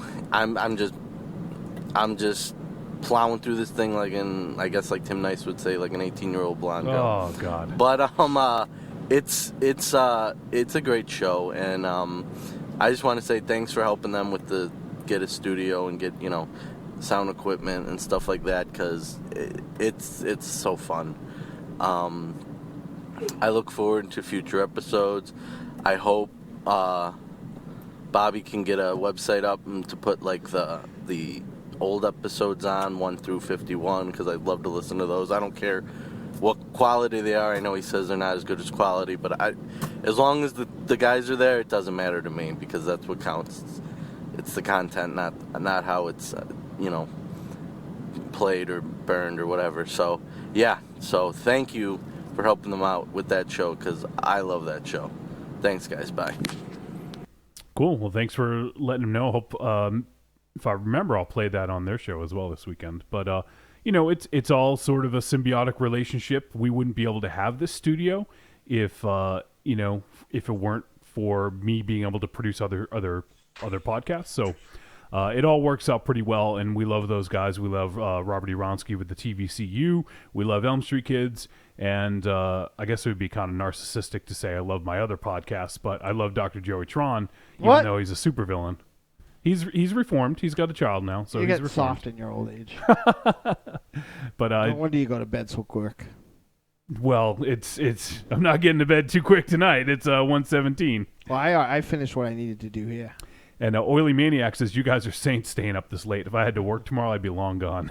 Oh, yeah, dude. All right, so that's it for voicemail. We did get some emails. Let me get through these pretty quick. We got something from... Let's see here. Okay, this is from Oily Maniac, who is hanging out in the chat room, and we appreciate that. Oily says, the subject is MZ on Unchained.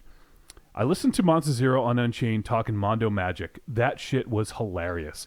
It gave me a flashback to the time I got into a heated discussion with a drunk at a party over how real Faces of Death was. MZ is one patient dude.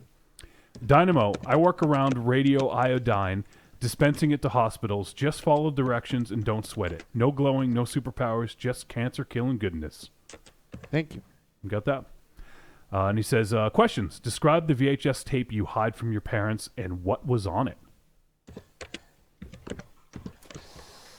Think about that for a sec. He says, big oily hugs, guys. I'm half Italian. Oh, Babaleo. No, it's a paisan. Oily Maniac, and P.S. And for fuck's sake, make a main page to link all the shows on this network. I can't remember all the names and custom spellings. Something that it's certainly on the list of things I would love to do if I didn't work 6 days a week. So yeah, I'm. It might be something that I can make the skeleton for. I've been neglecting. Well, my duties. It's money actually. I could very easily make it. I thought he meant just a Facebook page, but. Oh no, he means like a website. Oh yeah. No, it's behind the Deadites.com, and that thing. I know that thing hasn't been updated in 14 years. So, describe the VHS tape you hide from your parents and what was on it. I took it from his room, and it said stress. I took it from my old man's room, and it said stress reduction exercises on it. So, you know. Yeah. And it was the story of a genie who granted this college fraternity. What's the girl one? Not fraternity's a frat house. Is it maternity? Sorority. Sorority. Yeah. Maternity. Kinda. I'm going on sorority leave, guys. He wasn't. He didn't look like he was shooting genie blanks. He may have, made them go on maternity leave. But yeah. So the genie, granted lots of wishes. Okay. Yeah. Like, genie, I wish that my nerdy boyfriend was this one particular, porn star, and lo and behold, he was. Raven Shadow, what VHS do you hide? Well, I'm a grown-ass man. I don't hide. No, when you were a kid. Jesus Christ. What comes to mind was a recorded from like cable copy of Sheena that my dad had that I pillaged. It was like a female Tarzan. Yeah. I think it had Daryl Hannah. No, and then Bo Derek. No, she was in Tarzan the Ape Man. All right, you're right. Yeah, maybe Daryl Hannah. But I think Sheena was in that, and there was like a really cool waterfall Sheena scene. Don't go chasing waterfalls. Tanya Roberts. Thank you. Oh, That's yeah. what it Forget is. about Tanya Roberts. After Beastmaster. Yeah, yeah. Knock it out the park. I'm not gonna be able. You know, I don't know. I don't know that I used to just rent tapes all the time. I don't know that I guess in that case, maybe I would have hid the Faces of Death that I rented when I was in second grade. You didn't hide any pornos? No, I didn't really have, like, my buddy Jay had a porn, but like... Yeah, saw that tape. I saw that too. It's called Tunnel Drill. Starring JK-47. I had a dupe of this grainy German film. It was called Animal Farm. Oh boy! Oh, I think Monster Zero probably has that on blue. And I got it off a buddy of mine, and let's put it this way: there was lots of fun with pigs. Oh Jesus! Wow! And yeah, I used to show that to my friends to freak them out. So that was kind of something I couldn't show my ma. Movie night. I hid my cassette tape, a copy of a cassette tape I had of Eddie Murphy Delirious. That was something that I hid. So my mom would buy me those. I got those for Christmas. I got like the Comedian and like Dice. She didn't like you, that's why. Yeah. All right. Well, let's.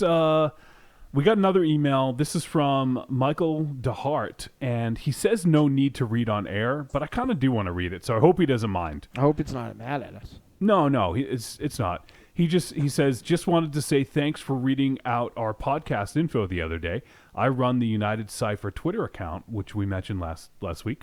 I've been listening since Oh My Zombie Mermaid, but don't feedback much because I'm not on Facebook. You guys have plenty to go through anyway at the end of the show. Also, I should say thanks for the XSplit trail, even though it's more than a year late. It was cool despite the fact we didn't do much with it, but we've been plugging Trick or Treat Radio at the end of each Motion Picture Meltdown episode ever since. Nice. Wow. That's fucking awesome. Thanks. Thank you, guys.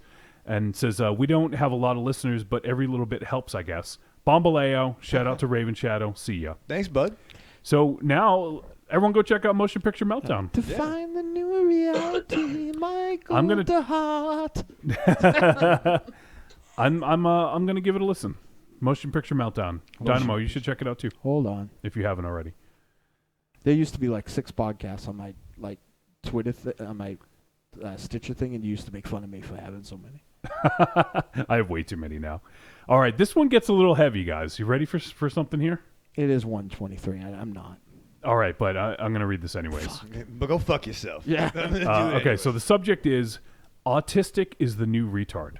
What? It says, if you don't want to read this on air, that's fine, as it may bring the show down and grind it to a halt. It says, hello, Trick or Treat Radio. Been listening for a while, and Trick or Treat Radio is among my favorite podcasts. I hate to do this, but there's something I need to get off my chest.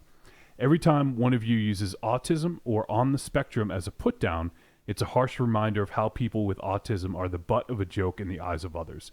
My difficulties, struggles, and shortcomings are all a fucking goof to people. Now I know how Raven Shadow must feel.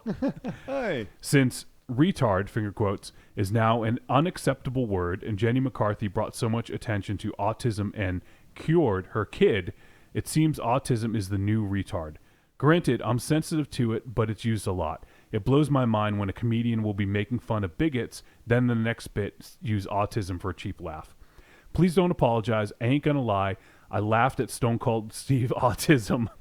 Sometimes shit is just funny and a joke is a joke. Some people with autism are harder to spot than retards and Puerto Ricans. So we might be in the room when you goof on us. If you have a good autism joke, tell it. But I hope you can ease up on using it as an insult. I just wanted to share this with you jerk-offs, not to start a PC discussion. Anonymous. Well, first off, I want to thank you for being brave enough to send us this email. Because yeah, no, I think that's great. I think it's great, and I do agree with you. Sometimes we can definitely be insensitive, and it's that whole sitting around the Denny's table mentality. Yeah. You know, we've done this. Sometimes we forget there are other people listening. Sure. We're not nice people in real life. Yeah, we're not. And it's not that we forget that other people are listening, but it's in the moment of reverting back to what we've always done. And these are things we've said for 20 years, you know, or 20 years plus. So, you know, I myself am a lot more, I guess, sensitive to this sort of thing in this day and age, because you kind of have to be, you know. I don't want to water us down, and I don't want to say things are off limits, but I think we could probably be a little bit more sensitive to using certain words, and I think that this is I think it's really awesome that you actually brought this to our attention instead of just kind of keeping it in and didn't tune in. I appreciate it. How can I do this fast? There's a lot of people don't know this about me, and I don't even know the extent that Raven Shadow does, because my parents spent a lot of money to make me fairly functional. Mm-hmm. But I have like some pretty severe learning disabilities. Yeah. Like I have a low level cerebral palsy. Mm-hmm. And I have like 5 or 6 different kinds of severe alexias. That's why I don't drive. Yeah. And you know, like I'm not pulling the I can use the N-word because I hang out with black guys thing, but like what I'm doing is I get it. I get it. I understand. And you know, in some situations, when Wolfie makes a joke about it, I am not offended. When Monster Zero makes a joke about it, I am offended because I know he doesn't really understand. You know what I mean? Yeah. He's just using words that, like, you know, and I mean, not for nothing. You know, I'll just leave that part at that, but not for nothing when we get on the subject of that. So I think that I do get it. But I think my point is, if anything, that we're more like that than, you know what I mean? Like, than not like that.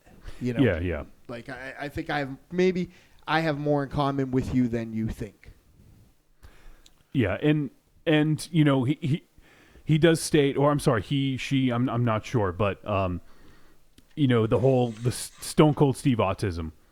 That made me feel bad after, but it was like hilarious. It was undeniable. Yeah, and it's just one of those things that it's funny because autism and Austin are similar. Right. Like it's you're saying something and then it takes a turn that you don't think it's going to take, and then it's suddenly funny. Here's the fucking deal, really. The my learning disability, your learning disability, somebody black, somebody white, somebody autistic, somebody else.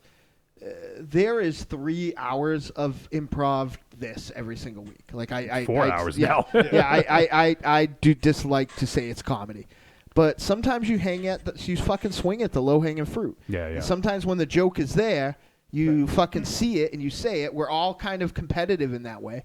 So, like, we're all swinging at that joke or for a joke for that spot, and then we say it, and then maybe, I've definitely said things that I've regretted after the fact. If not for the political, seldom, honestly, for the political correctness or incorrectness of it, but more so for that it was just easy, but it's just, it's kind of the nature of the beast. Like we'll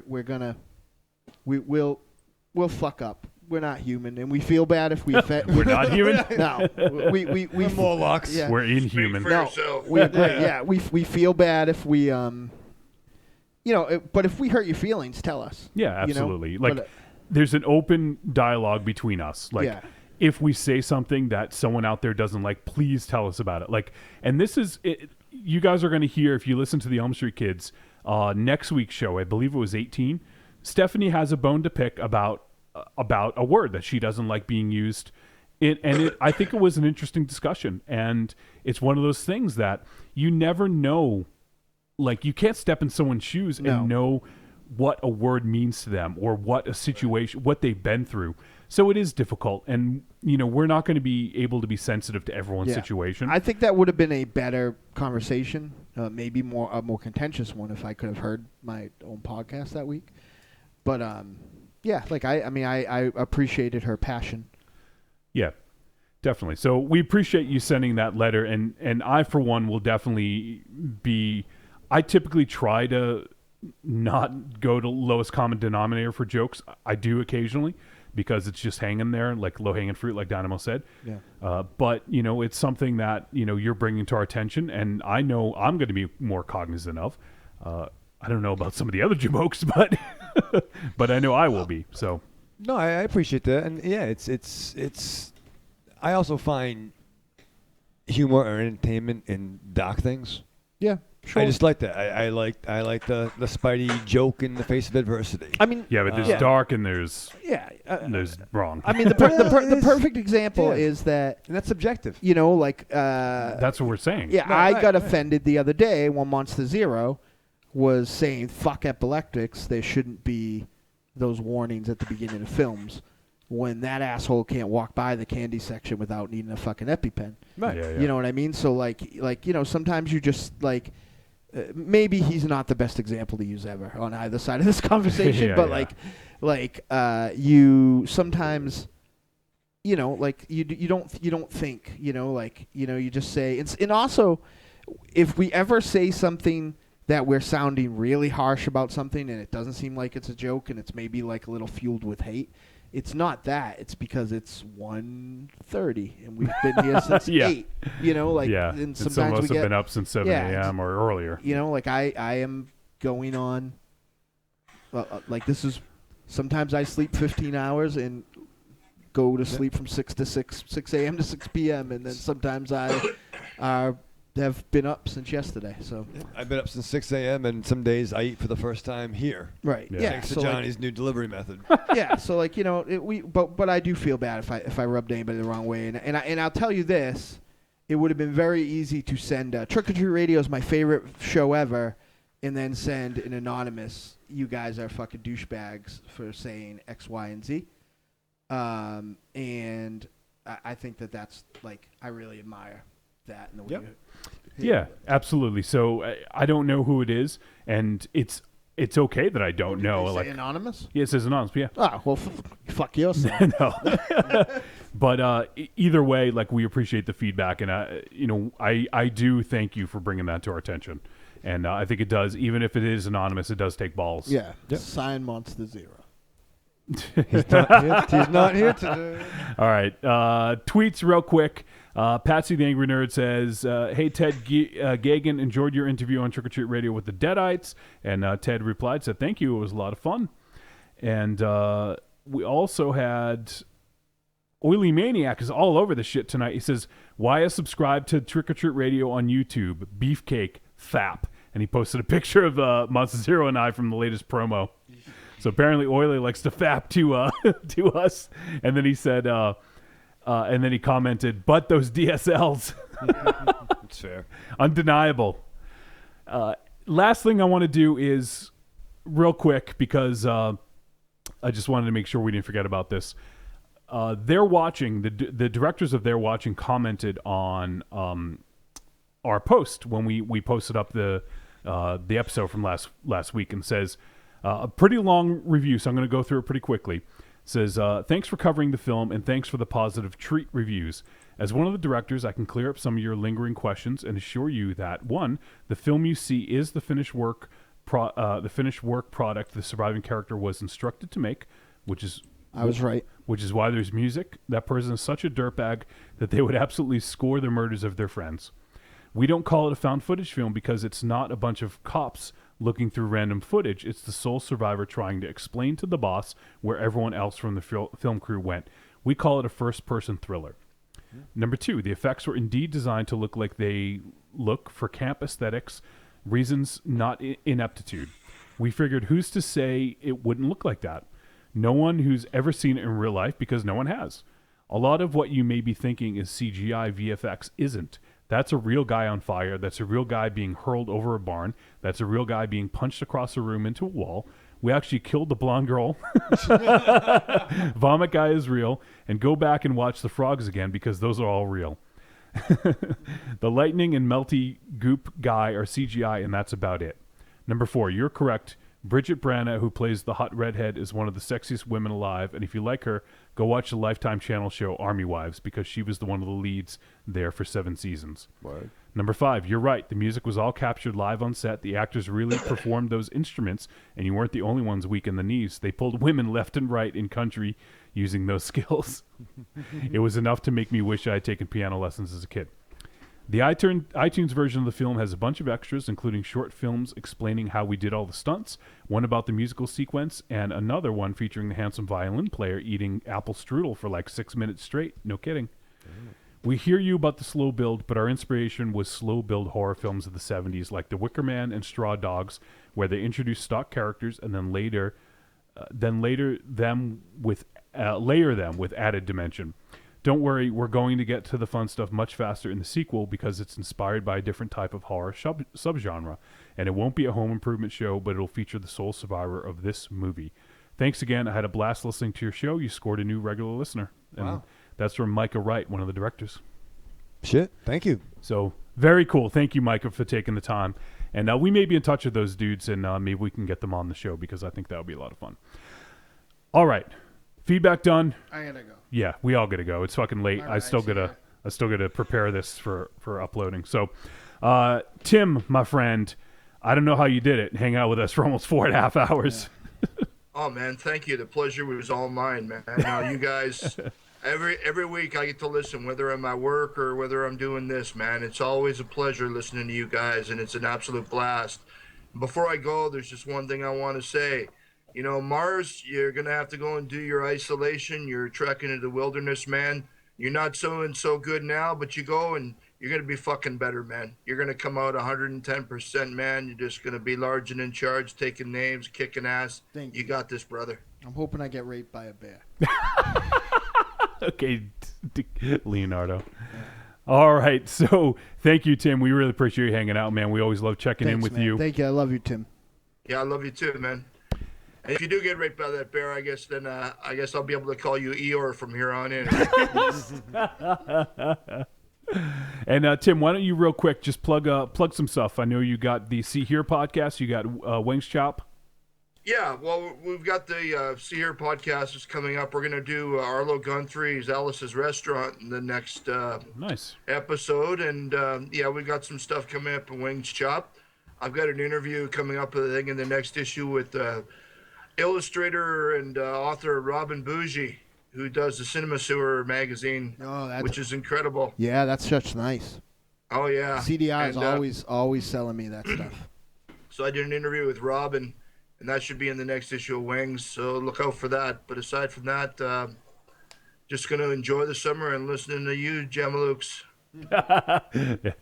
Well, we appreciate that, man, and we'll definitely have to catch up with you down the road next time you're on vacation. For sure. Thank you so much for having me. I appreciate it, guys. Of course, man. We'd love to. Raven Shadow, any final thoughts? No, man. Take care, Tim. Good to have you on, buddy. Be cool. You too. All right, guys. All right. Good night. Marsman, take us out. Remember, children, wherever you go, there you are. Thank you, everyone, for tuning in to episode 197 of Trick or Treat Radio. Next week, we are going to review High Rise, and I don't know, we'll do something, figure something out for the next segment. So we appreciate you guys hanging out with us so long and listening so long, because this is a long show. But we're going to end it here, and we'll see you next week. See ya.